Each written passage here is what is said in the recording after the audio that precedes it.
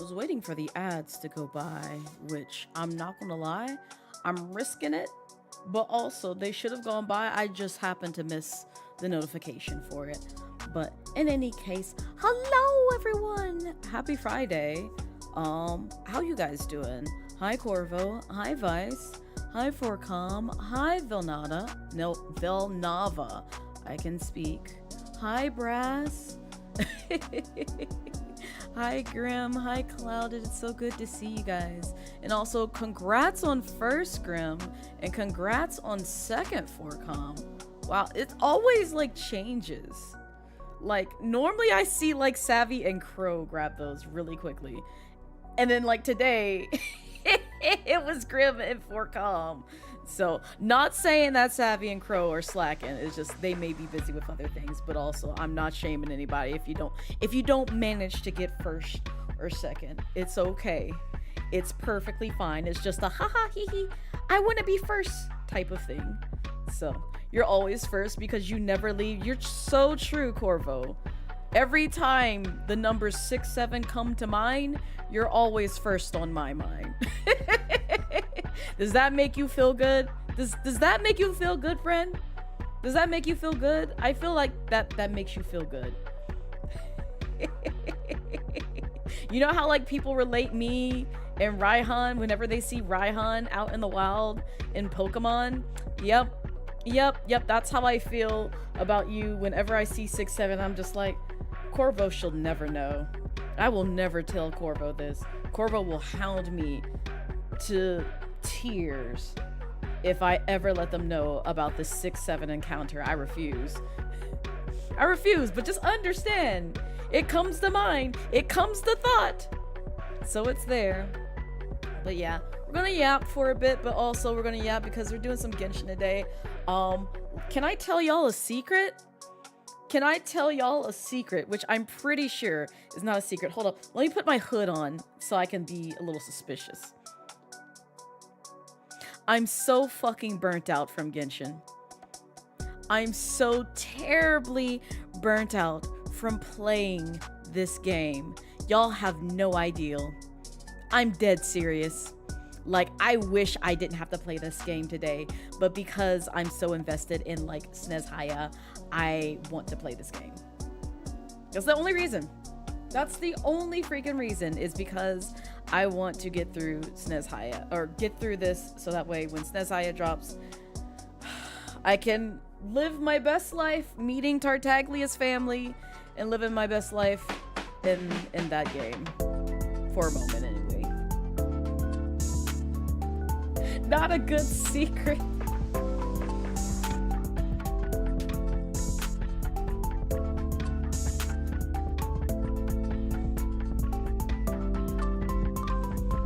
Yo, Crow, thank you for the 27 months. I appreciate Burnout Blaze Edition. Oh, there's so many things that play into like my burnout right now. That game is being the main one. Like, I'm so tired. Like, I hate having to schedule my time to where I force myself to play Genshin until we get through some crucial moments in the freaking story, because they talk so much and I don't want to deal with it. I really don't. But I want to play Snezhnaya. I really do. Gotta get 6, 7 reference in your new apartment when you get closer, get new decor. Oh my god. Like, just imagine like all your friends just bringing over everything in reference to 6, 7. Hey Corvo, I bought you 6 plates and 7 bowls. Funny. Hey, I also got you 6 forks and 7 spoons. Oh, guess what? I got you this welcome mat that has 6, 7 on it. It's the way that I would literally be the one to show up with all these presents, and everything that I buy would be 6, 7, including me just coming there, just being like, what is the shirt that you're wearing, Blaze? Oh, it's 6% cotton and 7% suede.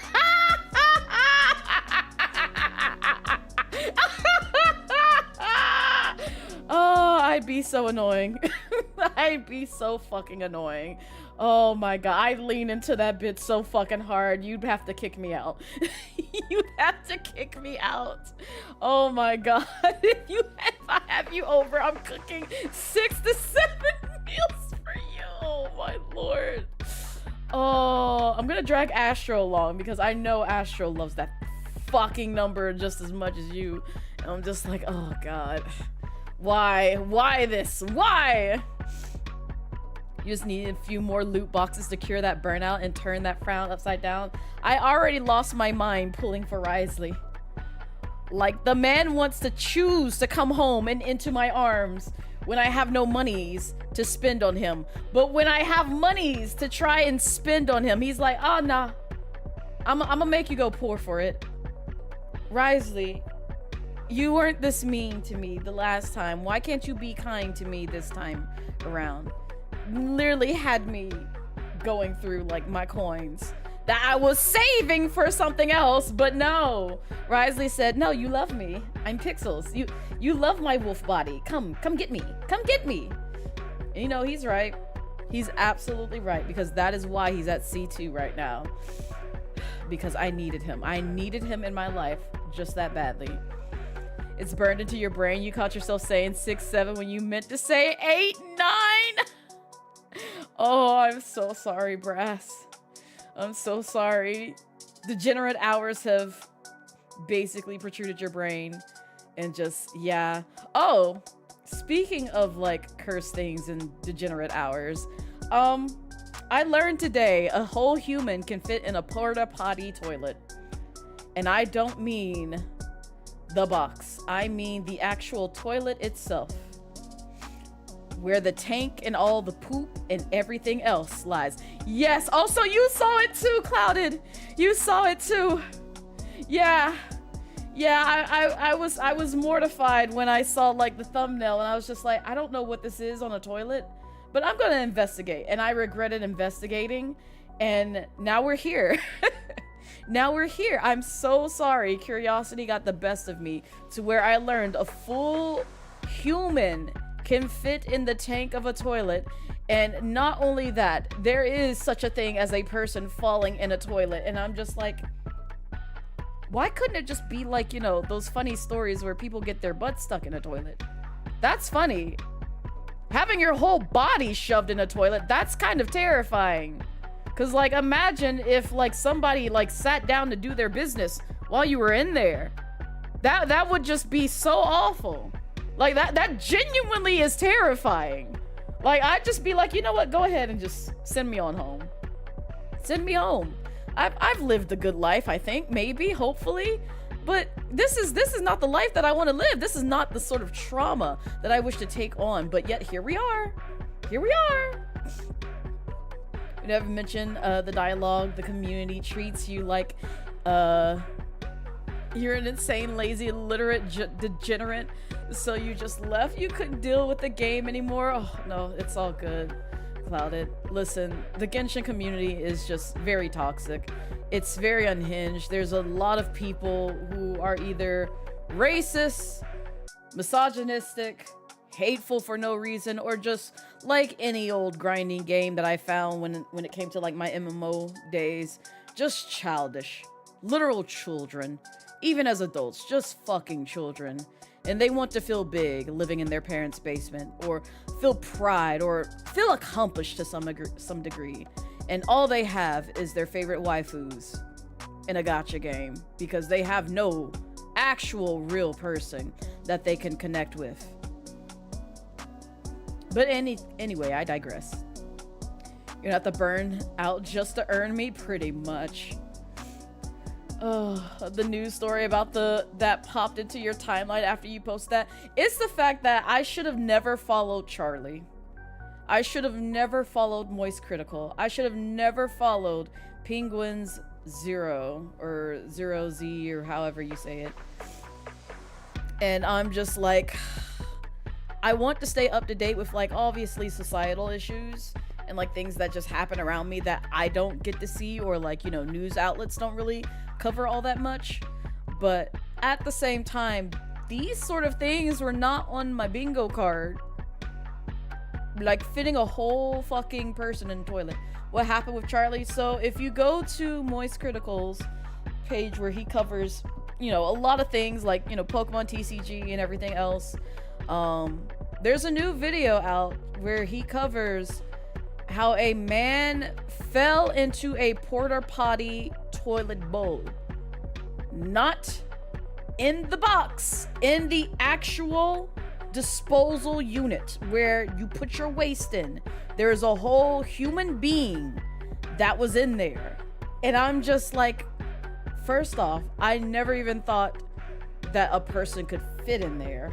And two, the fact that someone who was a whole human, not like a skinny ass thing, not like a toddler, but a whole full-blown human that was average size, average weight, fit into a toilet bowl, toilet tank component in the porta potty.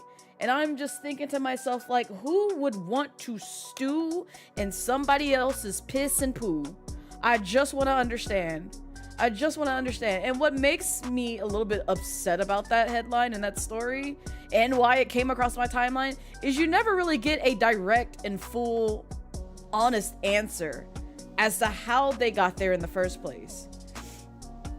Because, spoiler alert, which if in case you want to see it, Charlie does say, like, you know, you never really get the answer that you're wanting.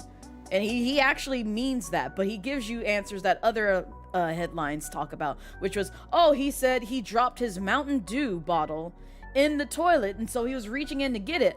I'm gonna be real with you, Chief.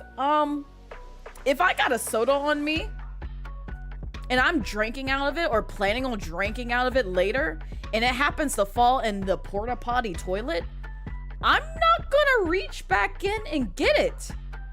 I don't know if anybody with a fully functioning frontal lobe would be like, oh, I dropped my Mountain Dew in the toilet. Guess I gotta go reach in there and get it. Even if you took it out and washed the living shit out of it, you're still not getting rid of all the bacteria on that. You'd practically have to boil that shit. And by then, you've ruined the Mountain Dew. Go buy yourself a new one. Like, I don't even think someone who is desperate for food and water would be just that fucking desperate to be like, oh, I'm gonna reach into a porta potty and get Mountain Dew.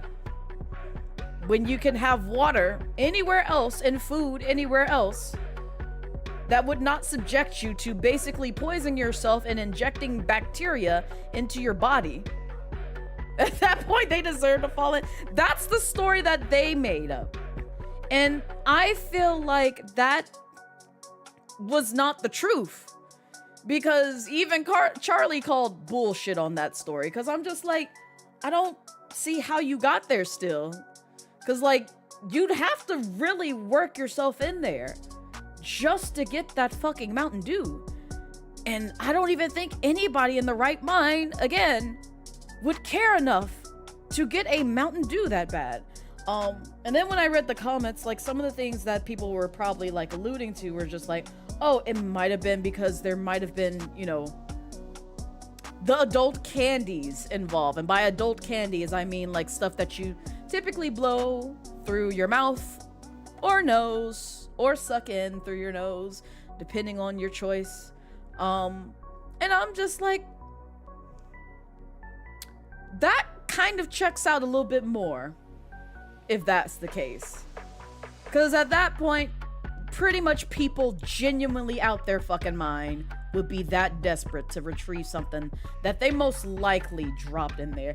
Yeah, no, like, that makes more sense than like, oh, I dropped my Mountain Dew. You probably just said that so that way you wouldn't get in legal trouble. But otherwise, it's just like, that makes absolutely no sense to me. Like, Risley could fall in there. I could have a beautiful Risley charm that falls in there. As much as I'd hate losing that charm, I'm leaving that there, fam. And I'm just gonna have to find another one. Or just, you know, make my own. Make my own. DIY it. I don't know what to tell you, but it's just, nah. That's just foul on so many levels. What the fuck you drinking in a porta potty for? That's the thing. So like, I guess like they dropped it and then left and then I guess came back and tried to get it. But it's like, that still makes no sense to me. That makes absolutely no fucking sense to me. And also, welcome Indy, man. Hi.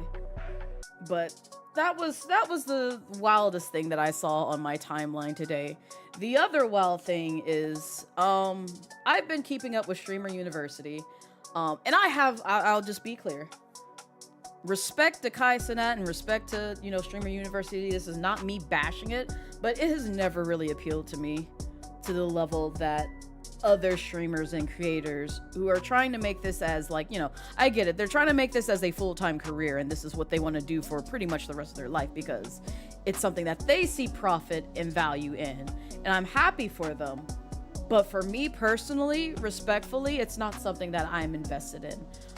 Especially with some of the concerns that I have regarding the program.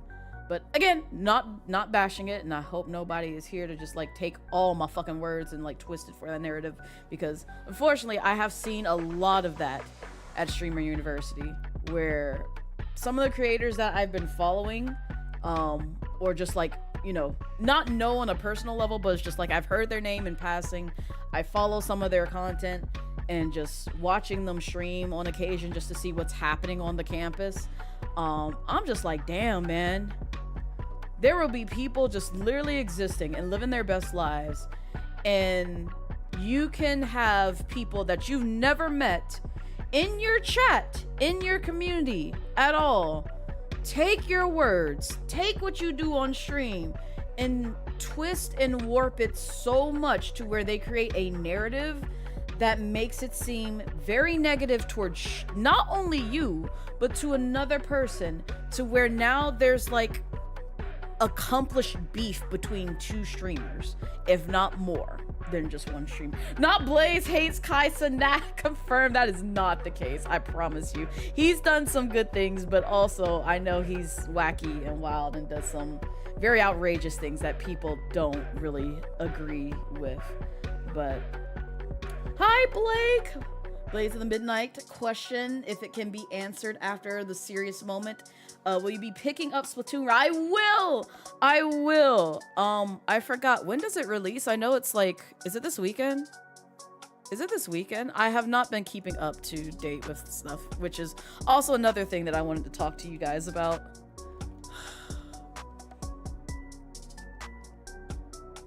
It is almost next week. Next Thursday, to be exact. I will not be streaming it day one, and that's only just because we have anime nights in the Discord. But Friday, we may make some time for that. Oh, actually, next week's gonna be a great time. I won't be playing Genshin, though. Damn, I'm gonna have to do some really heavy grinding the following week afterwards to try and hopefully be all caught up by August 1st. I'm not saying that it'll drop by August 1st, but I have a feeling it's probably going to be like August 4th, if not later on, for Snezhnaya. Because I'm trying to beat Genshin in terms of getting caught up to date with main story quests, and I really am burnt out. That's what I was talking about earlier. It's just like, I'm very burnt out from that game. It's just, I just have to still push through it. We've still got a lot of main story quests to go through. I still need to go through and, spoiler alert, beat the doctor. Yes, I know he's coming up. And some other things that I need to get through. So that way, I'll be good. I'll be good for Snezhnaya. And then like all the extra stuff, I'll capture most likely offline or during another time. But we'll see. We shall see. But in any case, yeah, Streamer U it's something.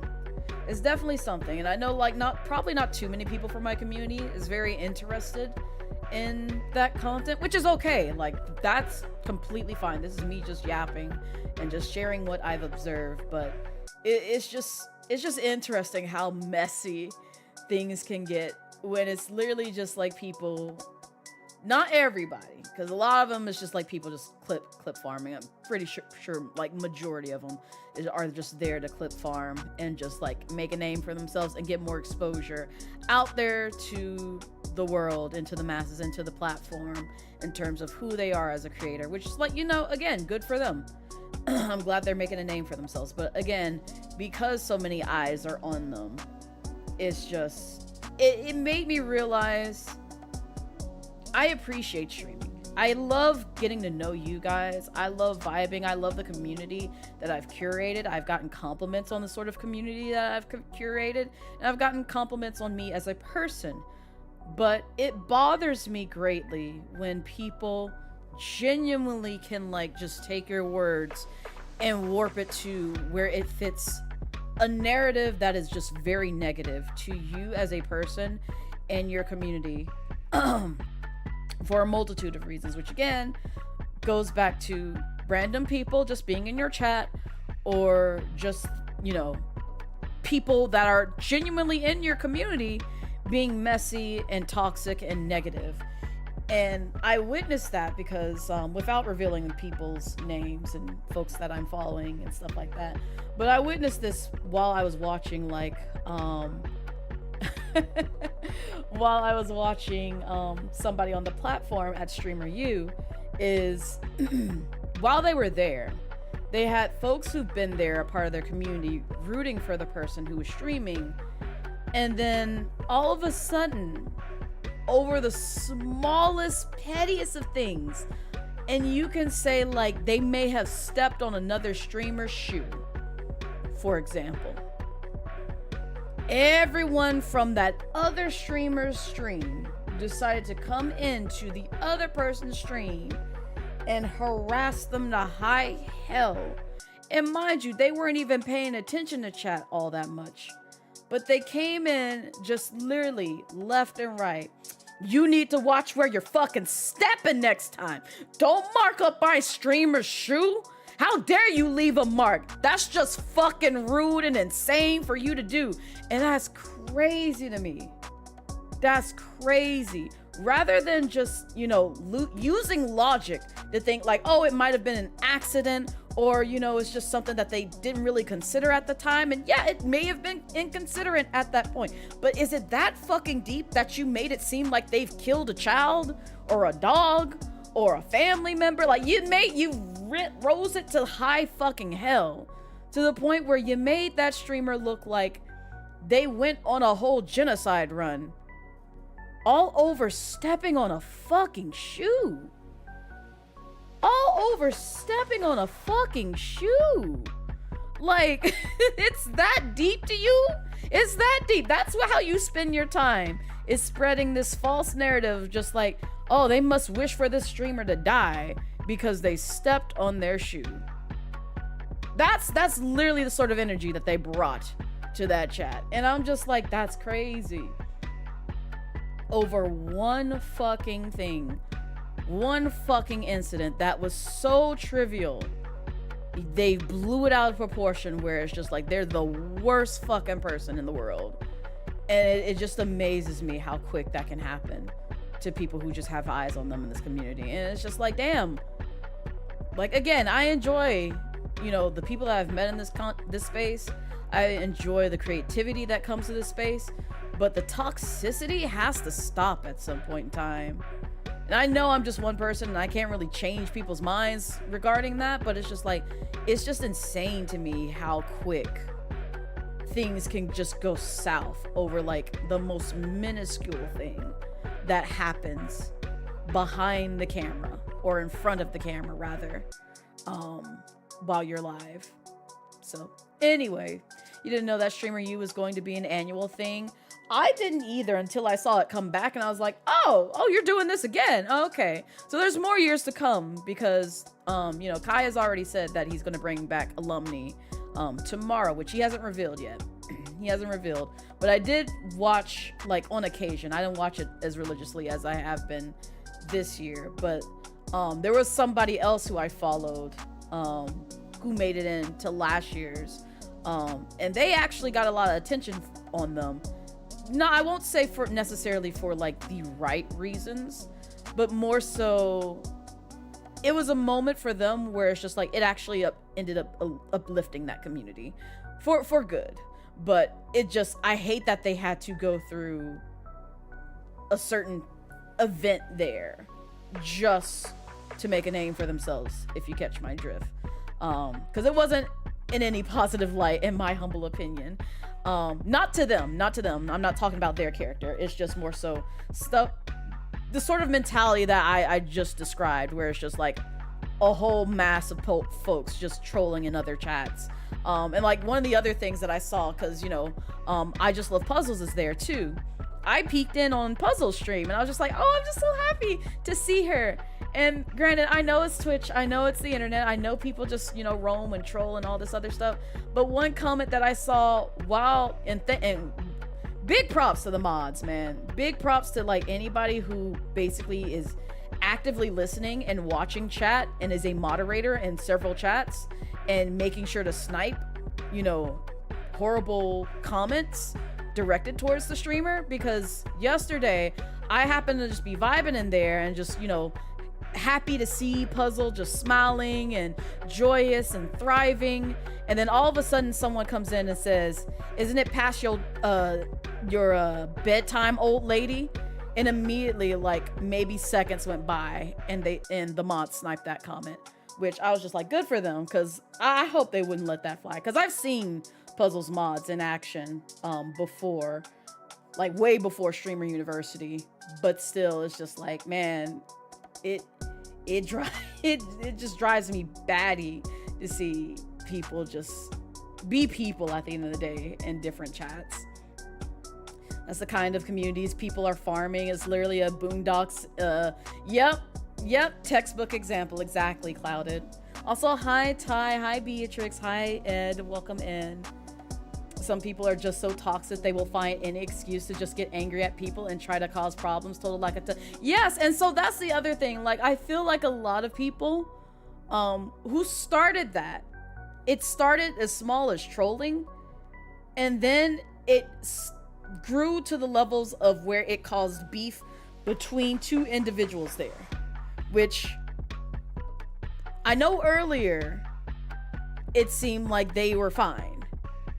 But it has amassed itself to where you see clips on TikTok, you see clips on Twitter, and it's the masses see it as beef, where it's just like, oh, this person is just so rude and toxic, they stay in drama, this, that, and the other. And it's just like, it's not even that deep.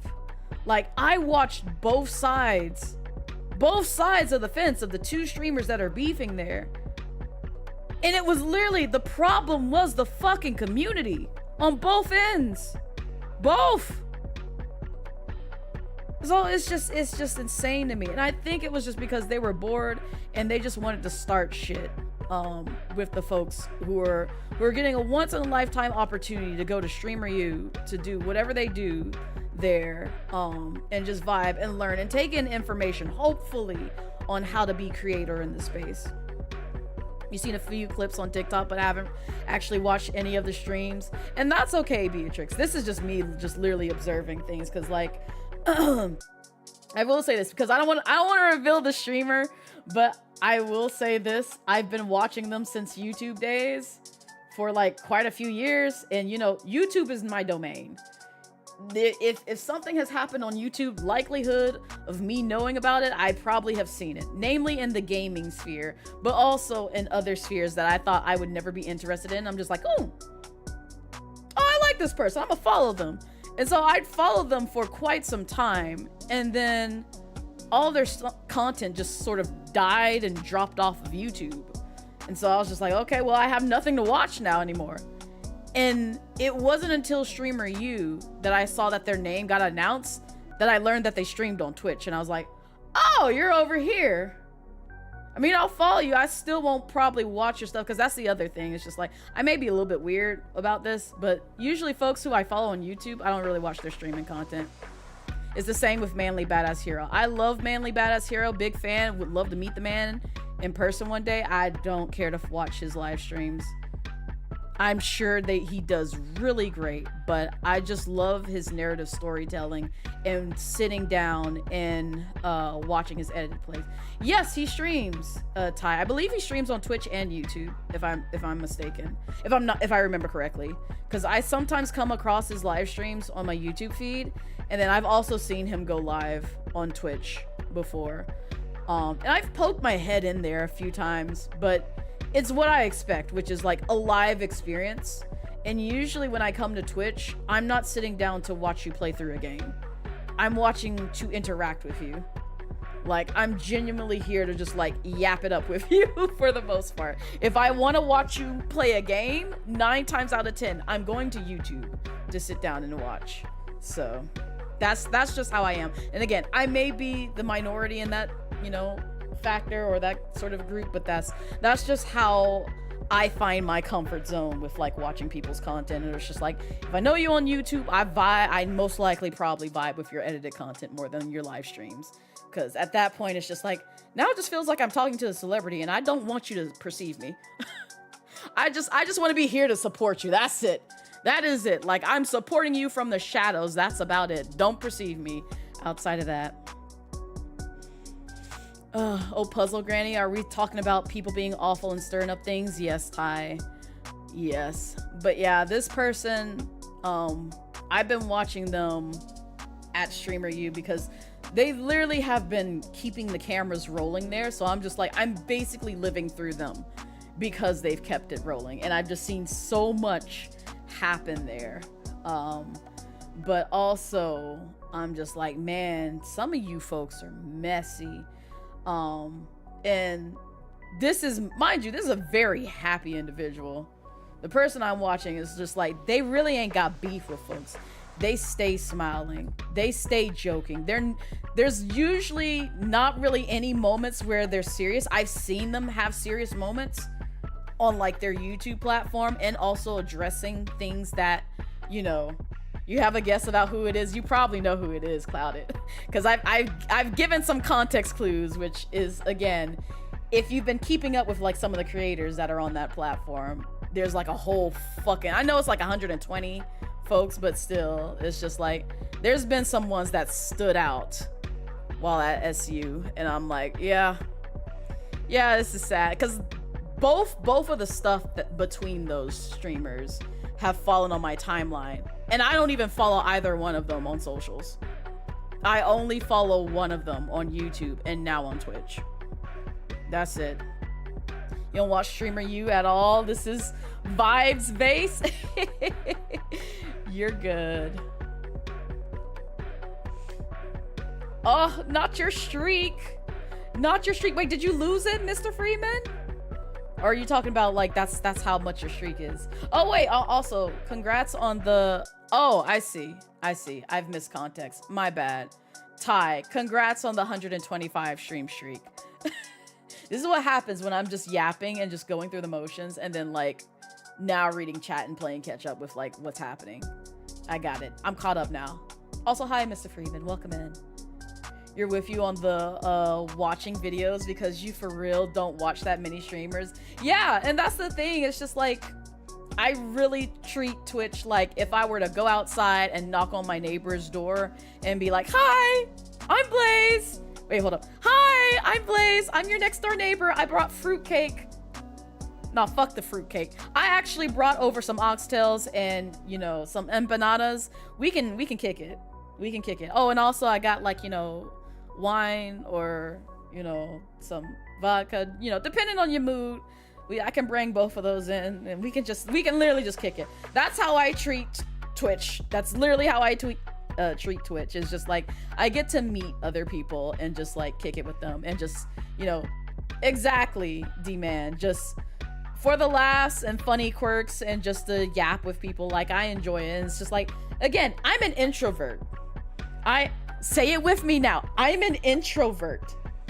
Yes, I can yap with y'all, but I am very much an introvert. But also, I've realized over the years, I have come out of my shell, which I have to honestly dedicate like some of the reasoning behind that is because of like some of the leadership positions that I've taken, which I'll also touch on. Also, congrats on the 115 stream streak, Brass. I appreciate it. But yeah, it's mainly just because like I've been in like section leader and marching band. I had to think about it. It was like, it wasn't symphonic band, but I did get like, I think second chair in symphonic band. But it was section leader in marching band. I also took on like, you know, learning how to basically hold my own in like lady in waiting and debutante program with the sorority that I'm associated with. And so there was that. There's also, oh yeah, and I did like, you know, sign up to be basically like the head or co-chair coordinator of like, you know, building a website for my sorority and like some other stuff. Like I've been in like multiple leadership roles, which is why, you know, I'm not shy when it comes to like being like, if I see a community that I actually want to like, you know, help see grow and flourish, I'm going to join them in the heartbeat, and I'm 9 times out of 10 going to join like their admin team if they have spots open for it, which is why I pride myself on like, you know, being a part of, you know, Brown Girl Gamer Co, because I believe in what they've built. I love the person who's over it. I've never really had any problems with that community in terms of how they present themselves, as well as just like coordination of things. Yes, there may have been like, you know, a couple of times where it's just like, oh well, we forgot about this event or like, you know, this other thing, but 9 times out of 10, like I really do appreciate BGC and the sort of like community that it's cultivated over the years, even if like some of the dialogue has kind of died down there.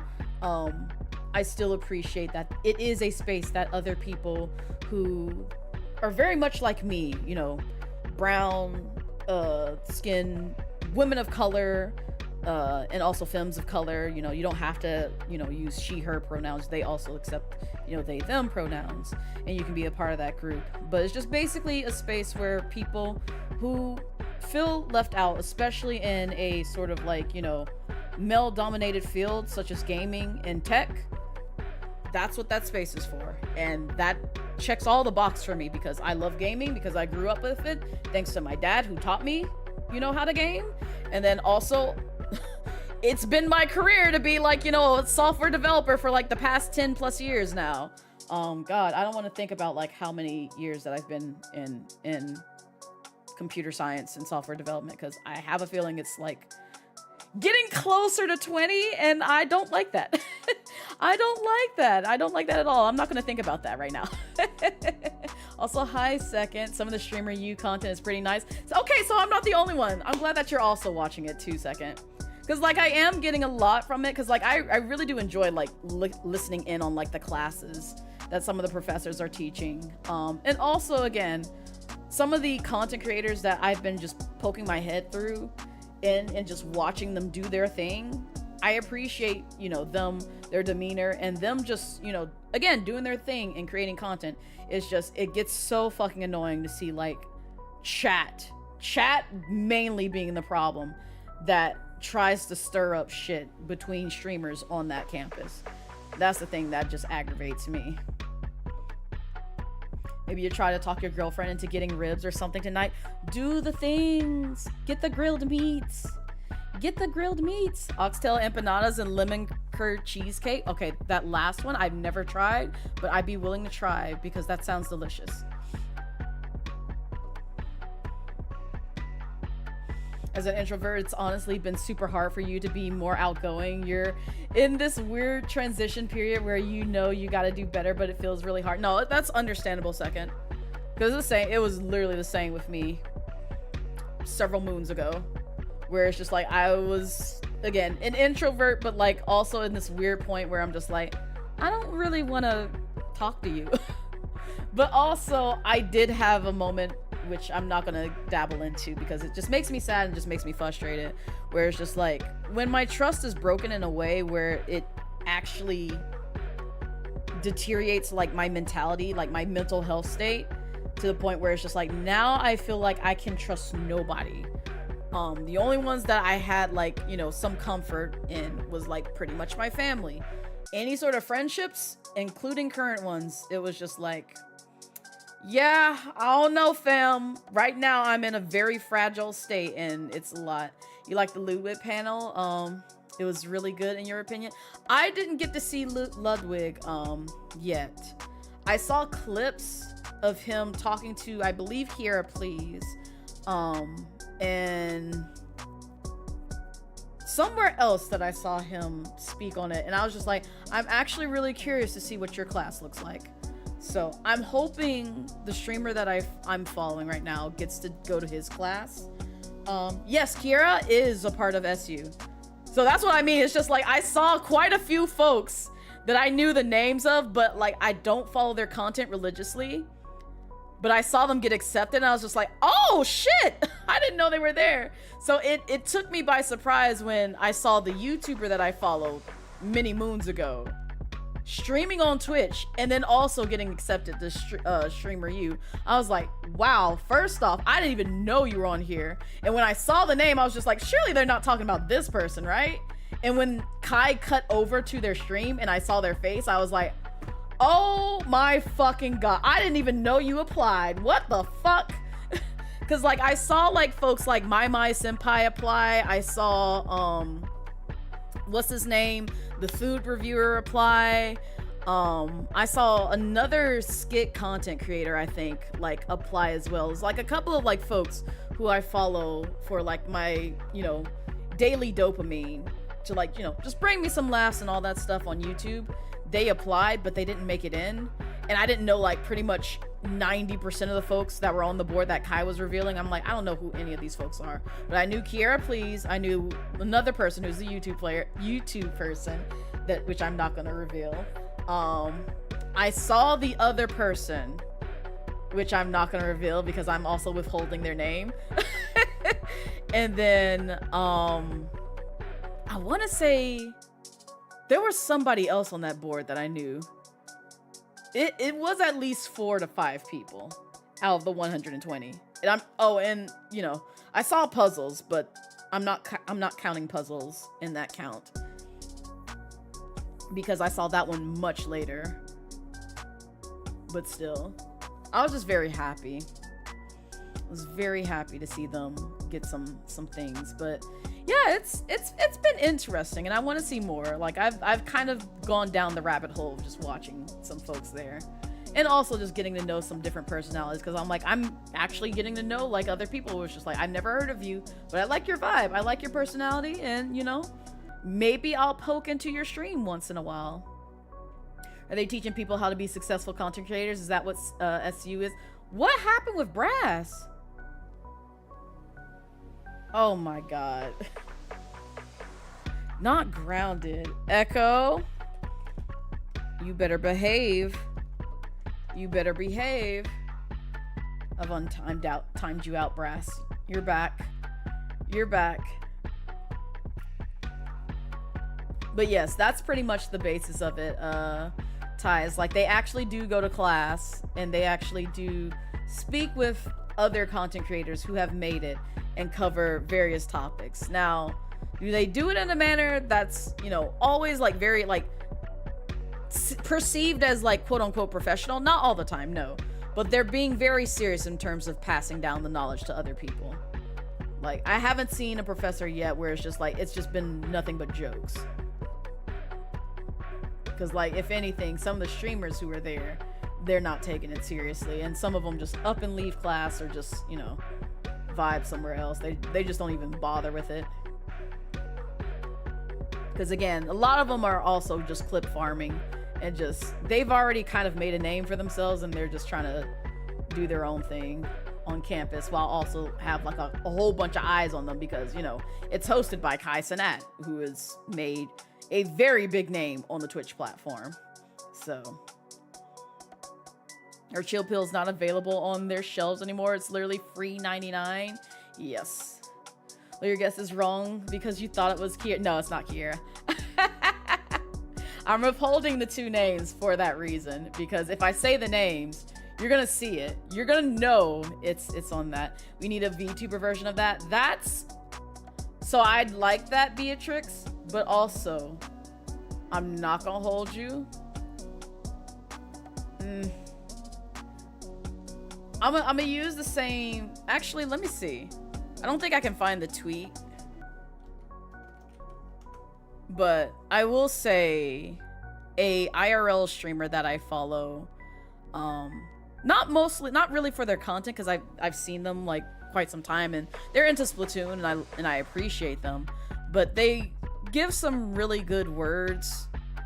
Like, they have a wealth of knowledge, in my humble opinion, and like have a good perspective in terms of the sort of space that the creative, basically they have a good head on their shoulders, is what I'm trying to get at.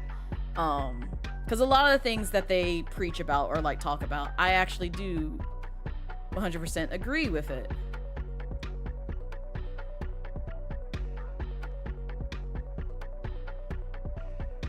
Oh my gosh. Let me see. Because I want to say this tweet that they made got a lot of traction and people missed the fucking mark, which was they weren't bashing SU, but they were commenting on the situation where it's just like basically unmasking some of the things that people weren't going to say out loud about SU and the sort of like slight problem with it, which I also agree with, where it's just like, what's the actual goal here? I can't find it and I don't want to like scroll too oh wait, hold up, this might be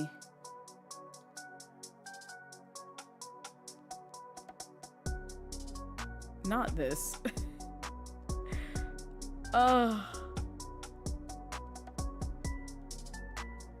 I thought I was getting closer. Okay, here we go.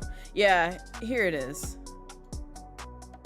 So I'll share this, and hopefully folks who do have Twitter, if you want to read it, you're more than welcome to. But that comment was made by Kiwi on the Sticks. And so for those who haven't seen it, it's I did apply to Streamer University last year, and after seeing who got in and how it was run, I actually think I misunderstood what the opportunity was and who it was for. So it's not saying that she's necessarily mad about it, but it's one of those situations where you can kind of tell favorites were picked in the sense of Kai Cenat's circle. And then also, again, how it's run. I appreciate the professors, and this is not disrespect to the professors there, because I think who we picked, great, you know, sure. They have a wealth of knowledge that they can share. However, there are also other people in this space that conduct themselves on a level to where it's taken very seriously. And they provide information that's very digestible and not just generic, like, oh, you gotta hit this number and you gotta do this other thing and you gotta do X, Y, and Z. And it's just word soup just thrown at you just to appease you, and not actual statistics or facts to sort of back up that sort of thing.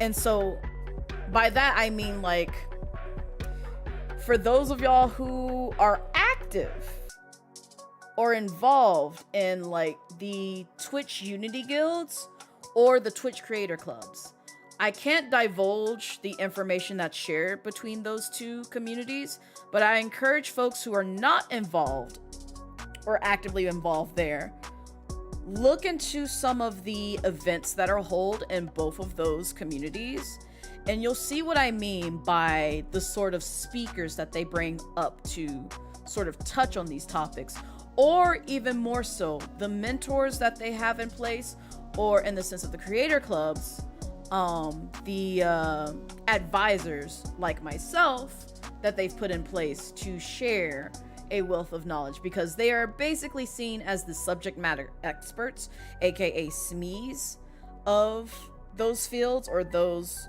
certain focal points.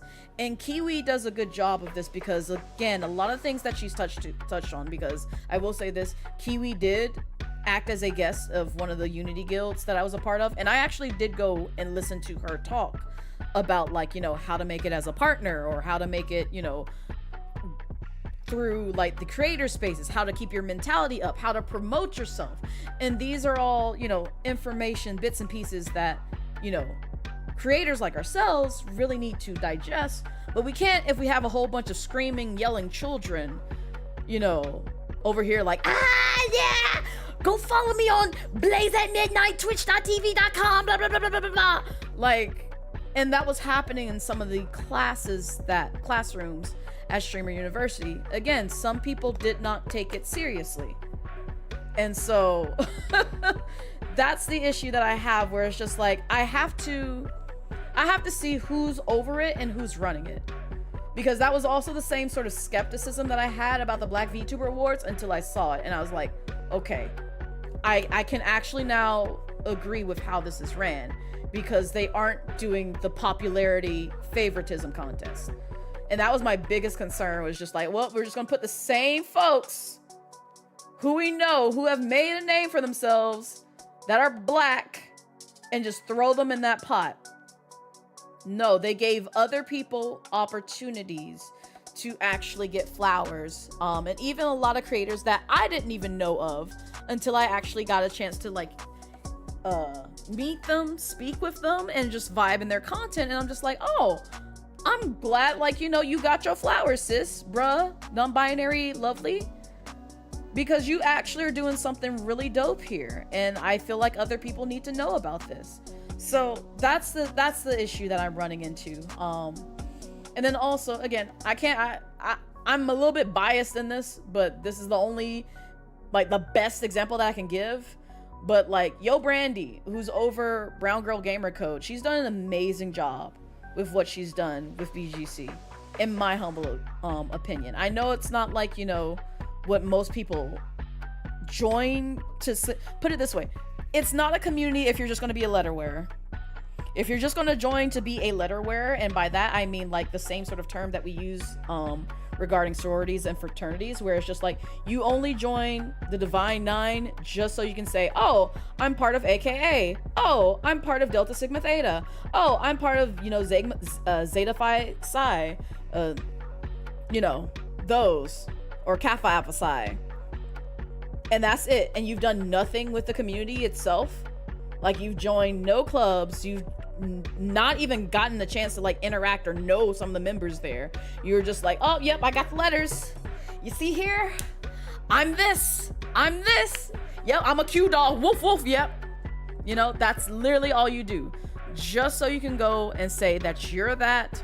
You can do the strolls, you can do the dance, but you don't stand 10 toes down for anything in the community. And that's the thing that irritates me the most, is just like, people genuinely want to be letter wearers, where it's just like, I want all the attention on me, but I'm not going to put in the work and effort to actually make a name for myself. I'm going to let the other folks, the other people, do my bidding and just throw my name in there. Infamous Q Dogs mention, I'll put it this way, my bros, yeah. Hi Nami, hi. But yeah, and that's another reason. It's just like, again, I've already kind of discussed this, but you'll never see my sorority mentioned on my Twitch platform, because one, not necessarily against the bylaws, but it's just more so like for a protection of my own. What I do on stream is not representative of my sorority. So yes, I will tell you what it is in privacy, but like, in terms of like promoting myself as this, nah fam. You'll only see me mention it every now and then whenever our anniversary arrives, and I say like, hey, yeah, it's my sorority's anniversary. I'm here. I'm not even active right now, I'll be honest. So there's that too. So I kind of have no right to say like, oh yeah, I'm this, but I am that at the end of the day, because once you sign on the dotted line that you're that, you're pretty much that for life, unless they strip you of your rights, because it is their brand. It is their brand at the end of the day, and you can't just do what you want with their brand, which also leads into my other statement that I made, where, you know, again, it just really frustrates me when people don't really understand what branding means at the end of the day. But like the person who complained about getting kicked out of the you know, Sega Creators Club, or Sega Creators, And the reason for that is because of their behavior and their demeanor and them violating several rules and the sort of representation that, you know, falls under the Sega umbrella. For years, they've been known to basically celebrate and, you know, support Pride. I've actually done some charity stuff with them for Pride Month. I'm proud to do it again any year. Anytime that they say, hey, Blaze, you want to participate in Pride Month? Yes, absolutely. I even wore their Pride shirt out in public, and people have commented on that. The rainbow shirt that I got from working with them for Pride Month. And I love doing that shit. It was fun. I had several friends who I got to collab with to do that shit. And you coming over here and spewing nonsense about like hate for someone's sexuality and identity, and you think that Sega wants their name tied to that when they have very openly said they support LGBTQ communities. That is their branding. Legally, that is their branding. And if they really wanted to pursue matters to a lawsuit level, they could. They genuinely could, if you want to take it that far. Because they literally own that fucking IP. And it's just the same with like any corporate, like any sort of corporate America place that you work, where people get caught saying the most outlandish things on the internet, hateful ass shit. And then when someone finds out, oh, well, I see that you work for Home Depot. Let me tell your employer how you use the N-word and how you said all this other hateful stuff, and see how they feel. When they have in their actual directive is just like, hey, don't be going out here saying this, because if it gets tied back to that employer, guess what? You're the one in trouble. So again, and it's just like the other thing is too, like, let's say you as a VTuber, for instance, I take your likeness, or I take your logo, and I put it on like, you know, a hateful ass, racist ass poster associated with someone who you just really don't agree with at all. Wouldn't you find that a crime? Wouldn't you find that, you know, insult to injury? If I took your assets, your branding, your likeness, and pasted it on something that you just genuinely don't fucking agree with, wouldn't you take offense to that? You wouldn't just be like, oh, well, we can have a difference of, you know, opinion, even though you took my branding and applied it to something that does not involve me. So again, that's where Sega is coming from with that. And it's just like, I need people to understand this when they make a fool of themselves and when they make strong remarks like that, not to fucking get caught with your pants down. Because 9 times out of 10, it's gonna come back and bite you on the ass. And when you lose those opportunities, I'm just telling you, it's the same effect as them finding out who your employer is. Same freaking effect. You have to watch your mouth, and you have to watch who you are and what you represent at the end of the day. And also, if you don't align with someone's views and values with something, don't join up for that group. You literally can read what Sega is all about. You literally can study what Sega is at the end of the day and what sort of groups that they support. And if you don't agree with it, do not sign up for them. I don't care if you love Sonic. I don't care if you love Yakuza series. I don't care. Like, I love Hoyoverse. I am not signing any fucking contract with Hoyoverse because they don't like my black ass. They don't like it. I may love their husbands, but it's just like, I don't want to work for you because you don't even see me as a person at the end of the day, it feels like. So no, I don't want to work with you at all. At all. At all. I really don't. You expect people to read. I know in 2026, that's wild for people to read. That's wild for people to read like this. Like, that's crazy. Also, I'm sorry, I missed a whole bunch of stuff in chat. This is what happens when I get on a, you know, tirade rant about things that just genuinely bother me. In the content creation sphere, people do tend to fall into like a couple general camps, and unfortunately some of that is obnoxious behavior for clicks and yeah, And that's what a majority of folks are there for, is the clip farm, Ty. I'm not gonna lie, the streamer you. There's some good information there, and I know what Kai's incentive, you know, is meant to like pass along. And he still wants them to have fun and be goofy at the end of the day. But like at the same time, it's just like, you gotta take it somewhat seriously to some degree. And the person that I'm following is actually taking it seriously, because the first few classes that they attended on day one, they were just like, man, I have so many questions. Like, I want to understand like how I get more exposure on the platform. How do I like, you know, get brand deals? How do I do this? And it's just like hearing this come from them. I was just like, you have the same mentality that I have for my branding and my growth on the platform. Like, yes, we can kiki and be like, ha, it's funny. I don't mind that. But like at the end of the day, I still want to digest information that's going to be beneficial to me as a content creator at the end of the day.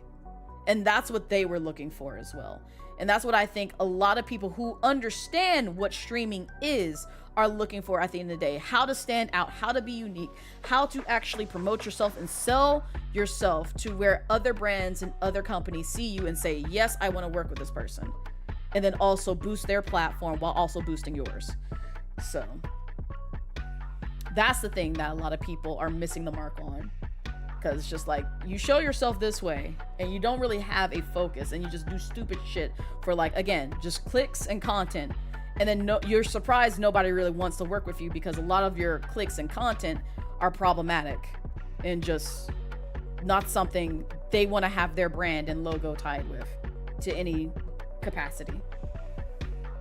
Glad to know that Sega's doing that year after year. They really are, and I appreciate that. I don't think I got a chance to, I didn't get a chance to do it this year, but that's just because I've been moving back and forth, so a lot of stuff has kind of flown on the radar, which I've been meaning to get into, but it's been an hour and I still haven't touched on that. But I did want to speak on that just a bit, so I could give y'all some transparency. Also, hi Pyro, welcome in. At least Sega got some sense with it. Yeah, absolutely, and that's what I appreciate them.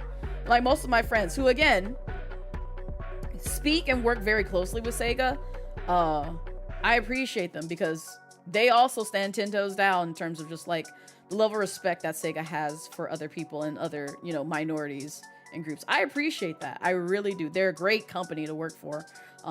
Even though I have not worked for them, I've just worked with them, because like the folks that they put in place for like these creator groups that I have joined under the Sega branding, they have been nothing but kind and welcoming and helpful at the end of the day, you know. And if you have any questions, or if there's any like slip ups, they're quick to like, you know, correct it, or like, you know, make sure you have a comfortable experience with them. So you always say that if you don't if you have a take or opinion or feelings that you know are anti-people, at the very least have the foresight and critical thinking skills to keep it to yourself. You cannot join a group full of different people from various walks of life, talk about how you hate members of that group because of the backgrounds they come from, and be surprised you get rejected from the group because you're making members of the group. Yes, exactly that, Ty.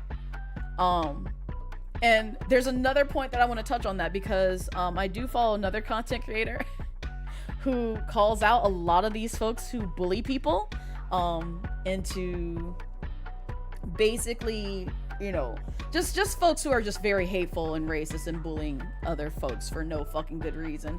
And one of those folks got the biggest backlash in like less than 24 hours after they said some very slanderous remarks. And I say that because they obviously hate us. They also support a very past and dead leader, we'll put it that way. And basically white supremacists. And so literally after the person made the post and said like, well, I've already given away, but basically we're just like, yeah, where this person be? They found an update pretty quickly and we're just like, yep. So they lost their job, got kicked out the house by their family, and basically their life is in shambles because they decided to run their mouth and say they hate a lot of folks that I identify with, and literally they are just existing. And the logic behind that, they said, was just like, we made them that way. which is crazy to me because the analogy that I came up with that aligns with that, first off, makes no fucking sense. Yes, thank you, Jay. Fluff around and find out. Listen, y'all be forgetting the rules of FAFO. Y'all be forgetting the rules of FAFO. But the logic, the analogy that I compared that to was just like, it's like a robber entering your home and stealing all your stuff. And them saying, well, you made me steal your stuff because you're rich. And clearly I gotta rob you. Or like a happy couple, you know, sharing the love in public. And then like somebody just coming in and just beating your spouse to the ground. And they being like, oh, well, you made me beat your spouse to the ground because you seem so happy. And your happiness is the reason why I'm this deranged. How much sense does that make? How much sense does that make? I just want to understand, how much fucking sense does that make? Also, my day is great, Jay. Thank you for asking. It has been great. It's been also very stressful this week, which I've been meaning to dive into, but I've been getting distracted with like beef that's been happening on Streamer U, beef that's just happening in real life, and me coming across that. And then also learning that a whole human body can fit in a porta potty toilet tank. I'm sorry to bring that up again. We don't have to discuss that if you don't want to.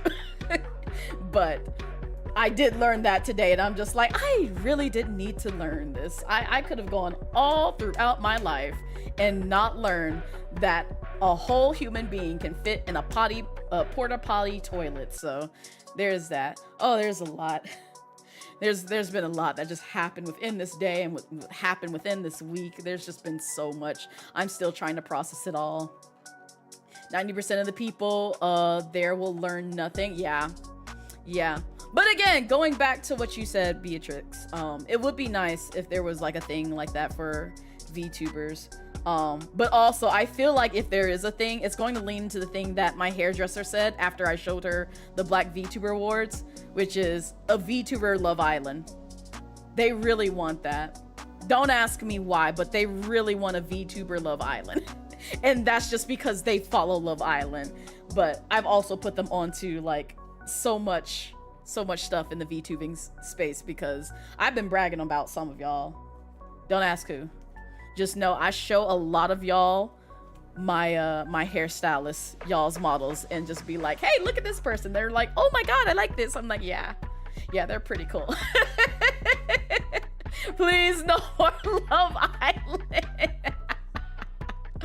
Oh my gosh. Also, hi Nisi, welcome in. How be you? Also, congrats on the 150 stream streak, Pyro. I didn't get a chance to say that, but welcome in. Yeah, they don't understand what like half of what they read, which again, I really do need people to like invest in themselves and invest in like looking into the thing that you're about to sign up for, because you don't know if you're signing a contract that says like, yeah, we owned your property and your life for, 90 years. You don't want to sign that document. You just don't. So make sure to actually like read that shit before you actually be like, yeah, I want to be a part of this. It's just like, no, you don't, because you don't see eye to eye on this thing. Also, congrats on the 20 stream streak, Dwayne. I appreciate it. Here for the Funyuns. You mean the feet onions? Yeah, I said it. Funyuns are feet onions. What are you gonna do? What are you gonna do about it? That's what they taste like. They taste like feet onions. That's exactly how I feel about them. We don't need no more Love Island. Oh my god. Listen. You're tired of seeing it. I am too. I don't even know what happens on Love Island. Also, I found out there's a person, I guess, from Love Island in Streamer U, because I witnessed one of the people get called out and sent on their way in Lizzo's class earlier today. Yeah, that's the tea on that. I don't know if it'll make its rounds on TikTok or Twitter, but there's literally a person, I guess, who was from Love Island that another streamer called them out for because they weren't taking what Lizzo was trying to pass. Yes, Lizzo has a class. It's actually self-care and mental health. I actually loved her class because she kept telling the people who were coming in to like, you know, breathe in and breathe out. Like that was what they had to do, and they had to do it like 3 times. Anybody who showed up late is just like to just be like, okay, you know, do a deep breath in, breathe out, and then just basically teaching streamers and content creators to love themselves. So I was just like, oh, that is awesome. That's honestly pretty awesome. Yes, the Lizzo is actually there at Streamer University, and when that person was talking during her class, another streamer got up and said, like, you know, you need to shut the hell up. When are we going to get another chance to, like, you know, actually like take in the information that Lizzo is trying to pass to us? Like, you don't know if you're gonna run into fucking Lizzo. Yes, there's a guy from Love Island there. Yes, and I think that's the one who got kicked out because like they were just like something your Love Island ass. And I guess they got in their feels to the point where they just said, all right, well, I'm gonna just head out then. I'm like, damn, man. You could have just taken that on the chin and just been like, yep, I'ma shut up. I'ma shut up and listen to Lizzo's class.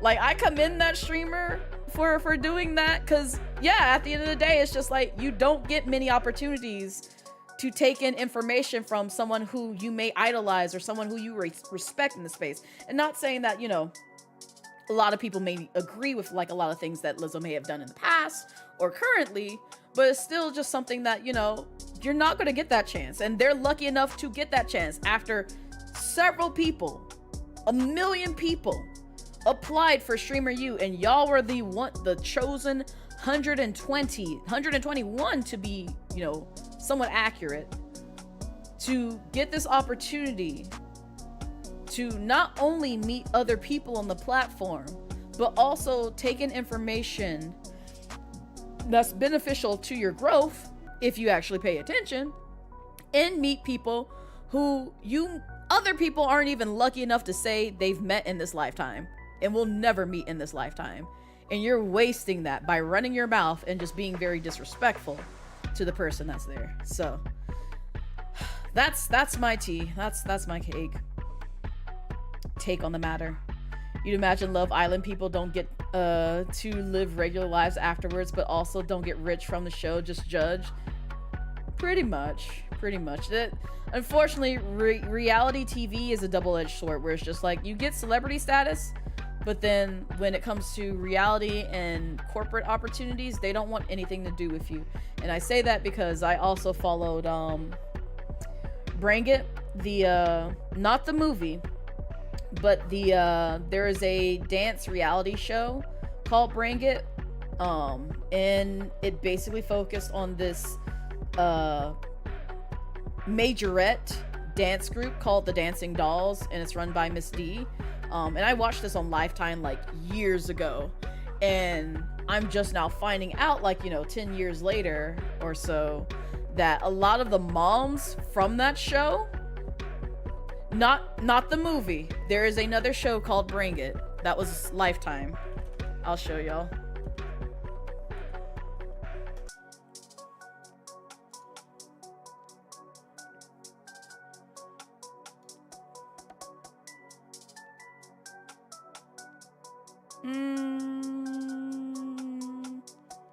Yeah, we'll go with this.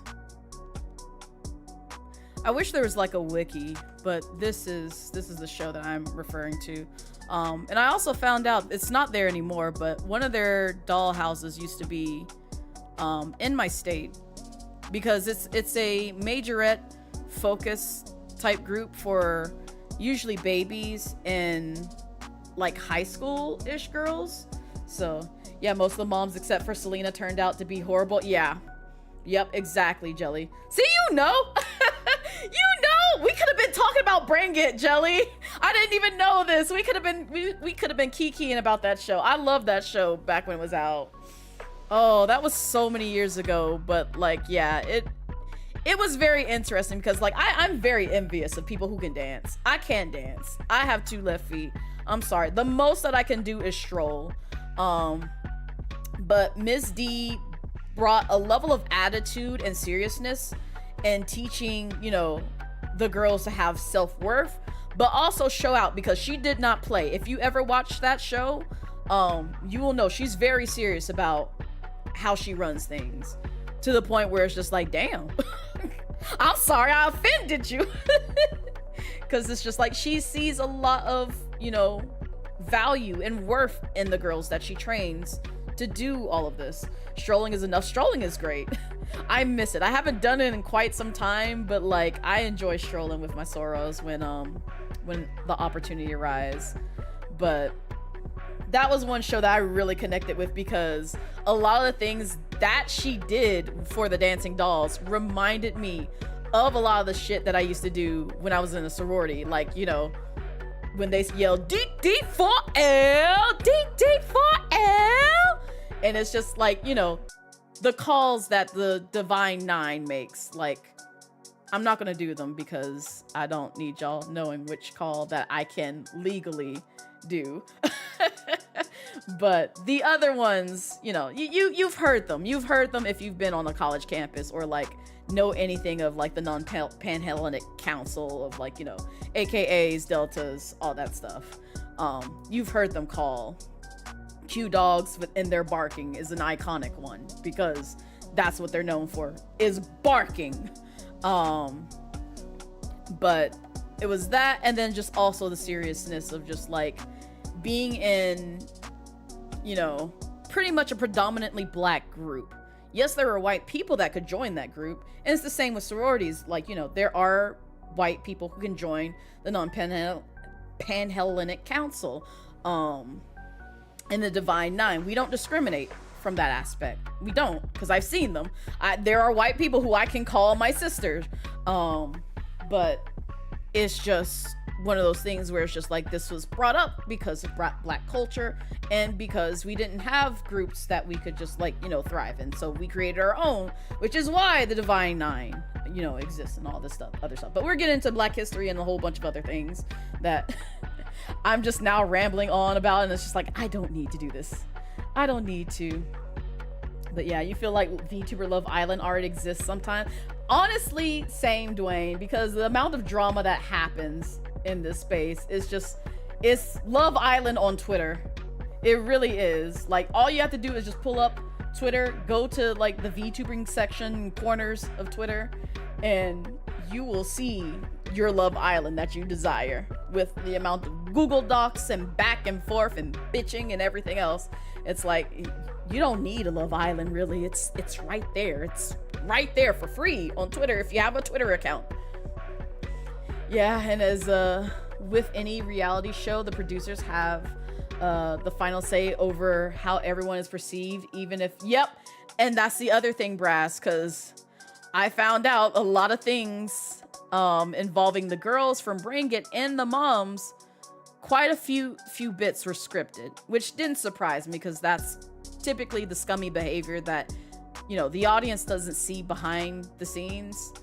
But it's just like, yeah, you can't escape this if this was the role that you were meant to play.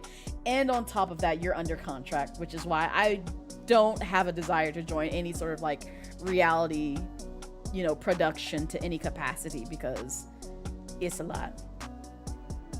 It's a lot.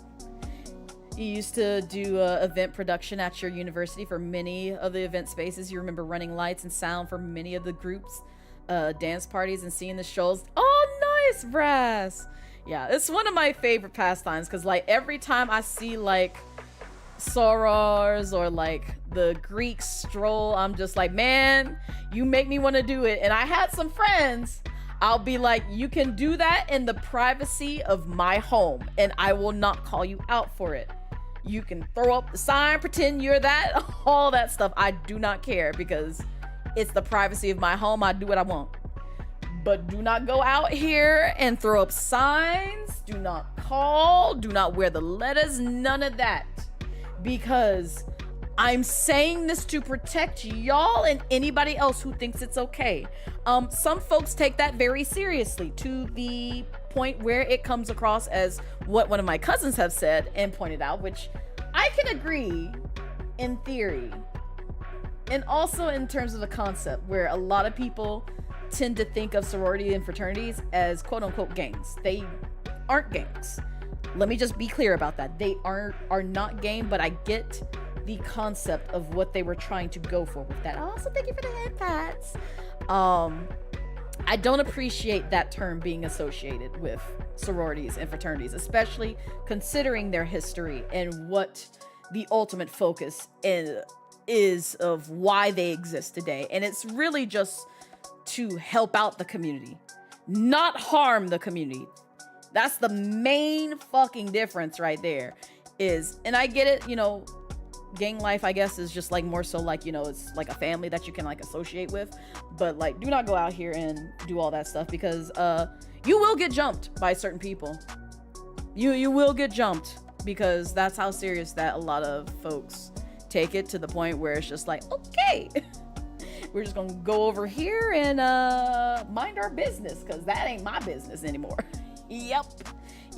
Oh yes, jumped, I mean that, because that has happened on my campus on occasion when I was about to pledge. But yeah, if you try to stroll or say, you know, the calls from certain Divine Nine fraternities or sororities, usually it's the young heads, not the old ones. The old ones will probably cuss you out. The old heads will cuss you out.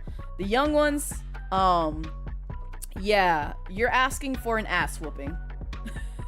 You're literally asking for an ass whooping, so don't do that. Unless you actually are a legitimate, you know, Alpha Kappa Alpha, Kappa, Kappa Alpha Psi, you know, Iota, all that. Do not go around here claiming that you're one, because they find out that you're not. Yeah. You just came back, get jumped for what? Yeah.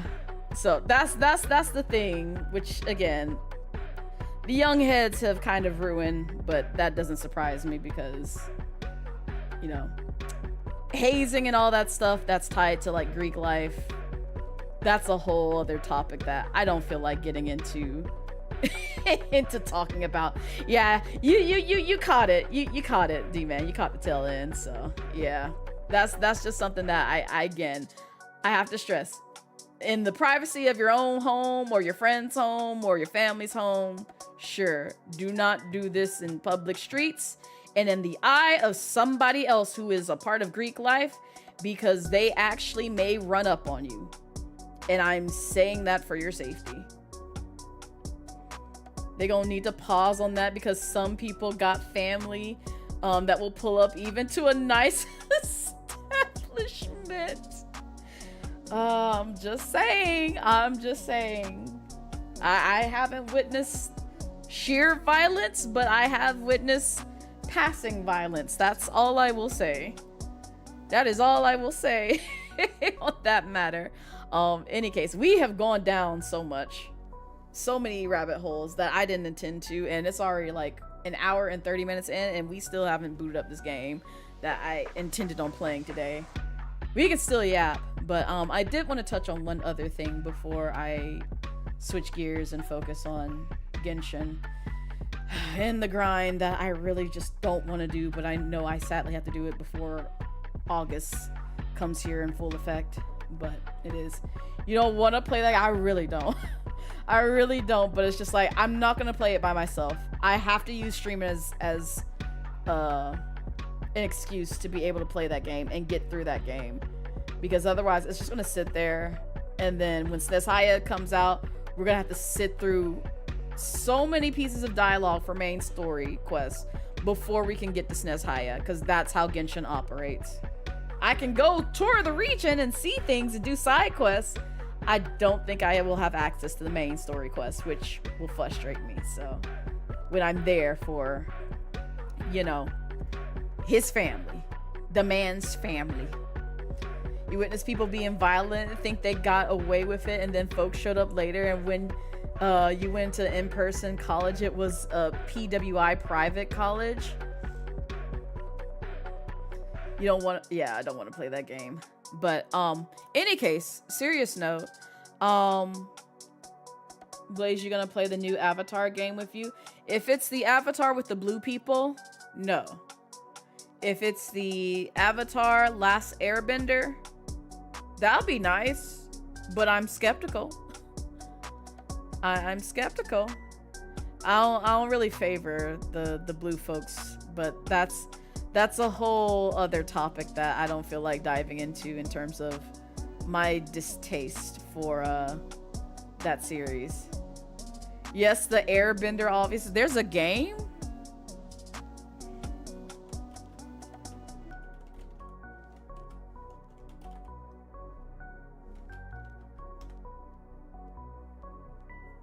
Oh, of course. I should have known it was a fighting game. I should have known. I take it back. I take it back. We don't need to get into our ripped off. Okay, thank you, Crow. I'm glad you understand. I'm glad you understand that, because I'm just like, God, I really do hope Crow meant Last Airbender. I really fucking do. Like, no disrespect to you, Crow, because again, and no disrespect to folks who do like it. I appreciate you. I'm glad you enjoy it. It's not my cup of tea, personally, respectfully. I just no. Blue cat people avatar has some cool aesthetics, but you can't. Yeah, and that's what it is. Just like it's pretty, but then when you look at the plot and characters and story, you're like, oh, I don't like this anymore. And also just for that fact too, Ty, I just simply can't get into it. Even if I'm just like, you know what, it's like Hoyoverse. They ripped off our culture and gave us cringe fest, but I like it for some reason. And the reason for Genshin is just because I'm too attached to certain husbandos that I can't get away from. I'm gonna send you what you should see. Is the Cabbages guy in it?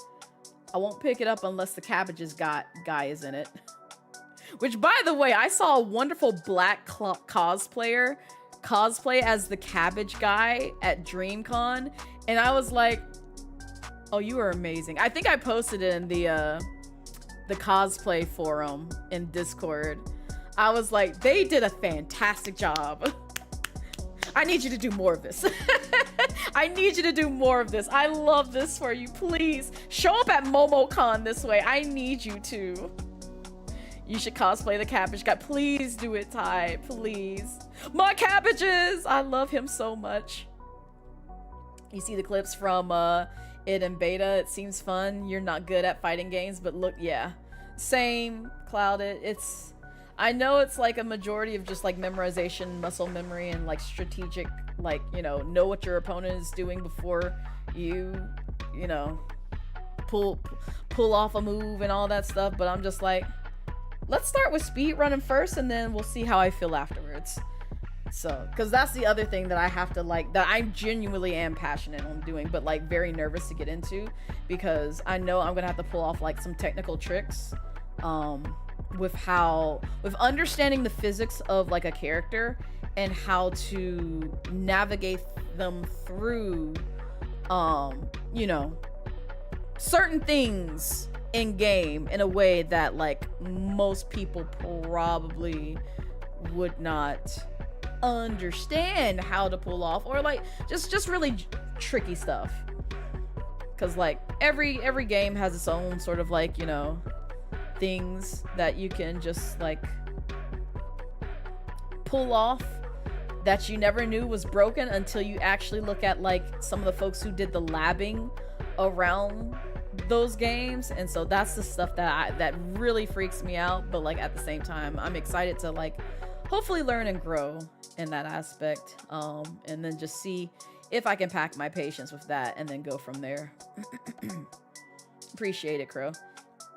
You're too stubborn for all that. You want to do a particular combo and it makes it really easy to read. That's why I stuck with like Super Smash Bros for the longest. A lot of their combos were very easy. It wasn't like a amalgamation of like A, B, up, down, left, right, Z, just to pull off one move.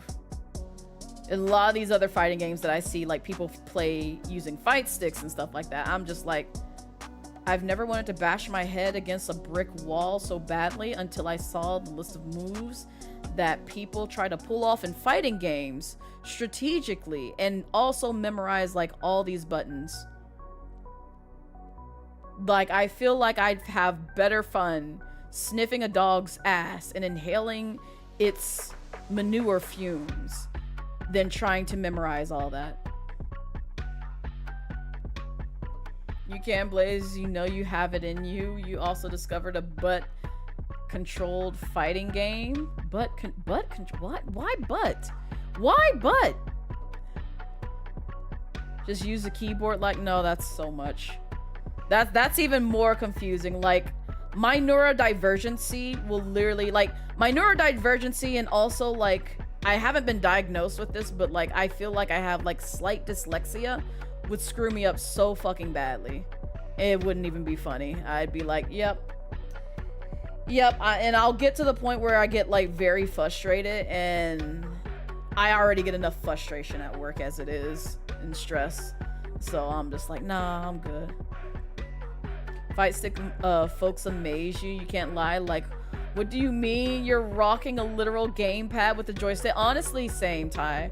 I watch Next Screen because she's good with like a lot of like fight sticks, fighting games, and she does it quite often in her streams. I don't know if as of late, but my wife right there, Next Screen, I've watched her play Street Fighter multiple times, as well as like other games with a fight stick, and I'm just like, I'm amazed you can do this. I'll never do this, but I'm amazed that you can do this. Yeah, you're terrible at remembering those combos. You're a button masher with basic on. Yeah, exactly, Brass. That's how I am. It's just like, and it's similar with like that of like coding too, like. And it's hard to kind of like express this unless I like show you when it comes to like me coding. I pick up on patterns very easily, and like also just also like consuming certain basic principles that you need to know when it comes to like architecture and design for like code. And I'm not going to go down the rabbit hole of like throwing verbiage that y'all don't understand, but I pick up on certain styling and techniques that people use in code very easily, and like once I've grasped that, I'm like, oh, okay, I see how this works. I can use this, put this algorithm or like this logic or this pattern to use else or here, and it'll also benefit me here as well. And that's where my mind is. That's where my hyper fixation and focus kind of like goes to. When it comes to fighting games, I get easily overwhelmed. I've tried multiple times. I've tried it with Dead or Alive. I've tried it with Tekken. I've tried it with other fighting games that I've picked up, and it genuinely leaves me in a state of like feeling very overwhelmed over a certain period of time, just looking at the list of like combos that I have to like try and like understand and also learn the character at the end of the day. It's just a lot. It's just genuinely a lot unless I like sit down with someone who's very, and I mean extremely patient with me and like teach me the moves. But even then, it's just like I feel like I would get overwhelmed and frustrated. And it's like, it's the same with like roguelike games too, because like I was hesitant with like Hades, and I had to go at my own pace. And I appreciate that with like Hades, they had a god mode. Because like the first few times that I died in Hades 1, I was like, I don't know if I'm feeling this game, Chief. Like, it looks pretty cool or whatever, but it's just like, I don't know about this. And then when Savvy introduced me to god mode and how it sort of like boosts your stats to kind of make you a little bit better, like seem like you're doing better at the game until it gets to like that threshold where it's like, okay, this is the max that we can go. I was like, okay, I'm getting comfortable. I'm getting used to the mechanics. I'm getting used to like the boons. I'm getting used to like the RNG with this. I can kind of navigate this a little bit easier than how I have previously. And it grew to a point where it's just like, I actually really love this game. I can't say the same for like every roguelike that I play, because I'm still staring at Binding of Isaac and I'm just like, this game makes me want to fight the devs. I do not like this game. This game makes me want to fight the fucking devs. Binding of Isaac is so much. It's so fucking much. But I love Hades 1 and Hades 2, and I love what is it, Cadence of Hyrule? I think that's what it was called. It's basically the like the The zombie dancing game, I forget what it's called, but it also has a similar name of it. I haven't played it yet, but it was something that I've been wanting to play ever since like Nintendo did a partnership with the dev who did that game. So there's zombie dancing game. Hold up, let me look up Cadence of Hyrule and it'll tell me. Yeah, Cadence of Hyrule. Yeah, Crypt of the Necro Dancer. It's done by like the person who did that. Because I was like, it's some game. I haven't played it yet, but... Necrodancer. And the only reason why it grabbed my attention was because I was just like, I love Zelda games. I love it. I love it, but it's a rhythm game. So like the way that it works is it's basically like an adventure roguelike game. And you have to move your character to the beat. So almost similar to that of what's that rhythm game that's in 3D? I can't think of it, but I was really bad at it in my humble opinion. Oh, what is that game? The company shut down. The company fucking shut down.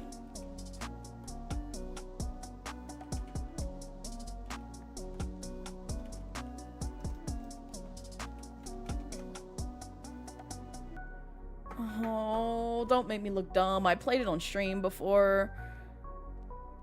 No, not DDR. Oh, the company is dead. It's no longer a thing, but it was really popular. Oh. Did I play it as a VTuber? I think I did. I think I did. Not Rock Band. It's a rhythm adventure game. It was more so a platformer. Nope. I'm literally going through my playlist. Because it's gonna show up there if I look through my playlist.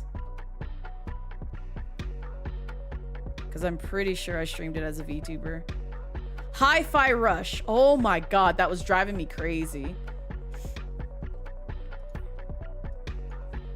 I didn't do so well with that game. I struggled a lot with that game. But it was a similar concept. That's what Crypt of the Necro Dancer is like. But it's easier there because it's 2D top-down. And it's just like, as long as you got good rhythm and you just tap your foot to the beat, and you know like the attacks that you need to pull off when you come up across an enemy or like something like that, it's super easy. And so it was similar with like Cadence of Hyrule, where I enjoyed that. I hated the fact that there was demons in that late game. Yeah, that was a shocker. But I did beat it. I love that game. I wouldn't mind playing that game again so y'all could see what I was talking about. But I really enjoyed the concept of like, you know, basically moving a character to the beat of the actual game itself and then attacking, so on and so forth, while also like leveling up your character, gathering like things to help you progress through the game. It was really nice. That game was a really neat concept. Sad to hear that they closed. Yeah, it was unfortunate. Like, I love the concept, I love the story even, but I sucked horrendously at that game. And I think it was just more so the fact that I didn't have nearly as much patience with it being a 3D platformer than I did with like, you know, Cadence of Hyrule, whereas a 2D platformer is just like me just using the D-pad to go up, down, left, right, and then just press buttons on occasion. So this one is just like, it had me again memorize combos, which was another thing. Like, I'm not even joking when I say this. I'm not even fucking joking when I say this. Like, as much as I liked the overall aesthetics of the game, I sucked at it, and I even got frustrated. And even if you look at my VOD for when I played Hi-Fi Rush, you'll see me get progressively like more so like, I'm trying to like this game, but it's ultimately not there for me, and it's very hard to wrap my head around and not have my neurodivergency kick into gear and be like, no, this is wrong. Like, you should be doing this. It's hard. It's genuinely hard to explain unless you're like in my mind and you can like see what I'm going through trying to process that sort of information with my brain. And it's like, I'm not trying to say that, you know, in a sense like I'm slow, but it's just like, it was just very hard for me to grasp that concept and move forward with that sort of concept that they were trying to enforce in that game. Like, I just wanted it to play like a natural, like, 3D platformer. That's where my brain was, like, naturally directing itself towards, not the rhythm aspect too much. So, and that was just the biggest hurdle that I had to, like, you know, struggle and get through. Also, I realized, is this? Yeah, I think that's when I announced, no, I think it was Dragon Con. I think it was, yeah, it was Dragon Con, because it's, like, closer into the year. I was trying to figure out what con I announced my departure from my former job. It was that year, but it was just later on that year. Any case, going back to what I wanted to talk to you about in terms of transparency. So I love y'all. I genuinely love y'all and appreciate y'all. Hi, Myth. Welcome in. Mr. Freeman. Someone's gonna read that and be like, Blaze, what is wrong with you? I was just like, I'm sorry. Y'all need to understand my level of frustration when it comes to, like, certain things. It's just, there's no changing me. I'm an Aries. I have horns on my head for a reason.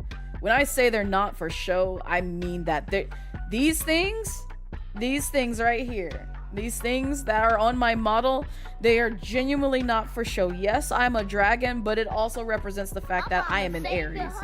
For her birthday. You should do that too. Thank you, Dio. Thank you. Aries gang gang. Yes. But yeah. So I am feeling the slow burnout process like I've described earlier. Not necessarily, I guess kind of with stream, but not really. It's just more so content creation as a whole. And there's a multitude of things that kind of play into that. And I say this because, you know, again, I like hanging out with you guys. I really do. But I also realize there's a lot of people who not only like hanging out here, but also look up to me. They want to collab with me. They want to work with me. They want to spend time with me. They ultimately want to form a friendship or a bond with me. She's breaking up with us, chat. No, I'm not breaking up with y'all.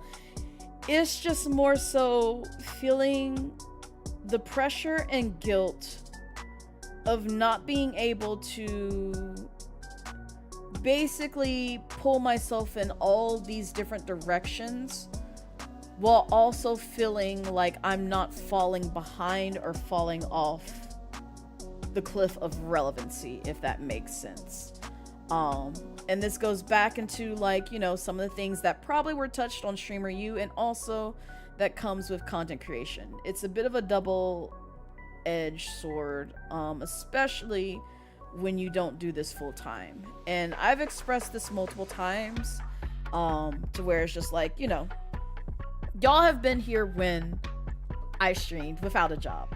Some of y'all have. So you've seen that. And then you've also seen a majority of the times where I have a job and I'm streaming.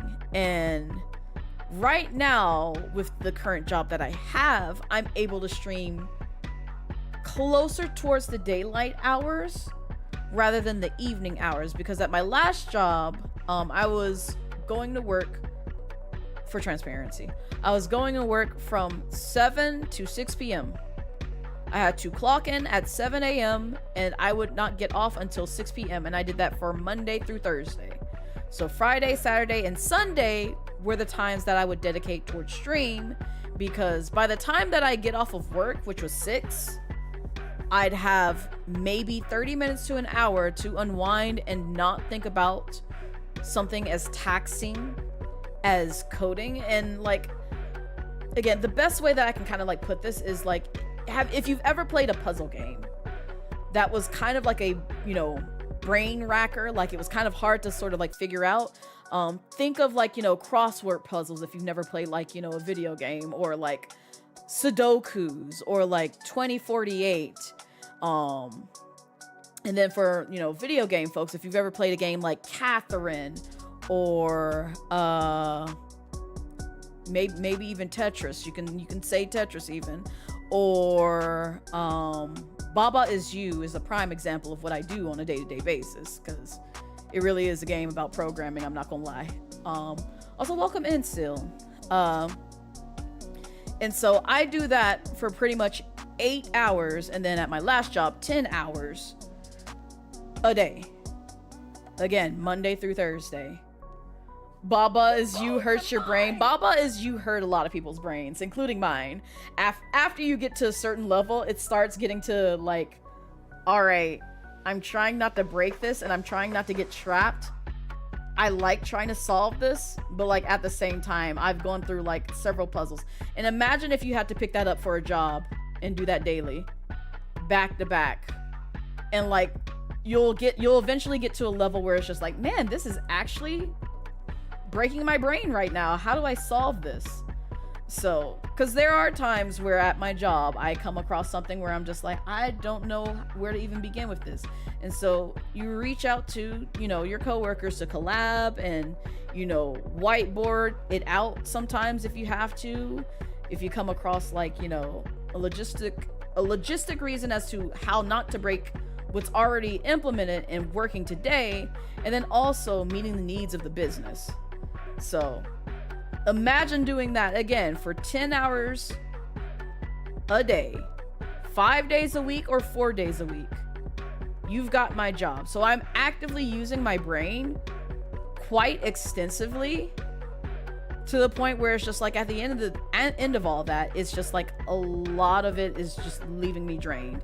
And another prime example, which has me very fearful, but like I understand why Bubzia is probably was a good developer, even though he says he wasn't all that great. The fact that man uses a lot of like, exactly, Ty, it's a lot of cerebral intensive in that field. I would say Bubzia's line of work on Twitch is harder than what he did during his day job and mine, because he's working on doing a 120 star run in Super Mario 64 blindfolded, meaning he cannot see the game, meaning he has to not only memorize certain patterns and techniques and tricks to get to those stars, but also keep up with how many stars he has while he's blindfolded, and also remember where all these levels exist to get those stars. That's a lot of brain intensity. And I think the last time he ran like a run like that, it took him like 11 hours, if I remember correctly. And I'm just thinking to myself, like, I don't think I could use my brain 11 hours and still have the capacity and the social spoons to be like, hey Ty, you want to go get some ice cream and talk about like Love Island or some other shit, and, you know, be very bubbly and social and like highly energetic after using my brain that extensively for 11 hours? I'd be like, I don't watch Love Island. Dio, I do not watch it. I do not watch it, but I'm giving an example where it's just like we talk about something and it's just like I have all the energy in the world, like I just woke up. Also, you would love to get some ice cream. Yes. You would have been so tired even for saying exactly. You see where I'm getting at, Myth? You see? So when it comes to that, like, granted, I appreciate my job and I love them, but I do use my brain for like a good majority of the time.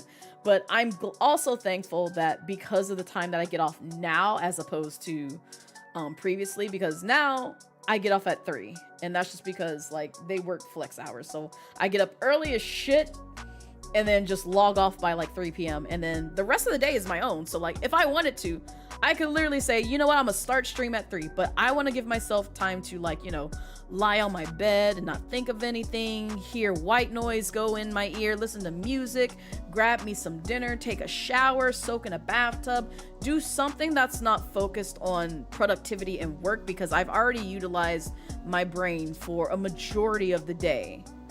And now I'm having to use my brain, like I am today, to be entertaining to y'all. So You never watched Love Island, but you watched your Drewski love show. That does not surprise me, Crow. But also, to be fair, I tried to watch, was it Drewski's love show or was it some other one? I did watch a bit of Could Have Been Records, and then I saw how unhinged it was, and I was just like, I can't do this to myself anymore. Because again, I feel like you sometimes, where it's just like, sometimes I watch trash TV because I'm like, you know what, it's been like 7 years. I could watch some trash. It's sure, I don't mind it. Drewski dating show was really, yeah, I saw like the first few episodes of it, Dio, and I was like, not into this, fam. I see where Drewski is about to go with all of this, and it's a lot. It's a lot. It really is, and I'd really have to be very much down bad for watching that. You just watch season 2, yeah. See, and sometimes you just have moods like that, and that's okay. I can't shame anybody for that, because I watched like, what, 4 seasons of Bad Girls Club, and it all fucking started with me just wanting to understand the fucking meme that I saw, the GIF that I saw people using of, I ain't get no sleep because of y'all not gonna get no sleep because of me. I just wanted to understand the lore. That was it, and I ended up watching seasons afterwards. So that was the only fucking reason why I decided to pick up that show. I was just like, I want to understand how we got to this point. I need to know the lore. One of the studs won. Oh, that's awesome. Also, speaking of that, Crow, do you know Pit Bully? If not, I think they were on Drewski. Okay, so yeah, they were on Drewski's love show, I believe, because I didn't realize that, but I will just say this. Pit Bully is in Streamer U. And I didn't know this because until they were the one that won. Oh my god, that's crazy! No wonder Kai invited Pit Bully. No fucking wonder. Never mind. Now I get the gist. Now I understand and why they have a fucking platform on Twitch. So, okay. I just was like, I was curious because when I heard that while watching some of the Streamer U stuff, I was like, you were on Drewski's love show? What happened here? So, but Pit Bully is honestly like really nice and genuine. Like they cool. They cool people, but right now they are not somebody's favorite. They are not somebody's favorite right now for other reasons. Anyone watch Judge Judy? Okay, Vice, you don't need to call out my age. Stop that. Stop it right now. Stop it right now. Don't call out my Judge shows. Yes, I watch it. Yes, I watch it. Not religiously anymore, but like I do watch it on occasion. I watch the clips on YouTube. I don't really watch the show all too much because like I think she has like a new show and I haven't really caught up with that. You can totally see it taking up a lot of mind space and adding to burnout, as well as trying to make connections and balance all these different aspects of your life. All you want to say is if you need to take a break and just focus on yourself, you should. Your most important relationship is with yourself, so if you need to take time away or stream for a shorter time, please do. We'll be here, I promise. I appreciate it, Ty. And y'all have proven that, because when I took the hiatus that I did before 1, my debut, 2, my birthday, and 3, my trip to Japan when I was panicked as all shit, and also trying to pump out the rest of 28 Days of Blaze, which, by the way, if you haven't watched 28 Days of Blaze, I encourage you to go watch it. Please, it's on my YouTube. It's literally a short period of like just learning who I am as a content creator. If you ever had questions about like my interests, my fictional husbandos, what I do as a day job, some of my favorite creators, all that jazz, it's literally a whole 28 dedicated videos about myself that's on YouTube. I did start it on TikTok, and then I stopped uploading the videos, I think around like video 26, so the full completion of it is on YouTube. So I will say that. Hi chat, you think Twitch tried to banish you to ad hell and failed? Hi Lunars. Welcome in. Also, speaking of which, an ad is about to start and we're already like 2 hours in and I'm still yapping. Promise we'll switch over to Genshin. I promise. I got the game booted up, I just haven't switched over. That's why you kind of change your schedule to do morning shifts, then give 2 to 3 hours of grace period. You know, exactly. And see, that's the thing. So like what I'm getting at is like I do that for the day, and then some days during the weekday, y'all know I schedule streams, you know, from 5:30 to roughly about 9 to 10 p.m. I try to cap it at 9 because I rather just do like 3-hour streams versus the full 4 hours that I do on the weekend, because, you know, I have to get up, be prepared for work for the following morning. And yes, even though like if I get to bed at around like, you know, 11, I still can wake up, you know, awake and able to do my job. It's just I want to kind of cut it off, like, you know, closer towards the time where it's just like, all right, I need to start preparing for bed and then winding down for the night. I can't be spending all this time with you all because, you know, y'all aren't unfortunately my priority. My full-time job is my priority. I love y'all, I appreciate y'all, but y'all don't pay the bills. Unfortunately, that's just where my mind is at. And I realize the ads are playing, so I'm gonna let the ads play. And I was gonna say, well, we can switch over to the game. We can switch over to the game. I'ma still talk, but we can switch over to the game. So come with me.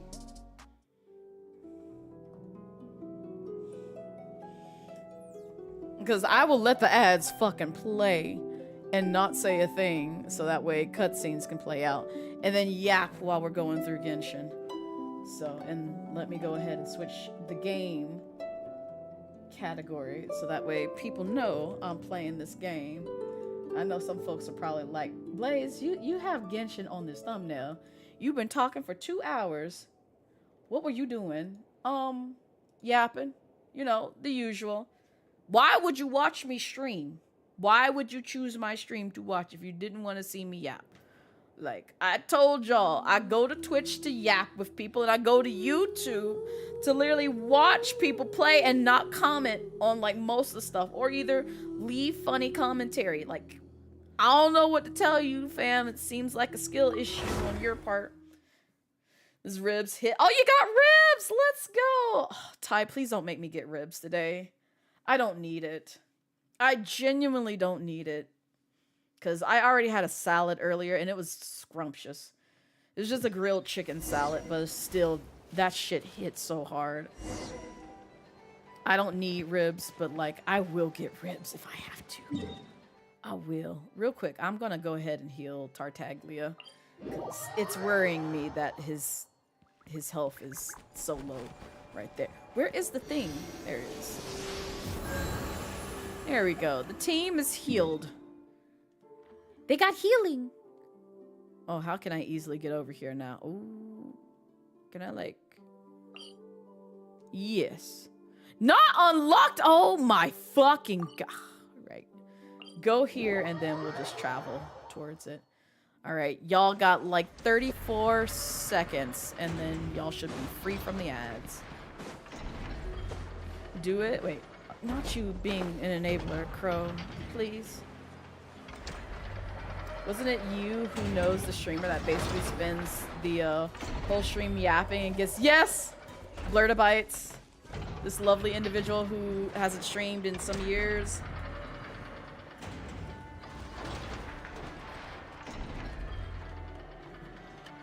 There she is. There she is. Dio knows.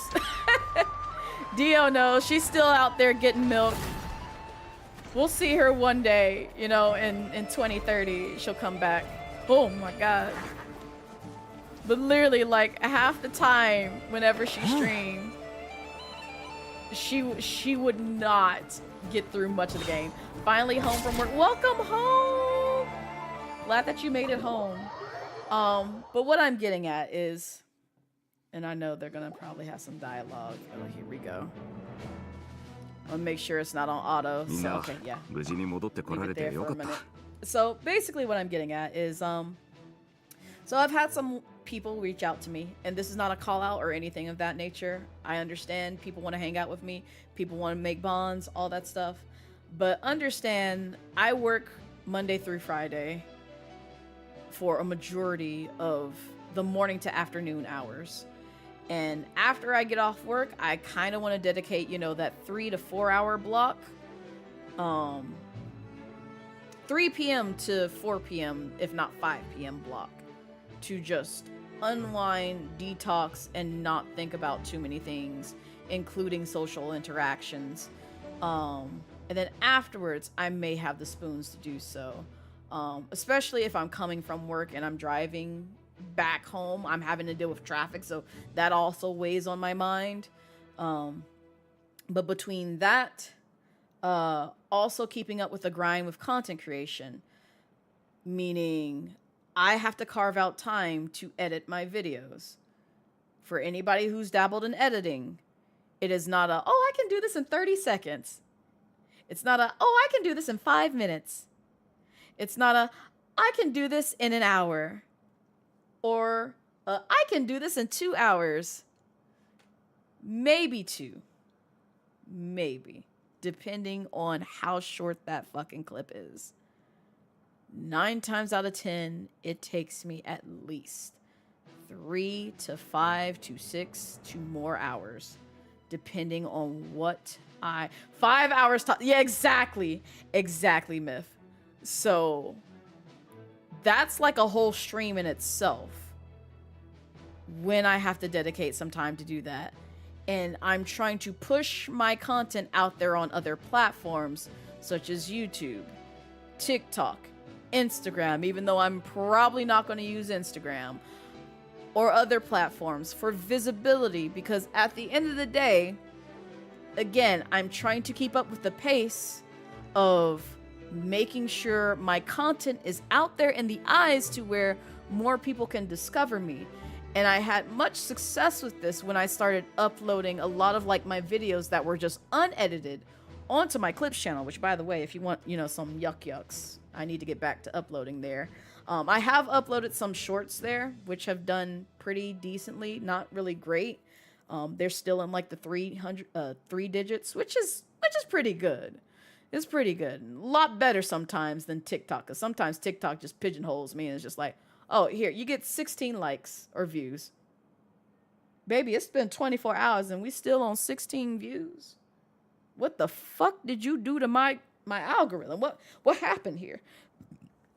So I'm trying to push myself in different directions with that content, while also trying to stream, while also trying to work, while also trying to do house maintenance, because that's the other thing. I have to clean. I have to go out and get groceries. I have to sometimes meal prep, and that takes some hours in itself. And, I don't really have people to kind of help me with that venture, where other people have the quote unquote luxury and privilege is probably a better term, where they have a partner, or they're living with their family, or they're living with roommates, where those responsibilities can be divvied up to be like, hey, okay, mom's going to the grocery store to pick up some items, or my partner's going to, the grocery store to pick up some items, or my partner is helping clean the house, or my family is cleaning the house, or my friend or my roommate is doing all this stuff.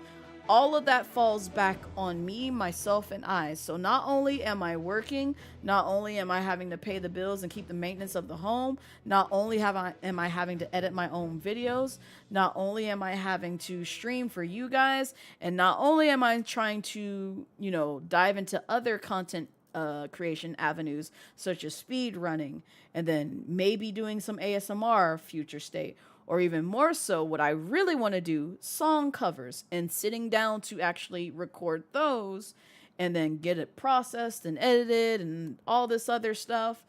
It's a lot is what I'm getting at.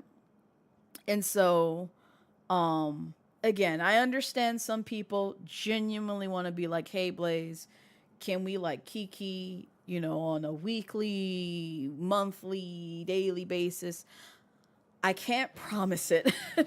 I genuinely can't, to some of the folks who are reaching out for that. And I've debated about putting out a statement for this for a while, and I hope it doesn't get, crossed as like, oh, well, she's being negative or like being overly dramatic and stuff like that.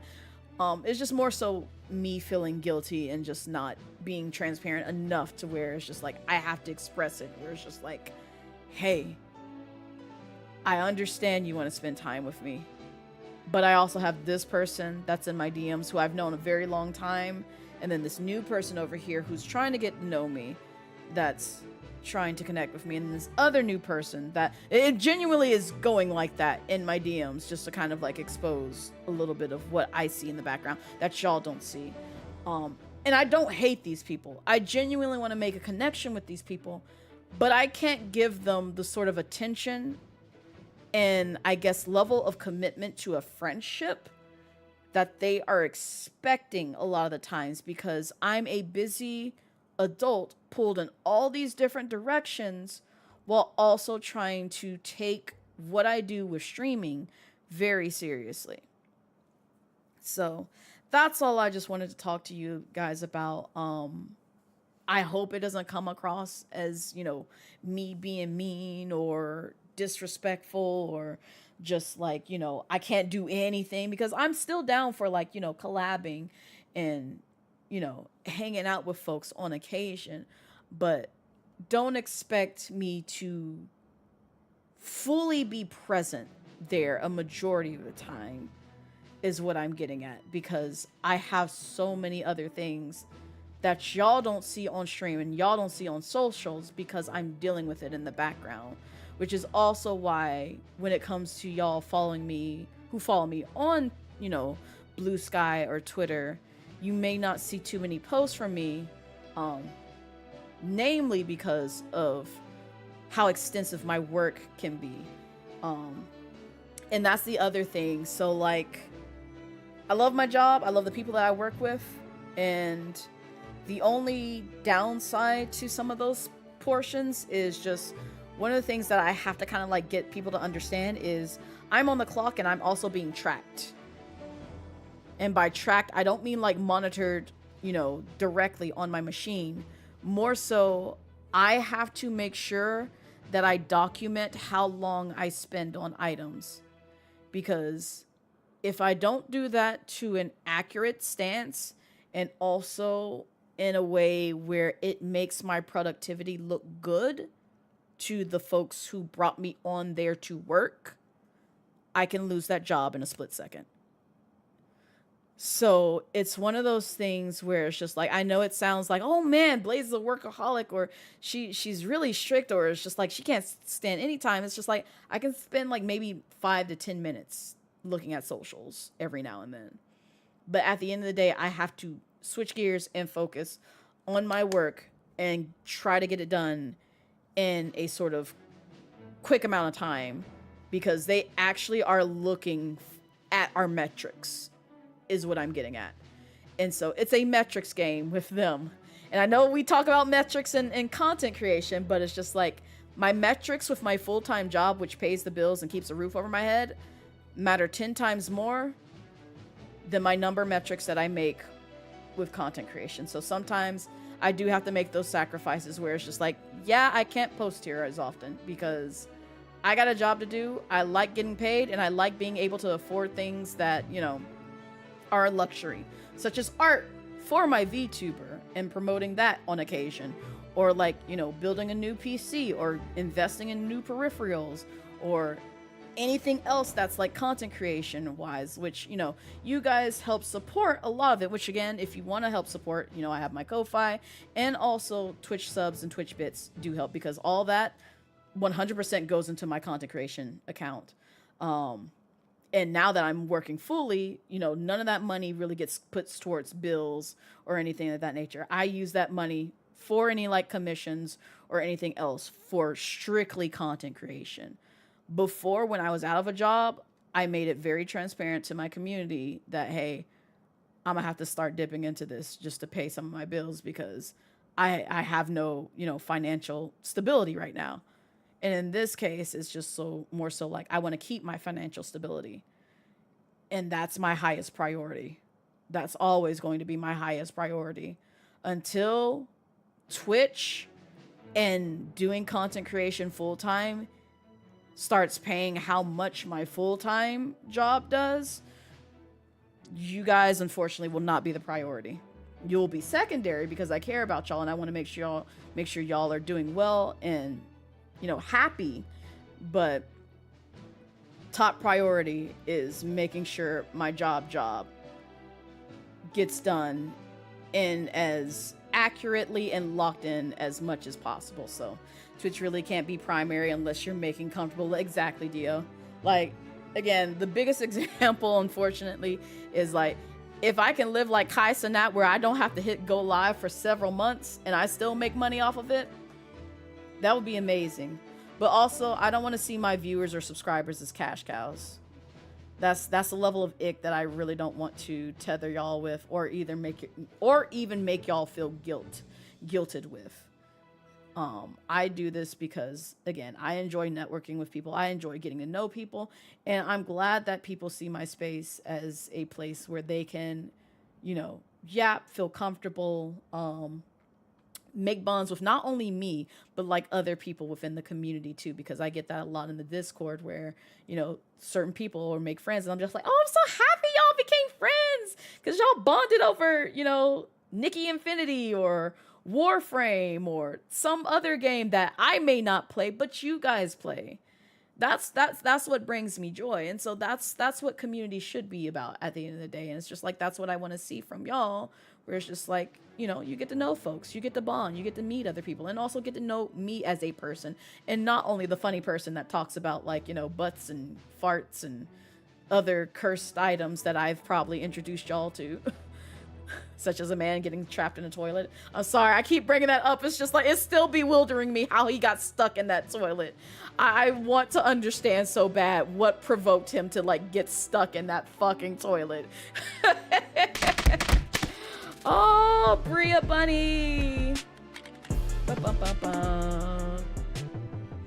Yo, Bria Bunny, thank you so much for the raid. I appreciate it. Welcome in, raiders. Hi, if you don't know me, I am blazettemidnight, formerly known as the Casual Dragon Queen VTuber, now the Lightning Dragon Queen VTuber. And I say that because I do have this design as well, and this fit, which is, ironically, a bunny fit.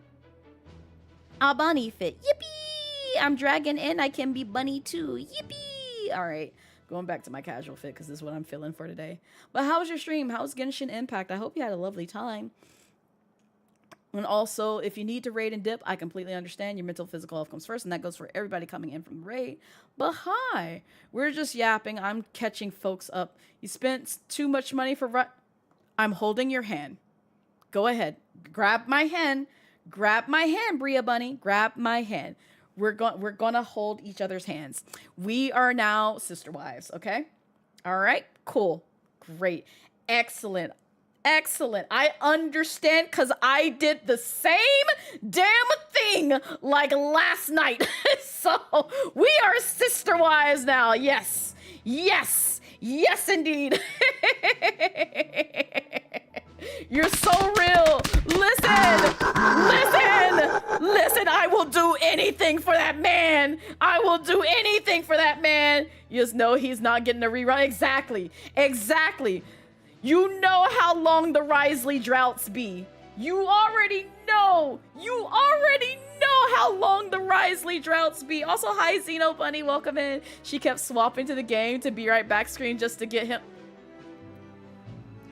Sister-wise.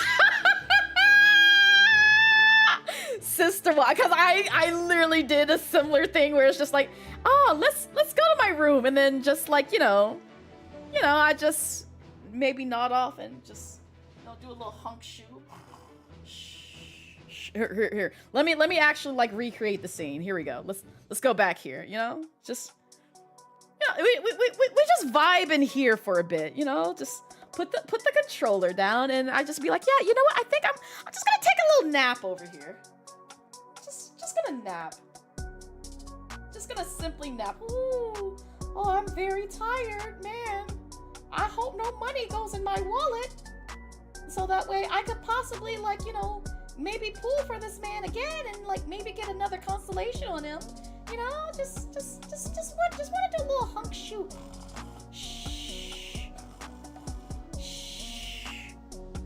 Then like come back and like, you know, go back to the game. Go back to the game, pull up the controller and be like, oh man, where do these Primo gems come from? What? Wow, they just magically appeared there. That's crazy. That's wild. Where they come from? Oh my god, I guess we'll pull for him again. Let's just see what happens. Yeah, that's exactly what she did to, yeah. Yep, understand. I understand. You're so real for that. That feels like a parallel dimension. You've both been seeing the same type of magic, you see.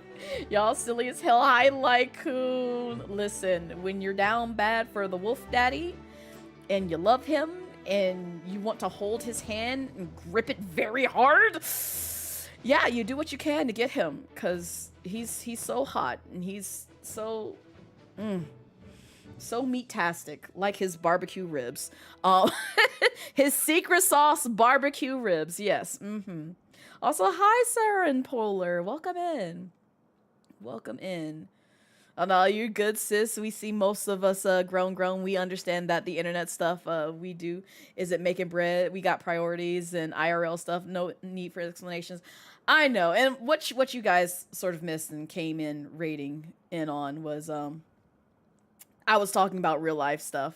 So before we dive back into that, I did want to welcome the raiders and check in on how you guys are doing. You didn't even get a constellation. This was your first. That was your first for him. Oh my god. Congrats, Bria. Congrats. I am so happy for you. I'm so glad you got that man then. I am so glad you got that man. Yeah, you were right to get that. Not this. I demand his meat-tastic delicacy. I do, okay? I do. I want his meat-tastic delicacies. You had a meat-tastic delicacy for dinner. I hate that you use that phrase against me, Ty, and you meant it very literal. You meant it very literal. But I'm also happy for you. Oh, but yeah, we're silly here most of the time. I just was touching on some serious stuff, which is just, again, overall just feeling a little bit of guilt, but also an explanation and transparency is just like, as much as people want me to be there for them, I hope they don't hold me to high, regards and standards of me being everywhere. Because, a prime example is just like, I met some amazing people at MomoCon when I went there for, when they had like their VTuber, dedicated VTuber section for like meet and greets and stuff like that. Wonderful people that I got to meet for the very first time. And it's just like, I would love to vibe in their streams. And some of them stream during the day when I'm at work, unfortunately. And as much as I want to go in there, because I've already told you guys, I treat Twitch as like, a big room full of people where you can get to intermingle and like meet other people and see if you have something in common and can build a friendship there. And I want to build a stronger friendship with these folks, but it's just like, I can't be in their streams as often because of the, hey, I gotta meet these metrics at the end of, this time period for my job. If I'm caught slacking a little bit too much, that could hurt me in a detrimental way to where I lose that job. And so I don't want to get to that point where it's just like my job is on the line because I valued, I want to be your friend over I have to have a roof over my head. And in this economy where, it's already difficult to get a job, but even more difficult to get a job as a minority, and you're easily discriminated for regarding your race, the texture of your hair, because I do have natural curls in my hair. I usually leave it in 2-strand twists or take it down, and it's just like, my curly texture from there. And then also, being a woman in a, predominantly male field, which is software engineering, software development.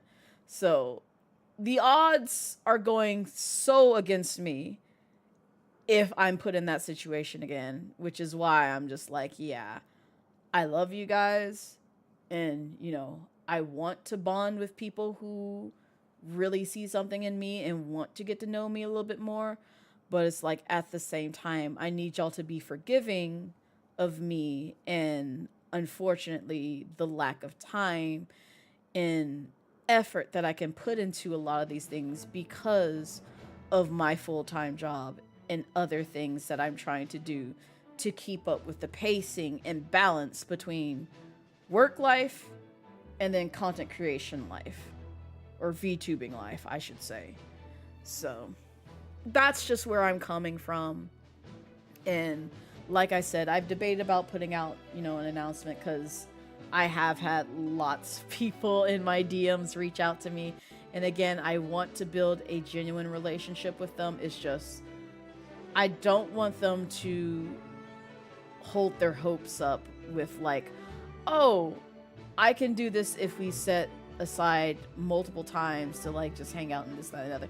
Which is just like, I don't mind hanging out with people. Like I can, sacrifice like a day, few days or so every now and then to spend time with that person. But understand they aren't the only person that is reaching out to me, because a lot of people, again, see me, want to get to know me a little bit more. And unfortunately, the best avenues outside of just, one-on-one hangouts, which again, I don't mind. I do not mind. You're more than welcome to be like, hey, Blaze, can we hang out? But you have to set up a time after I give you a schedule. Because if you hold me to be like, okay, we'll set a date for like Saturday, it's probably not going to get done, because I'm trying to prioritize all this other stuff that's over here and try and meet these deadlines. So just taking some initiative there and just understanding where I'm coming from with that. So when you say that means you're working off the clock as well with on-call rotation. So yes and no, Lycoon. So I'll put it this way. I try to give myself a bit of a buffer between my work hours. So my dedicated work hours should be within the 8-hour frame. So it's either between 7 to 3 or 9 to 5, which is literally what my job's work hours. We're flex. So we got till basically 9 in the morning to like check in before we're considered like late for the day, in a sense. So, but it also has to account for 8 hours. So I opt to go in, roughly about like 7 and work all the way till 3. But I give myself some extra buffer, so that way by going in either at 6, meaning I have to get up like an hour early just to like get a jump on work. So that way I can still leave at 3, but technically I could leave at 2 if I really wanted to. But I give myself that buffer just in case I'm just like, okay, I've used my brain a lot and I just need, 15 minutes to just step away and look at something else. I do that a lot because I can't just focus on something for 8 hours and not put my mind to like, give my mind a break to like look at something to just kind of unwind and de-stress a little bit, especially if I'm looking at like code that's just like, all right, this is frustrating me. I need to like calm down and drink some water, stand up, stretch my legs, look outside, touch the grass for 5 minutes, and then come back in and then try to tackle this again. So to make sure I keep up with that pace, I either work really early and work and stop at the time that I usually, stop at, like 3, or work a little bit past that time and then make my cutoff roughly about like 4 p.m.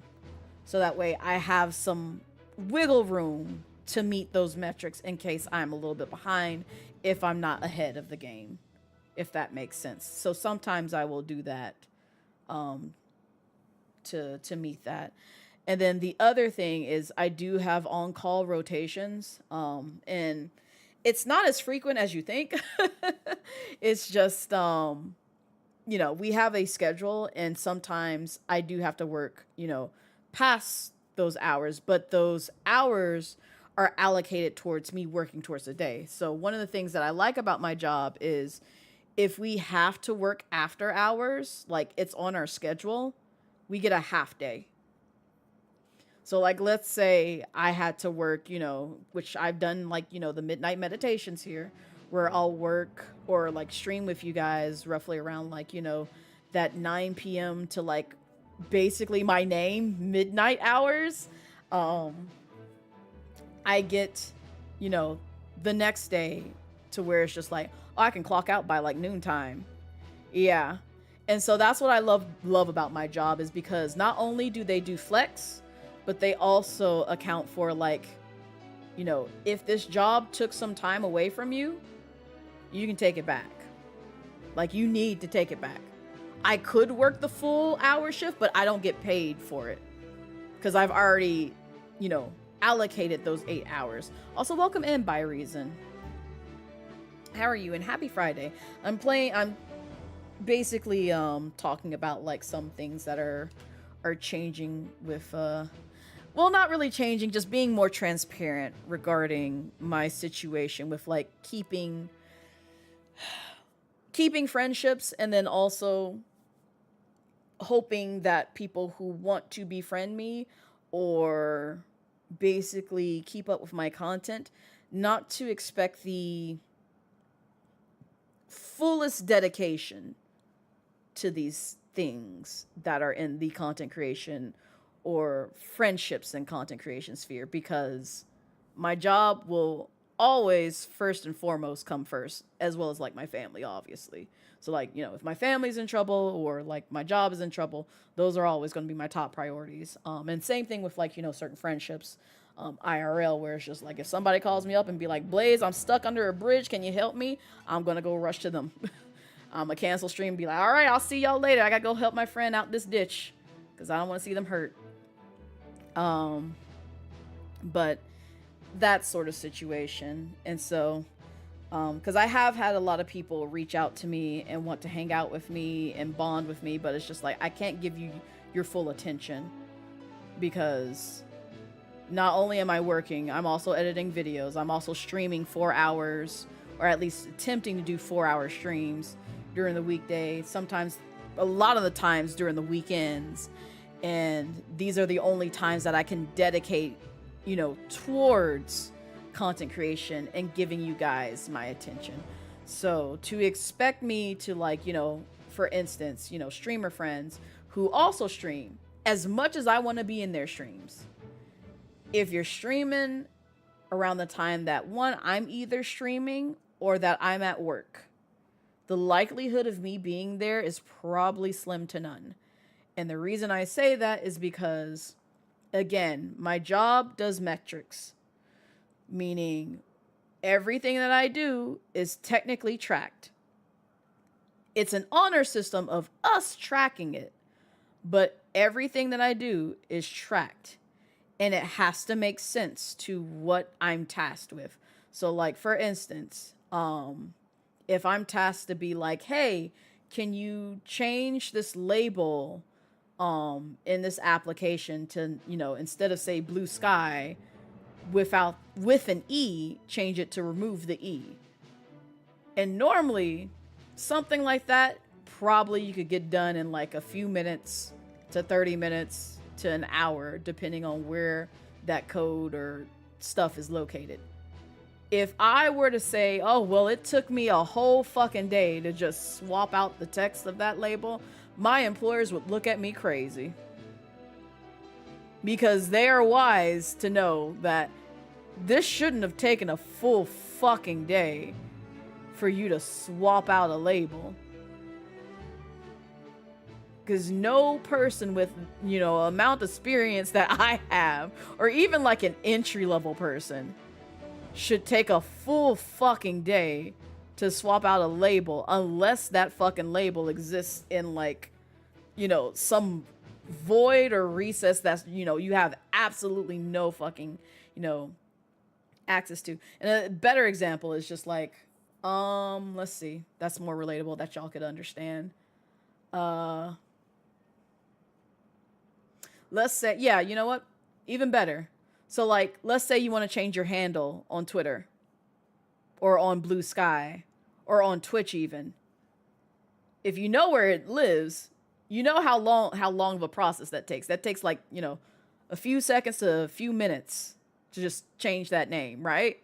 So like if I wanted to rebrand to like Blaze at Midnight to Blaze at Rockstar, all I have to do is go to like, my Twitch profile and, boot up, where my name is and just change that handle and then submit that. And then all of a sudden my name is changed.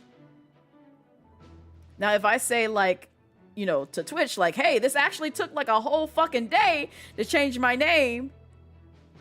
And that's because, I spent some time, watching Guilty stream or, deciding to play the guitar or deciding to play Pokepedia.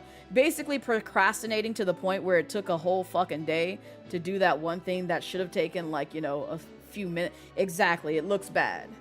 So that's what I'm getting at, where it's just like they aren't playing when it comes to metrics.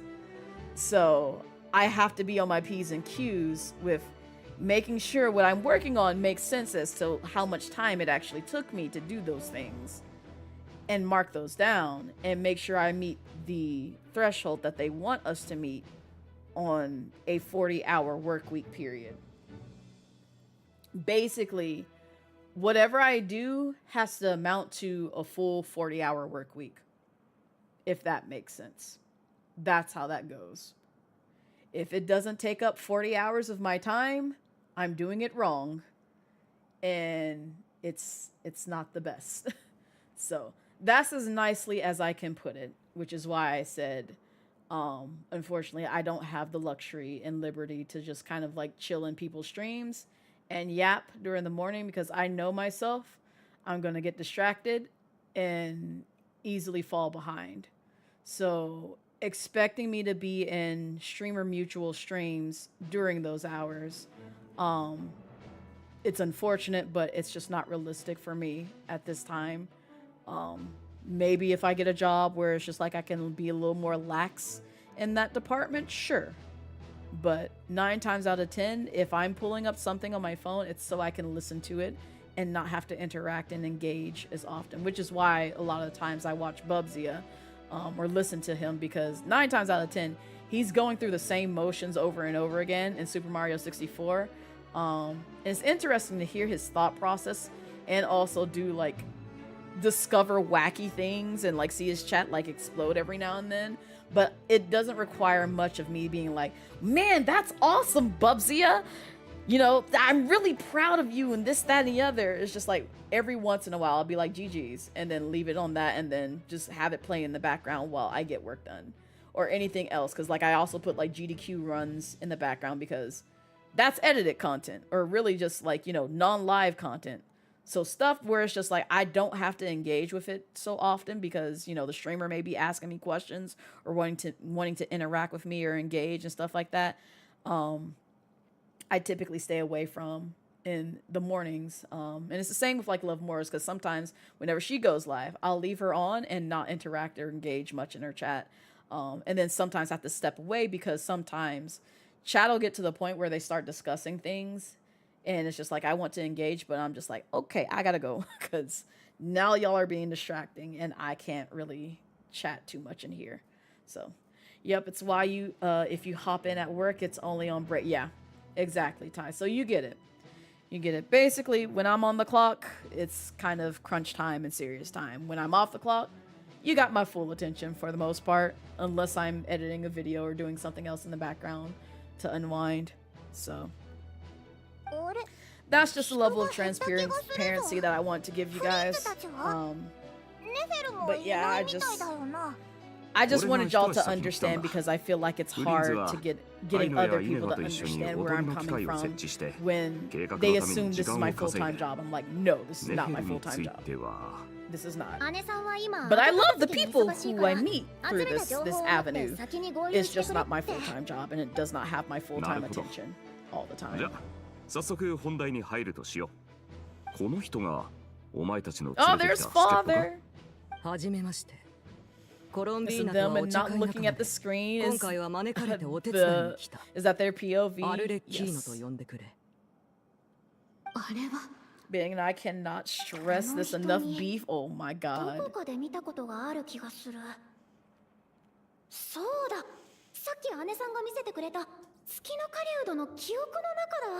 Not scamp on you. ファトス大王院もそんな名前だったな。偶然ってわけじゃなさそうだ。ほう、大団長様は見識が広い。モンド出身で、 It's 宿蔵に住んでい father. るというのに、 There ス she ネージナヤの is. 動向についても There 意識な she さっている is. Being so そりゃお beautiful 互い様だな。 and あんたの方も menacing. 俺に詳しそうだ。 Staring you down like daddy. 急に雰囲気が重くなった。相手はファデュイの執行官だからな。非常事態とはいえ軽々しく信用できない。少し気になるんだが、月神の嬢ちゃんはもう Yes, that is their ファデュイ POV. を離れたんだろ。 You want to see どう Six して her? 危険 Do を it. 犯してまで手伝おう Do と it, してくれる？ Clouded. Although I don't know how 窓 many くらいは reruns モンド she's に had, 属していない。そ if れなの any, に because I フ still ァ am ルカさ missing んもこ her. の土地のために戦っている。 Actually, no, I think she's had one, 報 at 酬 least より one. も制御不能になるリスクを避けることを優先すべき場合もある。そこに確固たる理由は必要ない。もちろんメリットが全くないというわけではない。だがそれは私とコロンビーナの間の個人的なことだ。 You don't play anymore, but yeah, she had at least one, and you missed it. Yeah. Yeah, I missed her too. I missed her, and I missed Nuvi, and I missed somebody else that I kind of... Oh, Sijuine as well. Basically, Risley's friends and father. 申し You 訳 think ない。 Archelina likes そなたを疑うのは本意では Not ない this のだ。 Lycoon! Yes. 私たちな Yes. どく I らい feel の like 者 she が fucks 直 with 面して us. いる問題の多くは Also, welcome ファデュイによるものだ。 Brianna. How are you? ここにはここの暮らしがある。しかしファデュイたちはこの地に来てからずっと私たちに友好的とは言えない態度をとっている。過去に両者の間に多くの不愉快な摩擦が存在していたことは十分に理解している。私も懸命に食い止めてはいるが、根本的な利益の衝突は有効的な手段で解決できるものではない。故に今回の行動は私の個人的な判断であってファデュイとは関係ない。誠意を示して早速一つ明かそう。私はコロンビーナの力を回復するために後月の月髄を見つける方法を知っている。他の議題はあるか？始めてくれ。誠意を示すって言いながら肝心な内容は言わなかったな。あまり多くは明かしたくないってとこか。しれっと話 Her, 題を次の Yolanda, 議 and 題に移 Eula さ are れたか bad ら as hell. 突っ込みづらくな Absolutely. ったし。 They're nicely で designed. も今は信じるしかない。 And also, 執行官第4 great 位。 waifus. 手強そうな雰囲気だな。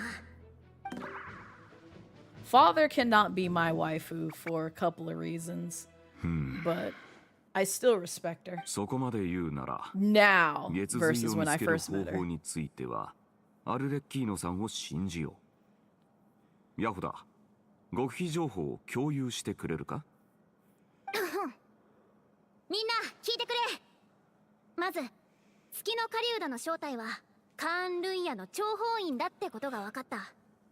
当時 Bob 奴 is は赤 tea. 月の残党を排除することを生りにしてた。赤月の残党？ああ、記憶の中で赤月とか黒日とかについて話してた。カーン・ルンヤの歴史に関することだと思う。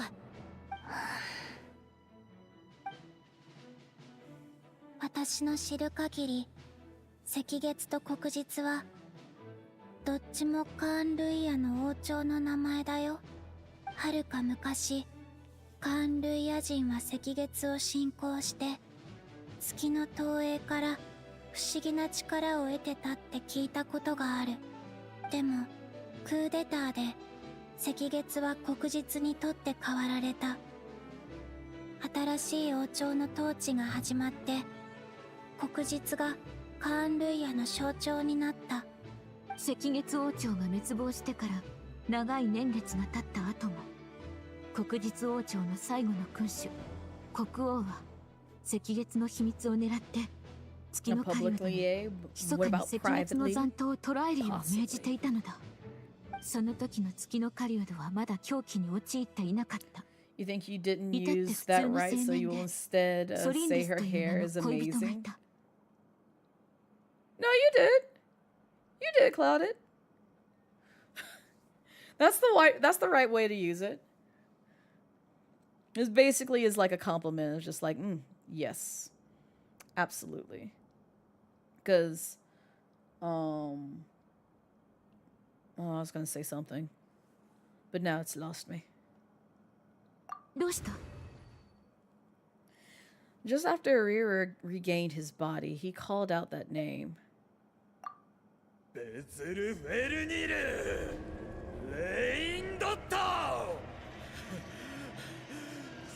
Yeah, that was the name. That was the name that he yelled out. 他に手がかりは、その恋人がどういう人間だったかとか。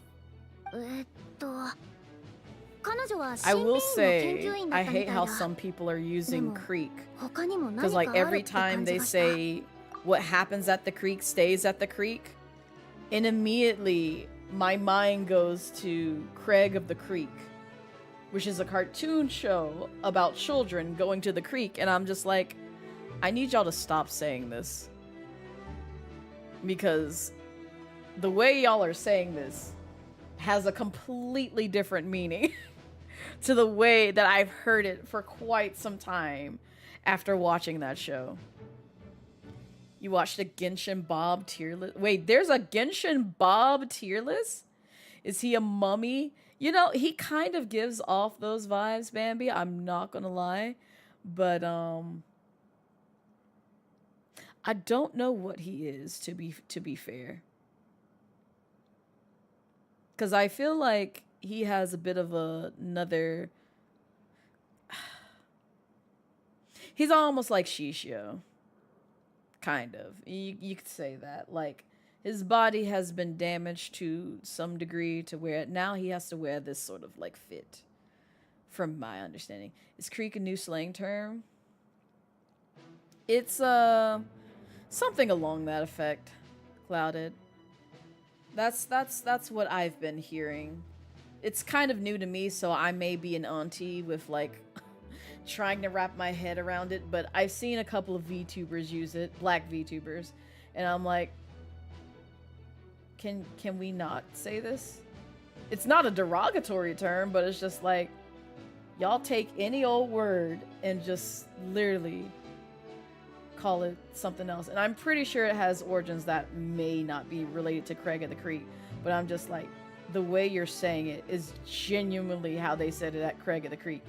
What happens at the creek stays at the creek, and I just hear it in Craig's voice. Oh, gotcha, just bandage, not a mommy. Yeah! Also, hi, Bambi. How are you? Welcome in. When you think of Bob, you think of Anna Williams from Tekken, or Relic, that one white guy rapper who looks like Lord Farquaad. Not this. You sure it's not a reference to the show? It could. I mean, it could be, Ty. It could be. I'm mad if it is. I genuinely am mad if it is, because I'm just like, where did this come from? Because now you're gonna ask. It's the same with the, I ain't getting no sleep because of y'all. Y'all not gonna get no sleep because of me. I need to know the lore. I need to know the lore, because why all of a sudden now y'all are saying this? Craig of the Creek's been out for like years. And it's done now. It's canceled. Like, it ended. So why did this get picked up? But also, to be fair, it's similar to like the author and SpongeBob memes that people have now modernized. Like Arthur holding his fist and looking angry, and the fucking SpongeBob memes that are just countless and all over the fucking internet. Like Patrick looking down like he's a thirsty asshole. This is what I mean. It's like, I need y'all to give me the lore as to where this came from and give me like images, references, or something. So many Arthur and SpongeBob memes. So many. And those shows have been out for years. And yet all of a sudden, we now use it in today's lingo to express how we may be feeling. Or to just give funny references to certain faces that we want to be making. One of your favorites is Squidward is standing there looking deranged, and the one fish lady is leading her kids away.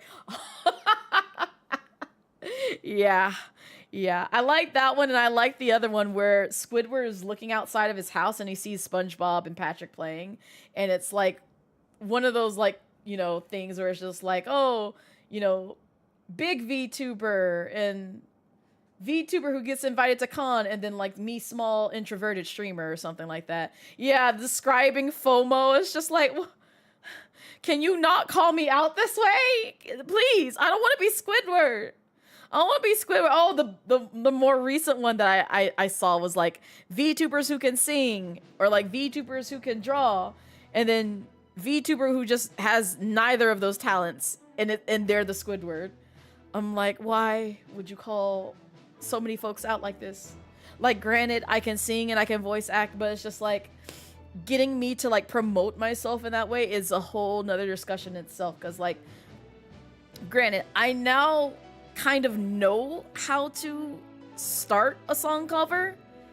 It's just the thing that worries me is, one, making sure I recorded it right, two, taking that audio file to someone who I can trust, and three, getting like the other things like art and other stuff produced to where it looks like a fucking, you know, video, and you hear my voice in the background. That's a lot. That's a lot, instead of like, you know, a quick like, hey, I'm in your DMs, here's like $500, make me a song cover thingy. And it's one person, not multiple people, where it's just like, now it's just feeling like a project. And I've already seen what, you know, project management looks like with getting multiple people to do things. Because a prime example is getting a person to do like, you know, the art that's on my Be Right Back screen, and then also animate it. There's supposed to be 2 people worked on that, and right now it's only showing the one because I wanted the animation to do a certain thing on my screen, and I have not heard back from that animator.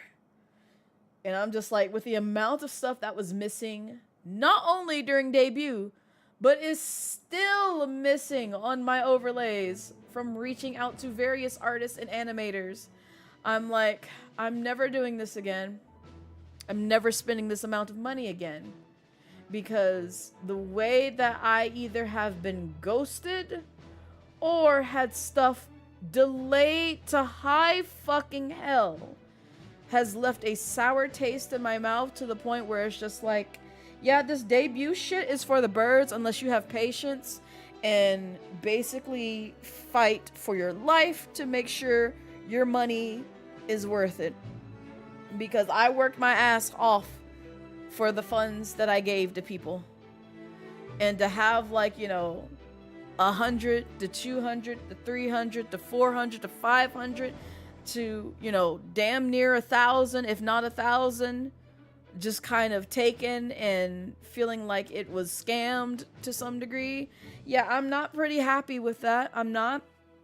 So, which is why I've been so, when it came to like my lore video and like stuff that I would like to do, because I still want a lore video. I still want that.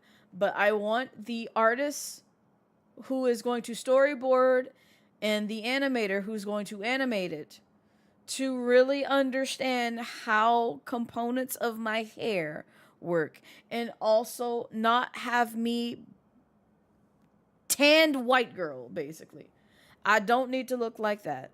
I don't. I'm going to be mad if I spend basically $1,000 to get a lore video going, and my hair looks like raggedy ass weeds that you pull out the ground, and I'm 10 shades lighter than the model that you see on screen right now.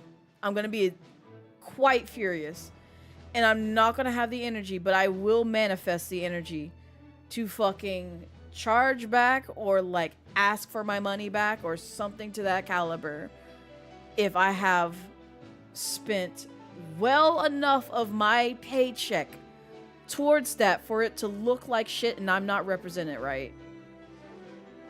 So, and I tried to work with people who have that in their portfolio, but they ghosted me.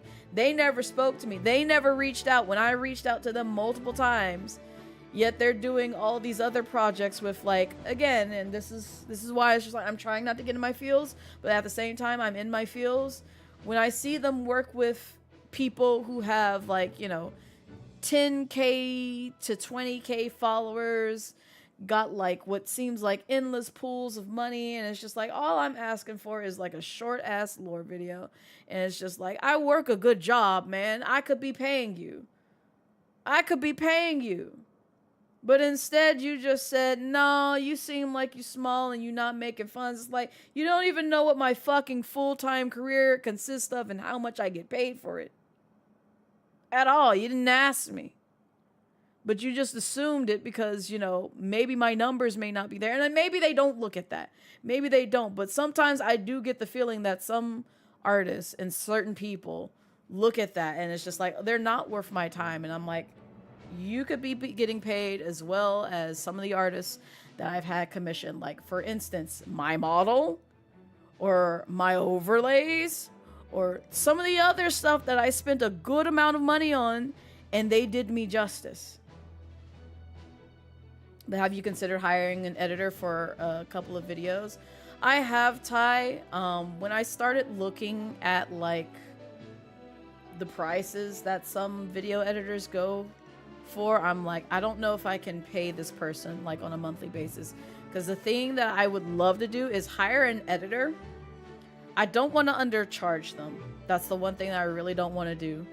But I would like to hire an editor who can, one, go through my VODs, and I may not have time to pinpoint the thing, but I can describe it and point them to like I can give them a timestamp. Like, I can do that and just be like, hey, can you like take this segment and basically jazz it up? I know it's funny on its own, but just like cut out the dead areas where I was just like, I'm not speaking and all that stuff. Because I have a certain style to editing. Because like I edited a couple of videos actually last night that I plan on putting out. And it's like, I like that style, but I would like to get it to the style that I've seen like other VTubers have, where it's just like, here, I'll give you an example. Hey, did you know that, you know, you can do this in OBS? Hold up. Well, let me tell you how you can do this thing in OBS. And this is what happened and blah, blah, blah, blah, blah. Oh, scroll back here. There we go. And yes, I can do this, that, and the other. And then I also have the story where it's just like, oh, and blah, blah, blah, blah, blah. And yes, you can follow more tips from me from Blaze at Midnight at twitch.tv. Twitch/TV, yes. Tutorial, didn't you know? Yes, I kind of like that and like the story times one. Because I do talk about a lot of things over here. Whether it be like art and like how people, you know, do black skin tones. Like, y'all know I ramble and I talk and I basically want to share things like that. And I also am looking to like, you know, do another intro of just like, you know, hey, like, hey there, I'm Blaze at Midnight. So I can sing, and there's a clip of me singing, and like I can also, you know, code, and there's a clip of me coding. Let's say I can also voice act, and I do voices of like Tails and stuff like that. Basically promoting myself in like those little manners where it's just like editing, and like I have like the skit style and like script written in my head. It's just achieving that edited style that I really want to, that sort of like pops and gives that sort of tutorial like, did you know style editing, but also in a fun way that doesn't feel like super gimmicky, but also a bit gimmicky. I would love that. It's just, I need to know price points and like what all they need from me. Because it also means I have to sit down and record it, which again goes into the whole like I need like an hour or so dedicated to doing this, because I've done script writing before. It's in my 28 Days of Blaze series. Y'all have seen it. Here's a prime example of it, because this commercial that I'm about to show you literally started as one of the videos of 28 Days of Blaze, but I've incorporated it into my streams, and yes, I script and edited this entire video out right now. Man, Blaze's model looks so cool. So cute. So chic. I wish I had merch of her beautiful design. You can! By shopping at Blaze Mart, where all your dreams come true. Looking to decorate your favorite planner, laptop, or art book with chibi stickers of your Oshi? Check out our cute chibi blazette for just $4.99. Want to show off your favorite Oshi on your Ita bag at the next convention? Look no further, as we have both chibi blazette keychains and our logo, which she designed herself. Wow, so many ways to promote my favorite blue-haired dragon! We also recently rolled out this one-of-a-kind 8x11 poster, which you can plaster all over your bedroom wall or throughout your home. Oh my god, I can finally stare at my Oshi for days, in literally every room! But wait, there's more. If you are a live TD VTuber, you can finally wear your very own bonnet! For the low cost of $3.99 or $2. Got a subathon or donathon coming up while wanting to get some shut-eye? Grab a bonnet. Want to showcase an actual representation of how you look currently behind your model to your viewers? Grab a bonnet. Don't want to showcase your shiny egghead to the world? Grab a bonnet. Ah, I'm losing my mind! Wow, I feel so seen. Here at BlazeMart, we have all your shopping needs to not only show love and support to your favorite dragon, but also feel represented. Drop by BlazeMart today. BlazetteMart is not a real store, but you can find all these products and more over at Blaze at Midnight's Ko-Fi Coffee. I don't know how to say it. All physical products are limited and all funds will be used to continue making ha-ha hee-hee funny content like this for you and your loved ones to enjoy. Go check it out today. Please support and subscribe.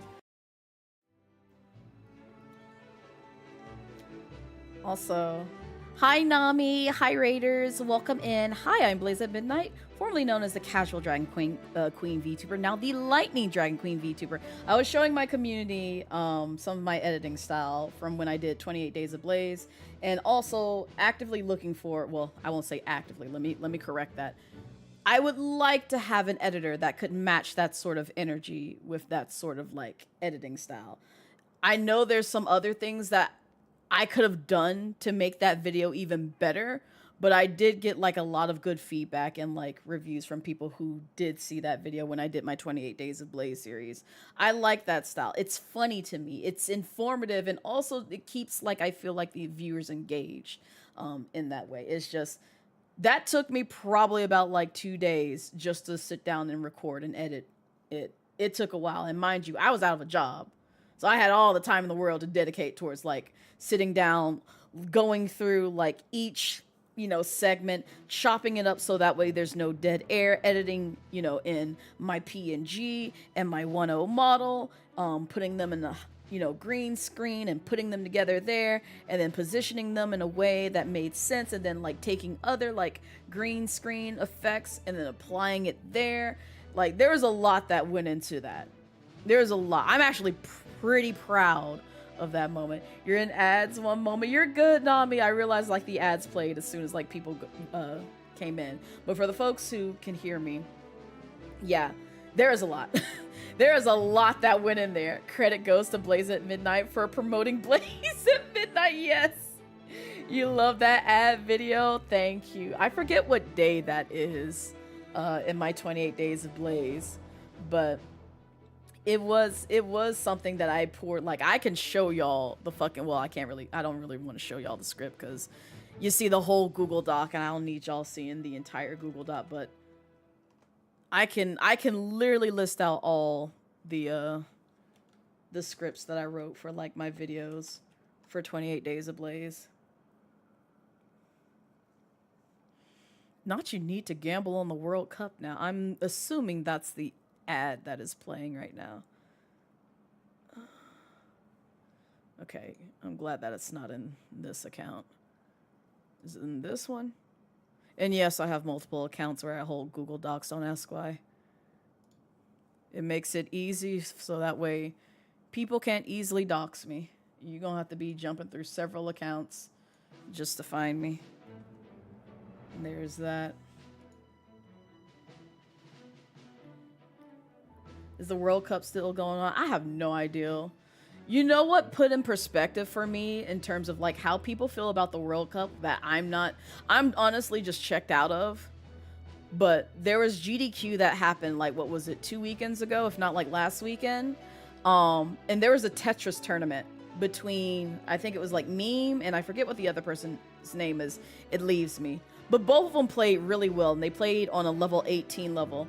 And watching them, you know, play that for 3 rounds and Meme do a clean swipe like sweep of that was amazing. And somebody donated and said, now I know how folks who watch the World Cup feel because they were watching that Tetris tournament. And I'm just like, yeah, I get it now. I get it, because this is actually pretty entertaining, even though it's just like, you would think that, you know, you wouldn't get much entertainment from watching two people go back and forth in Tetris, but also seeing the rolling technique on the NES controller, like, happening live, that's actually kind of crazy. Because, like, I know that's like a complex trick, but also highly skilled players who play in Tetris use. Because it wasn't the first time that I've seen that. So when I saw them mention, like, the rolling technique that both players were using just to place Tetris pieces on the board, I'm like, ain't no way in hell am I going to learn how to roll the controller to where the keys press against my thumb. And then also, here, I'll pull it up. I'll pull it up so that way y'all can see and understand. I'm willing to, you know, take a break from Genshin. Y'all know how I feel about this game right now. I'm severely burnt out for those who are coming in. Like, just for transparency, like, I want to play Snezhnaya, but I'm just like, I'm at a point like, goddamn, man, I still got so much to go through and not cry. I'm tired. I'm tired. I don't want to do this anymore, Grandpa. I don't want to do this. Games done quick.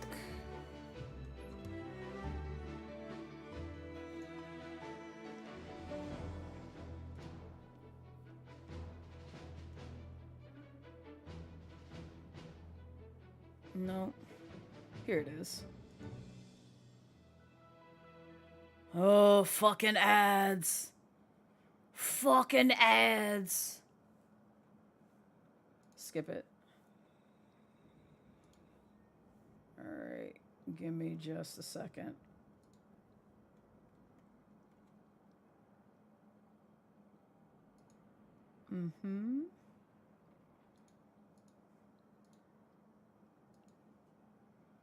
There we go.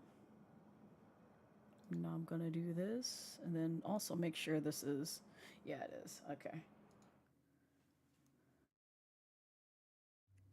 So this was on GDQ, which, if you're unfamiliar with GDQ is Games Done Quick. It's a pretty much, I say, like, they do it like, they have one in January and then they have one during summer. So, like, you have awesome games done quick, and then you have summer games done quick. So summer games done quick is where this was hosted at relatively recently. And I had a couple of friends who are actually co-hosts and hosts that showcase some stuff here and also commentated here. So they weren't a part of this, like, they weren't a part of the Tetris thing, but they were, like, some of the commentators and, like, people who spoke during the event and also helped coordinate the event. Let me see, get the browser going here, and then I'm gonna see if I can. Tetris. Yeah, y'all should hear that. It's still up there. Beam is still surviving this. I'm trying to see where they show a picture of them rolling. Is Tetris ready? Yep, where is the long bar? Come on. Nice burn. Tetris for Meme, and she is pumped about that. Into level 33. Here it is. You can't really So do that watch with the this. D-pad because it's one piece instead of all the individual buttons. Look what they're So doing what to he the did is controller and instead their of fingers. pushing your So this fingers is into the rolling. button, he said, well, why not push the button into the fingers? So in essence, the back of the controller acts as a big button, and they are using their fingers to push the controller into their thumb to get the inputs. Yes, Yeah, that's and it the is so competitive wild to Tetris see. strat. Like, I That's just why learned I'm how like, to roll from, it's a some of these complicated other strat players too to that pull helped off. me out, and it is so difficult. Like, not only do you have to flick your fingers on the controller, but you have to do it in such a precise timing. And not only that, you have to make your decision making, where you're going to place the piece, all of those in less than a fraction of a second. Exactly, and you'll notice that. But, like, what does it do? So they describe it when they showcase it. So listen to the commentators. about the technique behind it. Cheese, by the way, is a way to move pieces faster than DAS or hyper tapping. DAS being delayed auto shift. We can talk about that a little later, but what matters is this was inspired by, I believe it was called fly hacking. That was used by Flyhack to press the button in rapid succession in NES track and field. And Cheese managed to modify that for Tetris because you can't really do that with the D-pad because it's one piece instead of all the individual buttons. So what he did is instead of pushing your fingers into the button, he said, well, why not push the button into the fingers? So in essence, the back of the controller acts as a big button, and they are using their fingers to push the controller into their thumb to get the inputs. Yeah, and Yeah. So it's basically like a faster way of like getting the inputs on to get your pieces to move on the board. So how do you even discover that? This is what I mean. So like this is why like speed running is so interesting to me, because people be labbing this shit. They will lab this shit for hours. I've seen the mentality behind this because, again, I watch Bubzia. Bubzia does a lot of his speed runs blindfolded. And I feel like that's like a really, really, like, you have to have like really good mental skills just to be able to memorize the map, memorize how many stars that you're collected during like, you know, a particular run. And then like also lab out all the, you know, techniques and tricks while also not being able to see the fucking game. So like when it comes to like stuff where it's just like this is visually being played, you're like, how do people just like lab this shit? And people are always discovering new things when it comes to like, you know, utilizing tasks to discover new tricks or like breaking points in games. It's just kind of crazy, I'll be honest.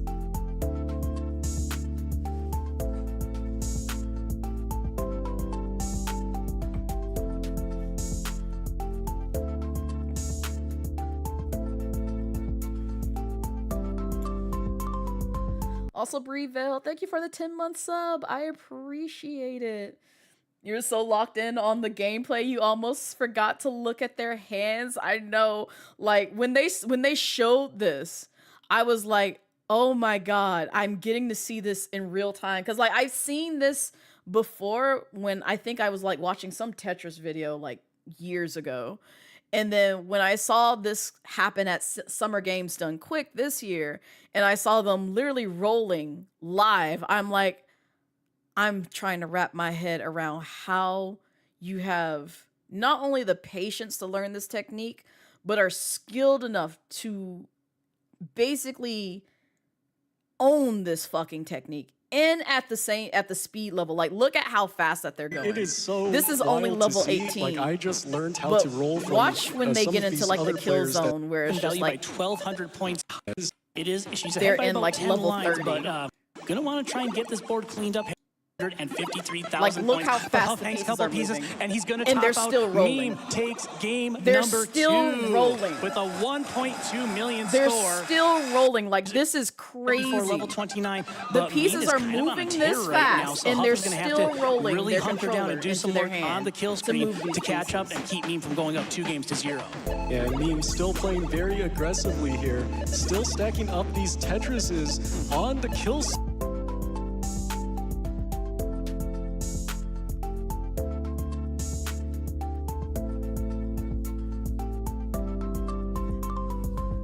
Yo, next greet. Thank you for this 37 months. I appreciate it. Hi, wife. Hi, wives. Hi, my favorite couple. How are y'all? Is the sub audio a custom song? It is. It's done by Pop No Tarts. The wonderful Pop No Tarts. But it's a remix of the Genshin battle music from Leeway that she produced. She did that for me like around the time that Genshin first came out. Cause like she showed me that. I was just like, do you want this song? I'm like, yes. Give it here. Yes, the Leeway battle music eats. So that's where the sub song comes from. So Pop's done a lot of like songs for me. She's done my outro that plays on my YouTube. And then she also does the music that you hear on my Twitch, not on stream, but like if you go to my channel and watch the beginning portion of my Twitch, like welcome to my Twitch channel video, that's an excerpt from Pop's song that she made for me, because she made a Blazette theme for like my 2.0 debut. Well, really, it wasn't for my 2.0 debut. It just ended up being for my 2.0 debut, because I was just like, you know what, this song describes Blazette really well. I'm gonna use it for that. And so she was kind of surprised that I used it for my trailer for Blazette 2.0's debut. So carpal tunnel is temporary. Champions are forever. Mr. Freeman, please. Hi, Syndicate. Welcome in. How be you? 10 out of 10 song to remix. Honestly, you should have known it was Pop No Tarts. Pop No Tarts knows how to do really good song compositions, as well as Neku, because Neku's song is the song that plays during raid videos. But if you want to hear like a longer portion of his song, I can play it real quick. But yeah, I'm doing well, Syndicate. We were just discussing, I don't know how we got on. Oh, we were talking about World Cup. That's why. Somebody came in and was just like talking about the World Cup, and I was just like, I'm not following the World Cup, but there was somebody who donated during GDQ when they were doing the competitive like tournament Tetris run, where somebody was just like, now I understand how people who are excited about the World Cup feels. It's watching this Tetris tournament and seeing people roll the fucking controller just to make their placements as quick as possible. So like, again, they're on God tier hours. They really are. But yeah, Meme did a really good job. And they did a clean sweep of with Huff. But both players did really well. Take care, Nextgree. I'm glad that you were able to drop by as well. Please don't work too hard. Enjoy the rest of your day. And also, again, Nami, I don't know if you heard, but thank you for sharing your community with me. I appreciate it. And also, if you need to raid and dip, or anybody else coming from Nami's community, please feel free to do so. Your mental and physical health comes first. I do not hold you hostage here. I just be the yapping dragon over here. We've yapped about a lot of things. It's 3 hours in, and I literally am still at the starting point of when I just like booted up the fucking game, because we talked about a man getting trapped in a fucking toilet. Yes, that happened. Follow my fucking timeline today. We talked about Streamer University and some of the wild beef that has happened there. Fuck around and find out guy who lost his job and got kicked, out of his family for saying racist ass shit. And then like a multitude of other things that we described, we touched on earlier today. So it's been a yapping day today. It's literally just been chatting while also barely playing Genshin. Going to wash your hair. You're overdue for a wash. I too need to wash my hair tonight, because I need to do that, and I also need to look into some stuff for switching up my hairstyle for a bit, but we'll see. You're welcome anytime. Love You is just gonna come over anyway, because you gotta finish the Lantern Rite stuff. Oh, you're doing the Lantern Rite stuff. How's that going? Are you enjoying it?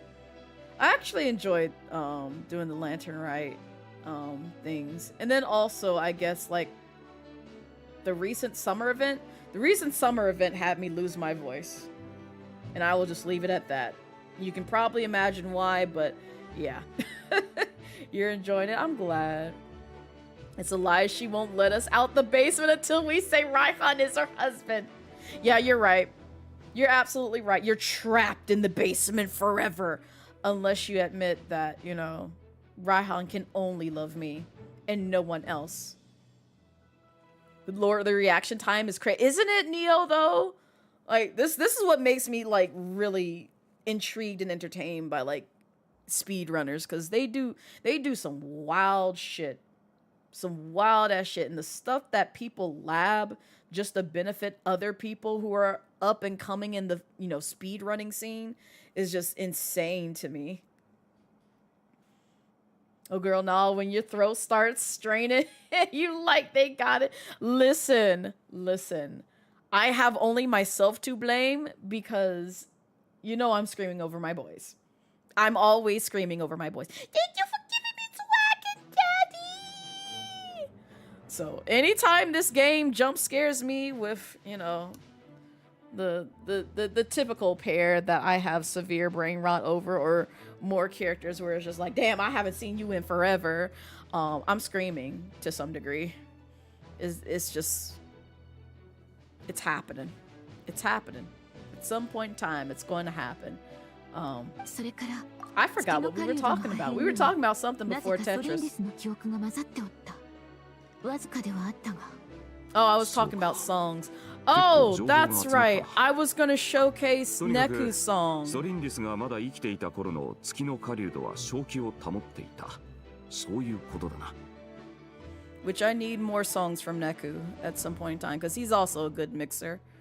Oh, they've changed the symbols on me. I almost didn't know where to find this.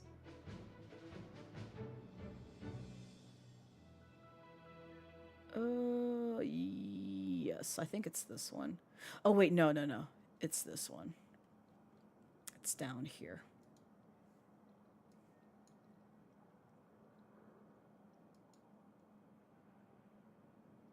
Is it this? Okay, of course it's not going to play when I do that. So, let me close that. Do that. Do that. I think this is the song that plays now. I switched it up because it used to be something else. Here it is. Yeah, this is Neku's song. It's the jingle anyway.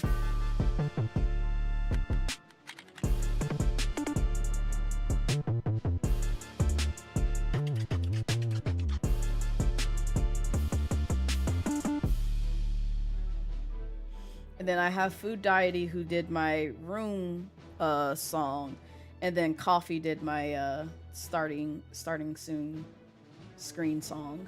So you see Father on stream, you can't help but to want her to kick you in the face with those heels. So real, Ty. That's how I feel about Risley and him just stepping on me. It's just like, put your boot on my face, sir. I won't fight. I'll sit there and enjoy it while you say the most dirtiest things to me. That's all I want. He got them. I know! It's literally my mating call. Like, he doesn't have to do much in them. Like, I can't watch that man walk nor tap his foot. Him tapping his foot makes me go fucking feral, I found. Because I've tried to watch his trailer video multiple times where it starts out with him tapping his foot. And I'm like, I have to put this away because my mind went to such a deep, dark R34 place. And I did not need this. I'm trying to look at this and be calm and not basically flip the fuck out and lose my mind and just drop everything below my waist just for this man because he's simply tapping his foot. I just can't. Another raid. Wait a minute. You're back from having a snack. Yes, it's the raid alert too. You only get to hear like 7 seconds of the raid alert. I'd play the full song, but also I'll need someone snatching that up. And 2, I'm probably gonna use it somewhere. I just don't know where yet. It's probably going to be in like... Wait, did I use it in my... Yeah, I did! I think I used it in my recap for 2025, if I remember correctly. Yeah, I did. It's in that, so if you want to hear the full song, you can just watch my highlight reel that I did for 2025. Today you learned that Blaze the cat exists. You're going to like Sonic. Wait, you just learned Blaze the cat exists? Wonderful. Oh wait, that's right. I forgot. Were you the one who posted about like where to kind of like come into the Sonic series syndicate? Or am I getting... Yeah, okay. I was like, I'm pretty sure I remember somebody posting that. Yes, okay, awesome. I'm happy for you.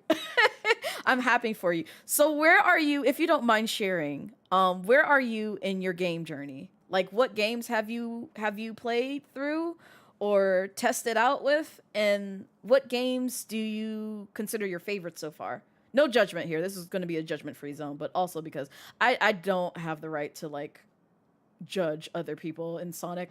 I love him, but also I suck at his games. I suck a lot of the times at his games. You start Sonic Frontiers, nice. You bought most of the games, very nice, very nice. I know a lot of people were recommending like I think like the retro games, basically like the humble beginnings of what was on like the Sega Genesis, which was like Sonic the Hedgehog, Sonic the Hedgehog 2, and then Sonic and Knuckles. I hope you didn't play Sonic 3D Blast. That's a whole journey, but also a good journey to some degree. Only a few minutes of it. Other games you've having a hard time playing on deck. I see. The Werewolf 1 is the best. There's I've heard mixed reviews from the Werewolf 1. I can't really speak too much to it because I haven't played it, but I can understand like some of the reviews some people gave it. Same, you haven't played many Sonic games, but you like the ones you have played, even if you're not that great at them. Checking which ones you got.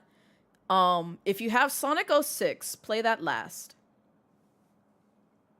I'm saying this to save you, Syndicate. If you have Sonic 06 or you plan on playing it, play that absolutely last. There's a reason I say that. There's a very strong and valid reason I say that. At least close to last, if anything. Sonic Unleashed was fun. Okay, awesome. See, 2 people have said it now. You was joking. This is really a judgment-free zone. Not this. Listen, I've heard mixed reviews. Again, other people can say other things. Because, like, I feel a certain type of way about Sonic Forces. I actually gave my copy of Sonic Forces to Pop No Tarts. Because Pop is also a Sega fiend. Like they love Sega, they love Sonic, and they're very well versed in the Sega, realm of things. So if you want to ever yap about Sega things, definitely talk with Pop No Tarts because they'll give you mounds of lore to talk about things. And also Bolts the Mechanic. Bolts the Mechanic is also very well versed in Sonic. And also, they love Rouge the Bat, obviously.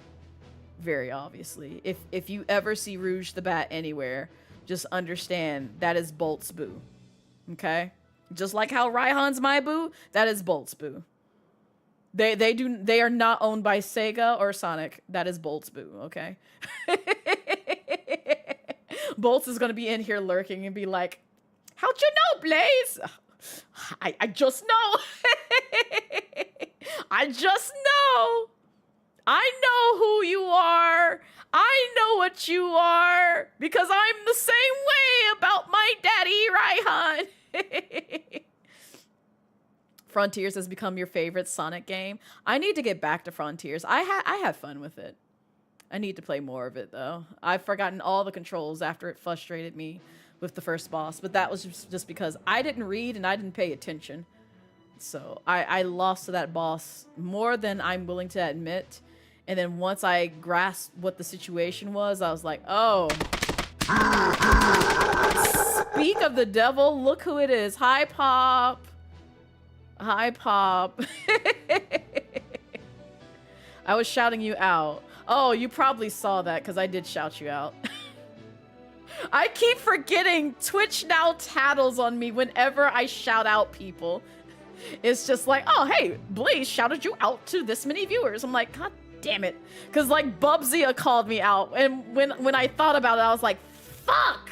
I wanted him not to pay attention to me. I just wanted people to, like, go check out his streams. That was it. And he was just like, oh, that was very kind, Blaze. I'm like, don't pay attention to me. Go back to gaming. I'm nobody to you. Don't you pay attention to me, please. You have seen nothing? Oh, okay. It was just good timing then. Excellent. I don't feel bad now. You're welcome, Pop. You got Sonic Adventure DX, Sonic Adventure 2, Sonic Frontiers, Sonic Mania. Oh, you're going to enjoy Mania, I feel. Sonic Origins. Nice. Sonic Racing, Crossworlds. I still need to play that game. I have that game. It's in my library. I still have not booted it up. Sonic X Shadow Generations. I love Shadow Generations. That's honestly like my most recent favorite game from the Sonic series is Sonic X Shadow Generations. And I love Sonic Generations, don't get me wrong. It's just that game is very hard.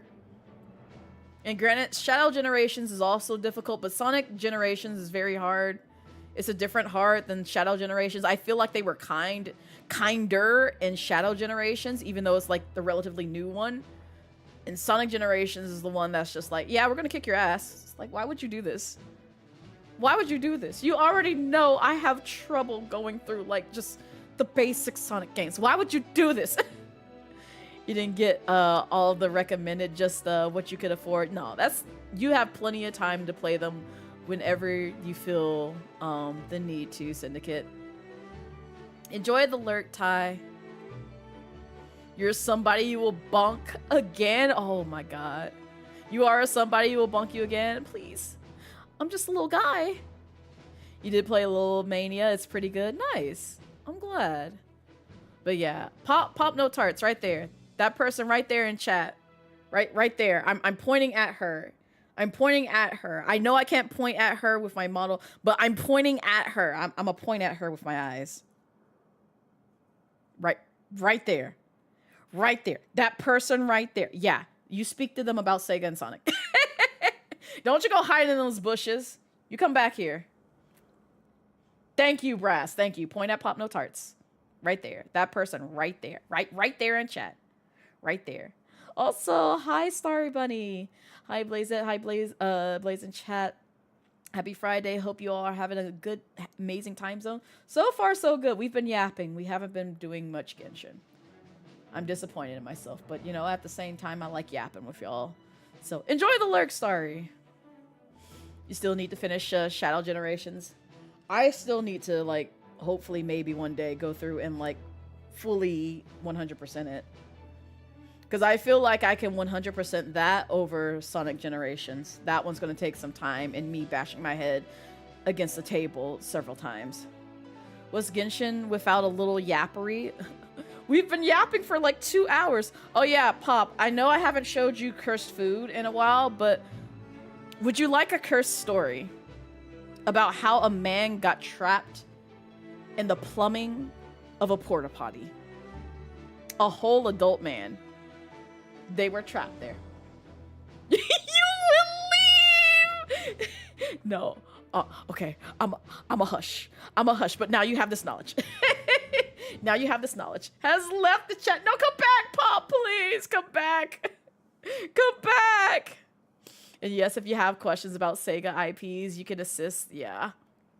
Pop's the guru, the goat, the one that I always point to when yapping about Sega things. Pop, do you know Bolt's the mechanic? If not, I want you guys to meet at some point in time. I don't know when, but at some point in time, y'all should meet. Maybe. Possibly. Unless you're like, no. You don't know who's worse, you or your brother. He tells you random curse news stories. Yeah, see? See? You know of them? Okay. At some point, y'all will need to meet and talk. I don't know when. I'll be the me in the middle where it's just like, Pop, this is Bolts. Bolts, this is Pop. And then Pop can start, would you like to talk about Sonic? And Bolts be like, sure. So, I like Sonic the Hedgehog. I'm sorry, I have Tamagotchi life on the brain, okay? Okay. But that's how I imagine and envision that playing out in my head when Pop and Bolts meet, and I'm just literally the person, the friend in the middle, where it's just like, hopefully they'll just talk to one another, and then they'll come to common ground, and then you'll see like the friendship level, and then you'll hear cheering in the background going, yay! And they're friends, or at least like seems to vibe with each other. Some sort of status will happen. Just don't fight on my island, please. I get enough of those. Yes, your mutuals with them. They're very nice. Yes, Bolts is great. Bolts is very nice. They're also a lover of Sega and things. Did you see that SA2 poster in Club Sega Arcade and Yakuza 4? I'm gonna lie, you immediately detract to Yakuza. I have not, but I'm pretty sure I would probably flip out if I saw it because I love Sonic Adventure 2. That's one of my favorite Sonic games. Even though there's some portions of it that traumatize me, namely the area with Knuckles and those fucking ghosts on what is it, Haunted Hill? Pumpkin Hill. Not Haunted Hill. Pumpkin Hill, and then there's like the temple that has them damn fucking ghosts, and then there's also the aquamarine place that has them damn fucking ghosts. You can tell I've been traumatized by this area because I put countless of hours in SA2, and I blame the Chow Garden because I've played so much of it. I've spent so many hours in the Chow Garden. I'm not joking. If Sega brings back a fucking Chow Garden and it's just the Chow Garden by itself and like Sonic characters that you can swap out to, and occasionally you just feed them like animals and stuff like that, you will never hear from me again, or I'll become purely a Chow Garden streamer. I'm dead serious. I love that thing. That is a dangerous game to introduce to the masses. So Sega, don't you do this. Don't you do this to me. Please don't do this. I will literally be so obsessed with that game. I can't do this to myself. I can't. The shiver up your spine thinking of treasure hunters, people doing the speed runs of either. Oh man, that pop. That I've actually seen some speed runs of those segments, or like the ILs. I'm like, why? Why? Why? Why would you do this? You know they're in random places. They're always doing a lot. No, don't encourage Sega to do this. Don't do this. Sega's anti-mobile games right now because of the lack of profit. We need Chow Garden to go mobile. Ugh, no, don't make it mobile, please. That'll be worse. That'll be even worse. If you're going to do it, please put it on PC. And not for like, you know, the reason that Pop put it out. But more so, you've now given me a reason to take my Chow Garden on the go. No, don't do this to me. Please, I don't need that. I don't need that. I had the Game Boy Advance to raise some of my chows, and then the little connector that I would plug into my GameCube to transfer over those fucking chows to my Chow Garden, and then continue to raise them, and then try to get them to either hero or devil status. Man, it was a lot. There's a lot. I ping-pong back and forth between playing Sonic Advance 2 and Sonic Adventure 2. Like, please don't do this to me.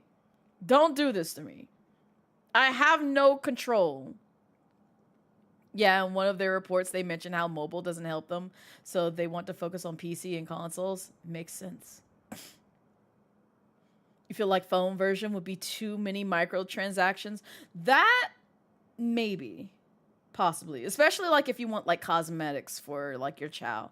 I feel like that would be a way to kind of like get a profit from. They need to finish putting these reboots out first. Streets of Rage better have a showcase at some point. It is, Pop. I'm manifesting it. Runs that Chow Garden game. No, please don't encourage them. Stop it. Stop it. Stop it. Don't listen to this, Sega. Don't listen to this. Don't do it, please. No, you can't do this to me. Do you understand how unhealthy that will be for me? My family won't hear from me again. My family will never hear from me again because I'll be in Chow Garden hell. Just being like, all right, I gotta get this Chow to hero status. And the devil one. And the neutral one. And then I have to give them like the ultimate form and just have like a whole bunch of those babies running around. Running amok. So they can never die and they can always be on my island. I'm still surprised I put in that much effort to get to that point in Sonic Adventure 2, because I'm like, maybe I never got them to that point. And then when I booted up for charity, I was like, I've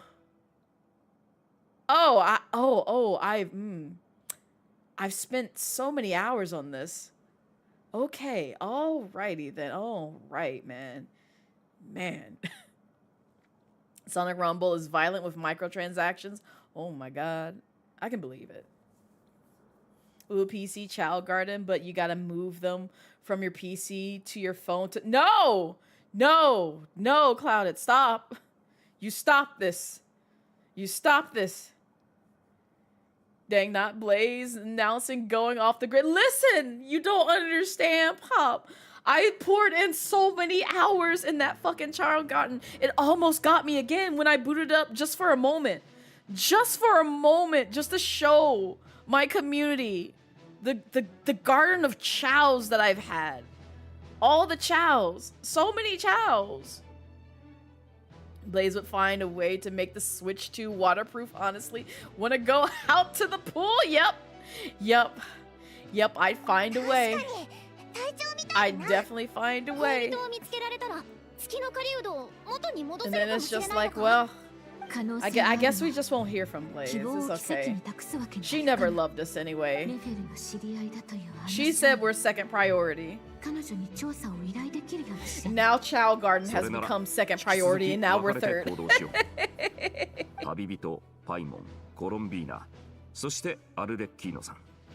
I love how they said Columbina, even though in the actual text it says Kutar. And the moon person. The Chow Garden whispers, I'm closing my ears. I'm not listening to them. I'm not listening to them whisper. They will not get me. They just simply will not. We got bumped to third. Yeah, exactly. See, you want that? Do you want that? Do you want that? Also, I can't wait to catch y'all up on Tamadachi Island because so much has happened and I'm still trying to get Sage and Okita to talk to each other, but they will not talk to each other. They just simply won't. In fact, the guy who created the Child Garden code simply forgot the coding for later games, so Sega tried and failed to replicate it. In short, it was literally throwing spaghetti at a wall. So Twitch. Sorry, Sega. You'll accept it for the chows. Yes.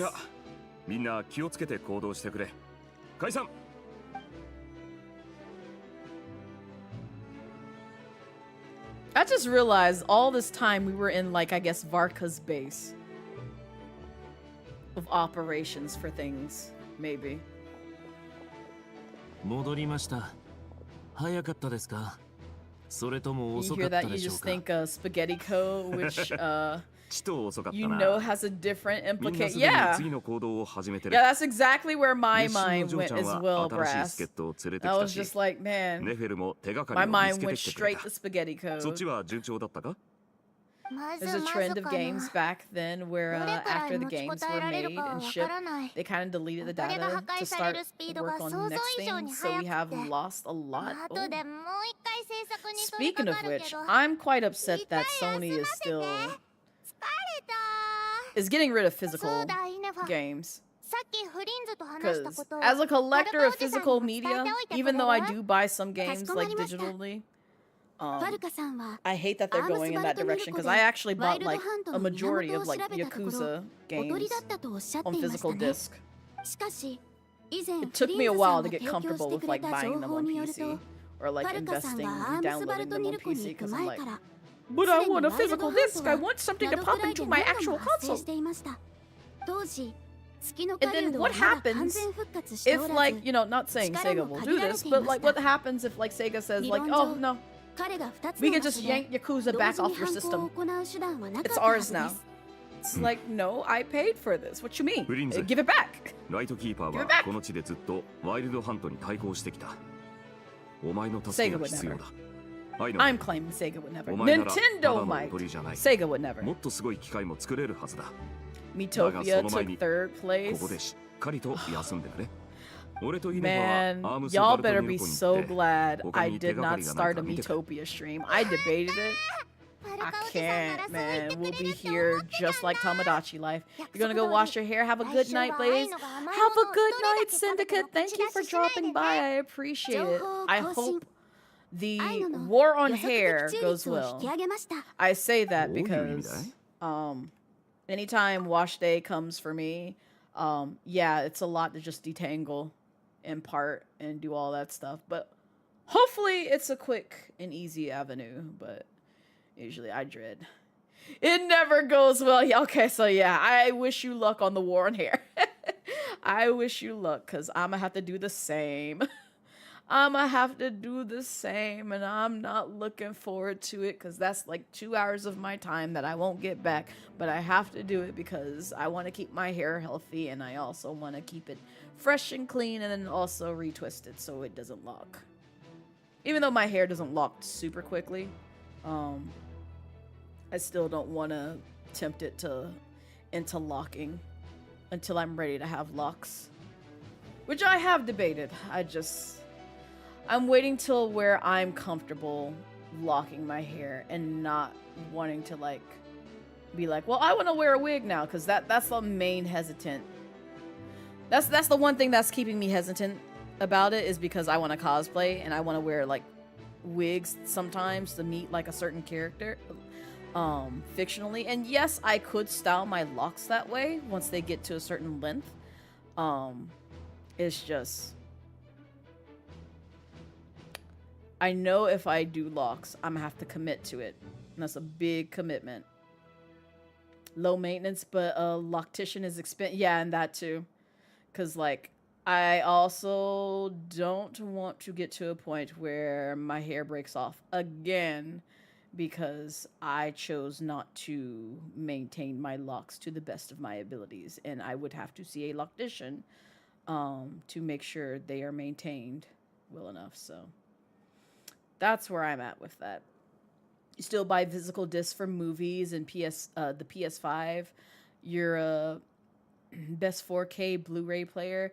You're worried about if the next gen will even have a drive. And see, that's the other thing, Brass, because like, yeah, I didn't incorporate it in this build. I was a little upset that my current build, or like any PC that I was going to be like satisfied with, didn't do what my former PC that I still have over here next to my leg, didn't have a component to where I could install like a DVD or like Blu-ray disc drive, because my old PC has that.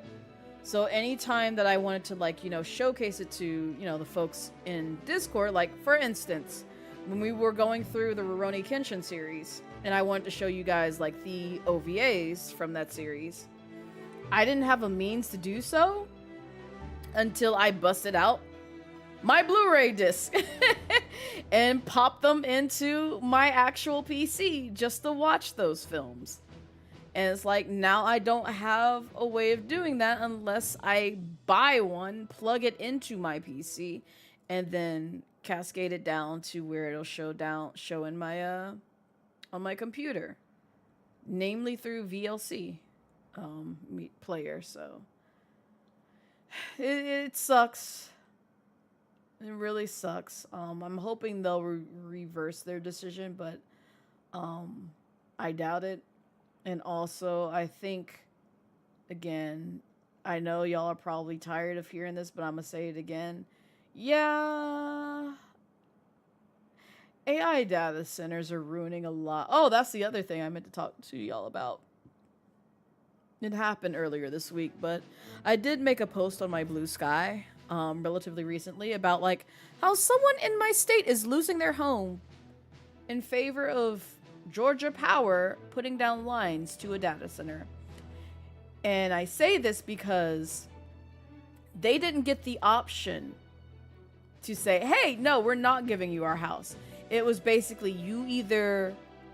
we come to an agreement to basically have you sell your house to us and we pay you, or we'll go through the routes of the government just snatching it from you regardless of your decision.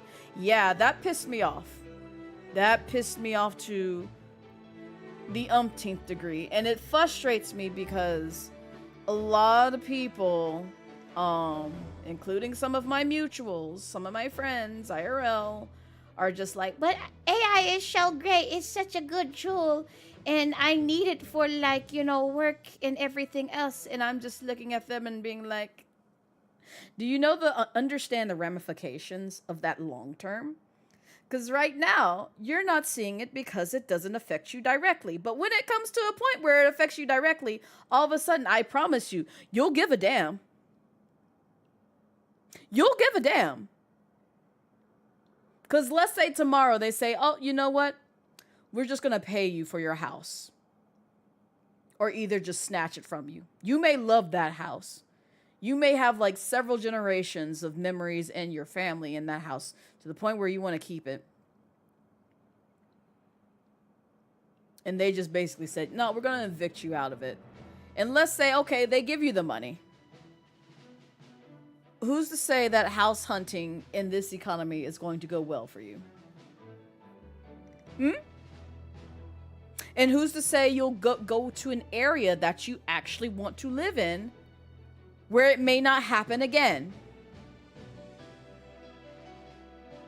You see where I'm going with this, where it's just like you think of the worst case scenarios in these, you know, aspects, and people don't think of these things. They just think of, like, you know, what's happening right now and not what's to come in the future. And the argument of people just saying like, oh, just get used to it, it's just like, okay.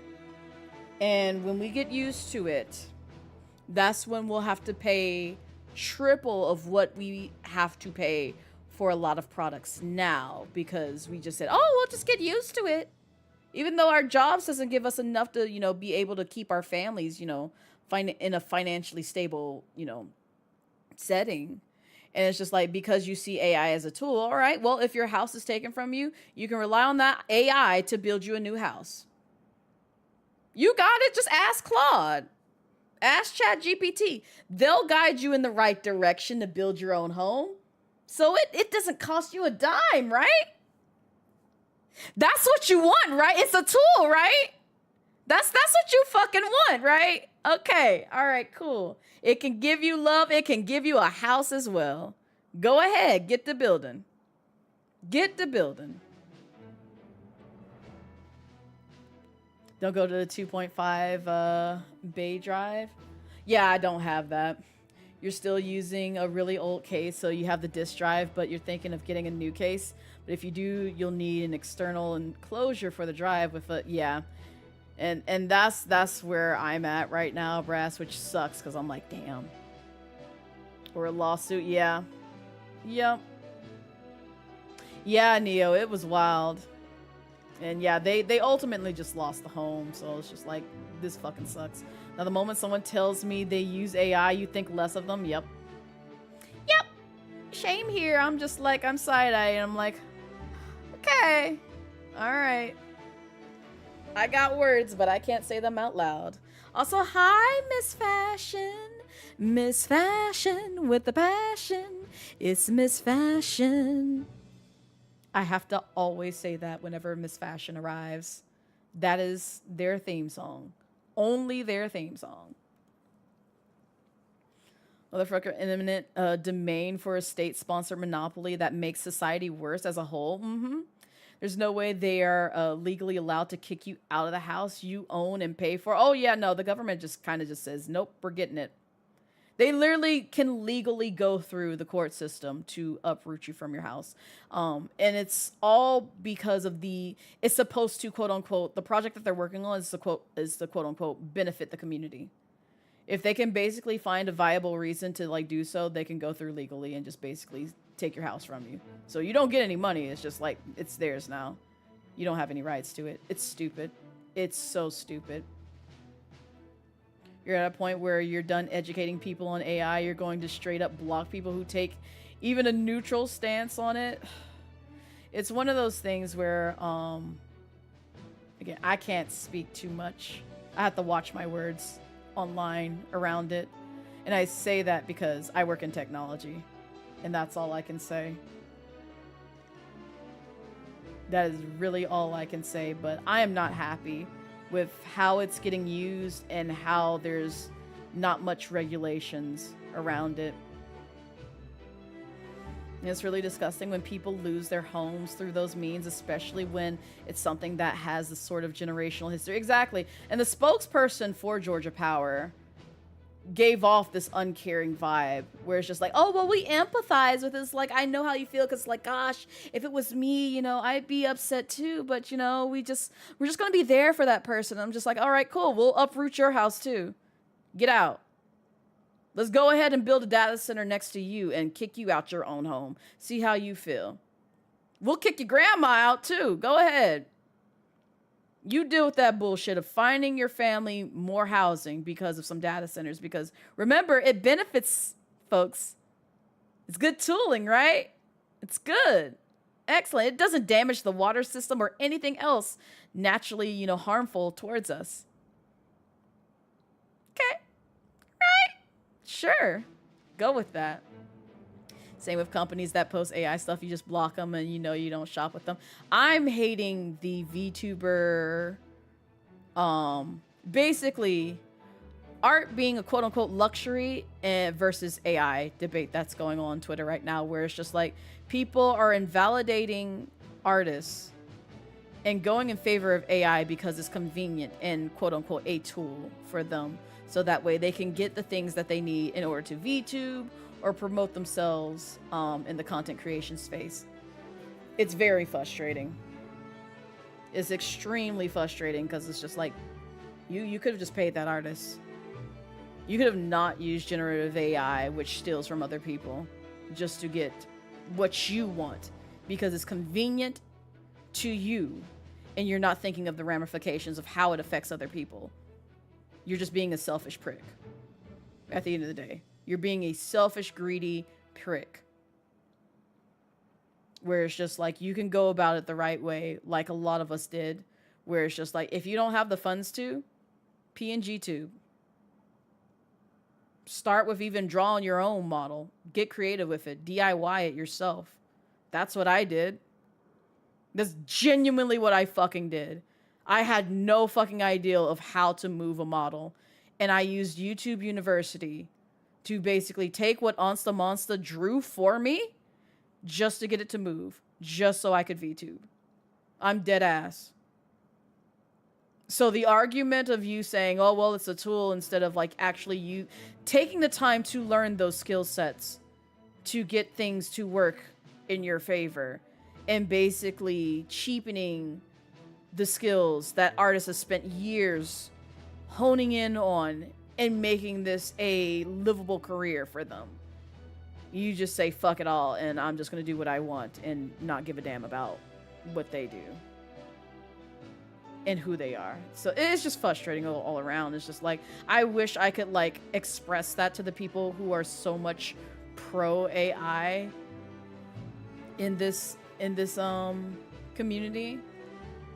When it's just like, if you just took 2 seconds to use your frontal lobe to actually understand how harmful it is, you'd get it. You'd get it. But again, unless it affects them directly, they will never get it in a million years. That's typically the case. Like, and that's why I made also on Bluesky experiences like honestly one of the worst teachers. The best but worst teachers. Because like the folks, a prime example, the folks who are just like, oh, well, you're just not trying hard enough to get a job, to the folks who are unemployed in this economy. And they've been trying for months, years even. And they're smart as a whip. They have the skill set, but nobody wants to give them a chance because of a multitude of other things. And they're busting their ass to try and get a job. All right? Well, you lose your job. And you tell me how you feel after months to years of not having a job. You tell me how you feel. You tell me how you feel. And I told a recruiter this too. The last time I was looking for a job and they ghosted me, I was just like, I hope and pray you don't lose your job, so that way you don't understand how it feels to be grasping at straws to try and find a job. And you know what? Karma is a bitch. I'm a firm believer in that. Karma is a fucking bitch when you want to basically put down other people because you don't see what they're going through in that moment. So when it happens to you, don't go crying to them because they warned your ass. They warned you well enough. And even if you don't lose your home to AI, if a data center is built next door, it introduces all sorts of other issues. Many of them are running horribly inefficient generators that make the air quality dangerous. Yep. There's not many benefits to that at all. Don't need to benefit the community if there's no community left to benefit. That's a gruesome way of describing that, Mr. Freeman, but also very realistic. Absolutely. That's the direction that we're going in. It feels like eminent domain laws are abused so much by the powerful. You remember a case where a billionaire where you grew up used to kick an 80-year-old woman out of their house so he could build a country. That's gross, Brass. That's so gross. Wait, hang on, you missed some of this. They're kicking people out of houses for data centers. Yes, I posted it on Bluesky by reason. I can show it to you.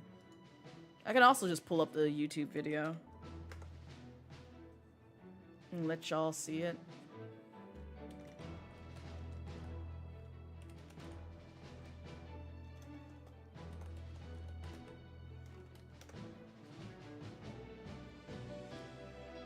This is on CBS Mornings. Ugh, I can't stand these fucking ads.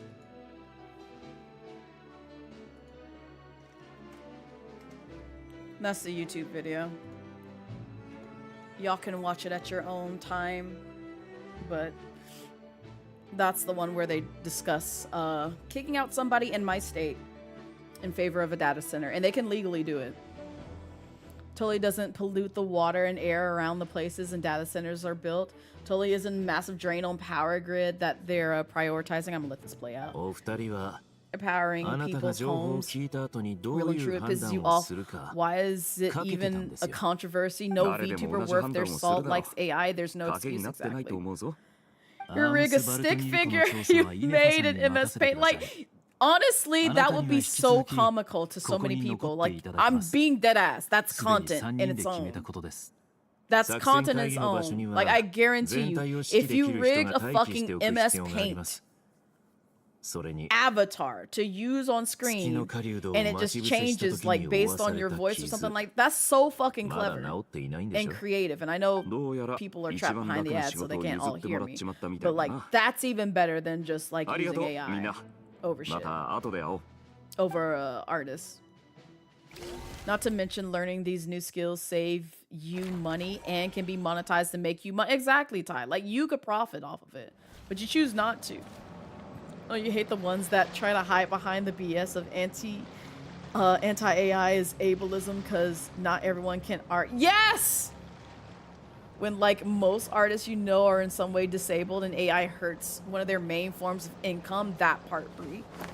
That's just the fucking thing that just really fucking aggravates me. We work at a beauty supply and every day someone comes in with an AI reference photo for what they want done to their hair, and they are so unrealistic for a deep. Are you serious, fashion? I mean, I'm not surprised at this point, but like at the same time, that's so frustrating. You need AI to help you with work. We literally were fine without these fuck ass data centers. Truly, we truly were. And now people are losing homes to this bull. Yep. Data centers love bamboo. Oh yeah, speaking of which, what was it? I know some people have been saying like, oh, you should definitely invest in like, you know, look at how much copper is used on that. Hint, hint, nudge, nudge. And then they will ask AI what they need to achieve it. That's wild. It will give them a list that's mostly wrong or the most damaging products. Sometimes are open to listening to me and your professional advice on what they need, but sometimes they're not. And if they're not, you just let them get their shit that I know isn't gonna work and let them make that mistake on their own. Yeah. Yep. It's sad, but it is what it is. Enjoy the lurk, Ty. You tweeted the post on Bluesky for you. Thank you. すぐに受け入れることができた。Your communities who power companies are leaving them in favor of providing exclusivity for data centers. Yeah. I think I also posted in World News in the Discord. That's where I post like a lot of things that I tend to come across, and I'm like, oh, this is frustrating me. Not as protecting your ideal. Oh. Your hands. この両手もその何かのせいだ。最初は呪いだと思っていたが、執行官になってから道家が私の出自について教えてくれた。Vtuber would honestly be so endearing in a unique way. It really would, Brass. 私はようやくいくつかの事実に気づいた。Figure その model 一つが is the cutest thing. Is 赤 so 月というのは silly. See, 光月が砕け it's た content. Like 女神 that's が自らの genius. 生命を維持す And る what ために would make it even like more funny is just like if you could find a way to like make it like animate, like there's like scribbles going around like your 赤月から得た character, 力だ。 and then like anytime you stop talking it stops, and then anytime you talk it just keeps on going. It's like a cute concept, and I'd rather see people invest 私 in はアビス something の like 力を that 利用するが、 than just be like, Obviously, oh, I'm gonna 私の AI 魂を狙っている。 generate a whole VTuber model and hopefully it'll 指先 work. から腕を侵食するこ It's の like 闇は you could not ア though. ビスに侵食された You 後 definitely just choose not 侵 to do 食が that. 心臓 I まで guarantee you 届い it's た broken 時 in so many 君は別の ways. 存在になって and し you まう just don't see it. そういつか教えてくれたよね。その通り。だから私はなるべく力を温存している。これは私とこいつの長きにわたる闘争なのだ。アルレッキーノ。詳しい話はまた次の機会にとっておこう。赤月と光月について I shouldn't have 他に started 聞きたい this ことはあるか？ because I have a feeling the knave is gonna go on and on カーン and ルイヤ人 on が and 進 on, 行してた赤 and the 月は story 3 just つの technically 月の just うちの started. 1つ光月が元ってことか？月を進行してたなんてその頃のカーンルイヤ人って Please don't make 今 me の follow 蒼 her to 月の子 something みたいだな。歴 because 史の多く I は still need to have 塵と dinner. 共に埋もれた。私たちも詳細を知ることはできない。だが私はカーンルイヤ人がそれほど月を信仰していたとは思えない。光月の亡骸はアビスとつながるための媒体に過ぎなかったのだろう。その後誰かがアビスに直接触れる方法を発見したのか、はたまた理念の食い違いが生じたのか。一部の者がクーデターを起こし赤月の王族の血筋を追 Commission a 放し kid た。 to draw a VTuber. Shikashi. You could even do た that. とえ黒き太陽が空 Get 高く that 昇 kid ろう his とも first, you 赤き know, 月の光が dollar bill. 本当の意味で消えることはない。 They will appreciate 好 it. みこそがその証だ。初めて会った時から懐かしい雰囲気を感じてた。ずっとその姿の向こうにあの不思議な赤い月を感じてた。アルレッキーノの炎には月の影と奇妙な黒い気配が映ってる。秘密を守ってくれたこと感謝する。赤月についてはまだ謎が多い。研究の名目で近づいてくる者 Or も the いるだ kid ろう。 wants to be paid in それが嫌だっ Robux. たのだ。 I mean, Sate. there's that too. 他の I 疑問に don't know 答えている how I can get 余裕 that は kid もうない。 Robux personally 行動を because I 始 don't めよう。 use Roblox. サン And ド I'd ローネから受 encourage け取 them った not 手 to 紙 use を it, 改めて but 確 I 認し can't た。 really tell a child what to 君 do は光 when 月 it's の月 supposed 髄 to を be 受け入 catered れら towards れないか children. ら、 But しば it's ら a く really 私に awful 預けたい place と for 思ってい children る。 to vibe on. そういう理解で In 問 my 題な humble いだろう opinion. か。うん。私から君に渡せる最高の報酬でもある。光月はもともと君の出自に深く関わってる。それに月髄を君に預けておけば実力がさらに強化されるでしょ。取引成立だな。では V-Bucks, 早 sure. 速始めよう。始めようってここでか？赤月とここがどう関係あるんだ？私が執行官になった時、道家がペリンヘリ、別名恋に落ちたレオ・ブラントと Get い the う kid 本を into くれた。 league less 今でも harmful フォン than テーヌで普 Roblox 通に買える somehow. 本だ。 Yes. 赤月王朝時代の恋愛 Yes, 物語 I'd rather them get into 愛 league. 憎劇はさておき、面白いことが書か It's れた。 not great, but you know what? I'll take it. I'll 教 take it. 養院は世界の外から子供を受け入れ、特殊な入院の儀式を行っていたというものだ。世世界の外から来た子供？入院の儀式？そうだ。赤月の賢者は神を超える存在を世界の外から見つけようとしていた。しかし同時に彼らを恐れ、イニシエーションによってコントロールしようとしたのだ。彼らは集めてきた子供を暖炉の煙突に登らせ、死んだか見たかと尋ねた。その問いかけは子供が自分の死を認め、赤い月を見たと認めるまでやまなかった。儀式を通過した子供を大人たちは抱きしめ、こう言って慰めた。お前はもう壁炉の中の爽快の炎を通り抜けた。今ここでお前は生まれ変わったんだ。本には詳しい記述がないから推測に過ぎないがね。集めた子供たちにそうした烙印を押すことで、彼らが赤月の光を永遠に浴びていられるように仕向けたのかもしれない。だからこの世界で赤月の月髄を感じられなかったんだ。特殊な空間に封印されていて、儀式を通過しないと一時的にしか入れないってことだね。でもここには暖炉も煙突もないぞ。まさか今から作るのか？じゃあおいらレンガを探してくるぞ。いや、煙突は形式的なものに過ぎない。重要なのは爽快の炎を通ることだ。爽快の炎とは私の体内にあるこの特殊な炎のことを指す。この炎に焼かれた者はこの世に幽霊のような残影を残す。カーン・ルイヤの人々はそれが生と死の世界をつなげると信じていたからこう名付けたのだろう。とにかくこの力があれば君たちのためにあの空間への扉を開けることも容易なはずだ。私はここでその通路を開けておく必要があるから同行できない。そこから先は君たちだけで進んでくれ。よし、では開けよう。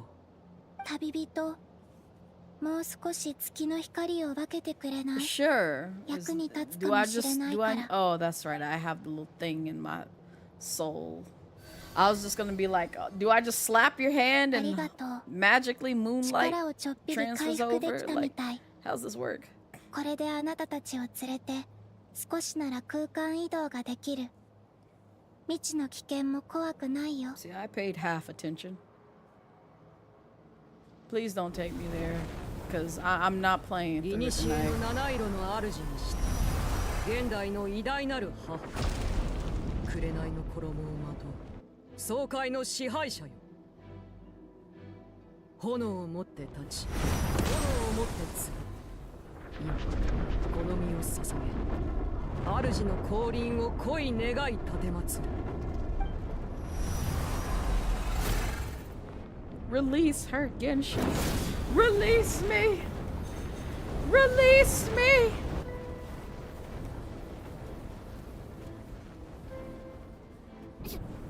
すごい迫力だな。一つだけ忠告をしておこう。扉をくぐる際、何を聞かれても答えてはいけない。わかったぞ。嫌な感じのする黒い雲とよく知った月の光、まるで生まれ変わった友達に会いに行くみたい。行こ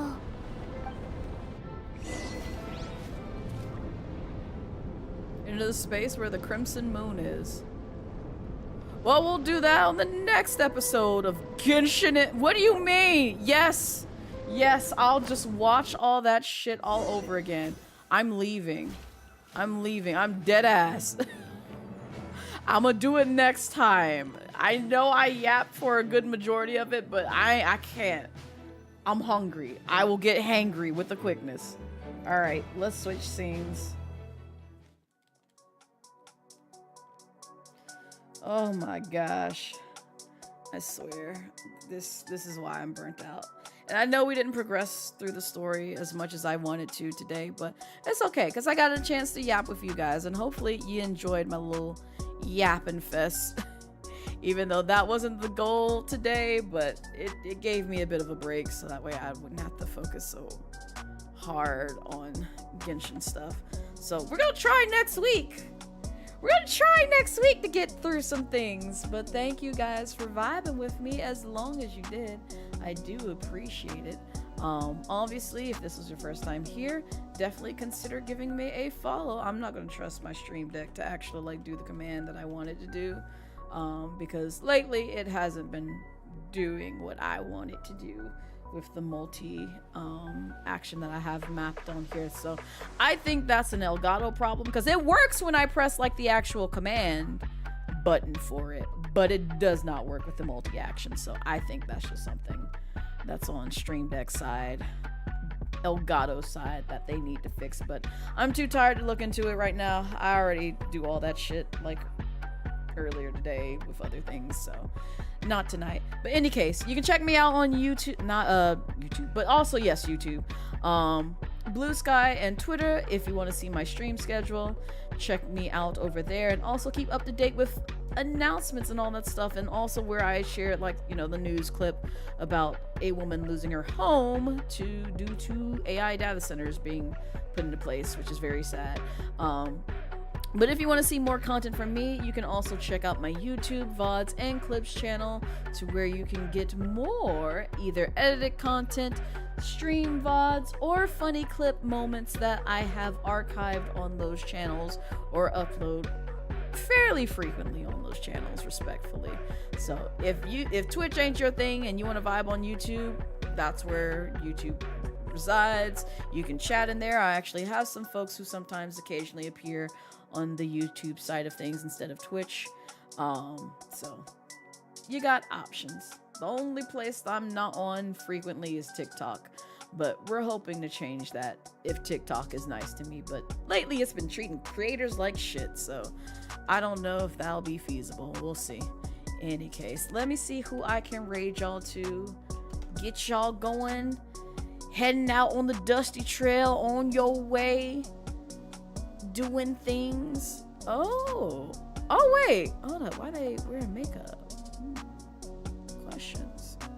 Questions, concern. You know, I'm figuring that out later, but I am going to raid y'all to someone who I don't get to raid as often, because they usually be off by the time that I'm done with my stream, but I see that they are on, so I'ma send y'all this way.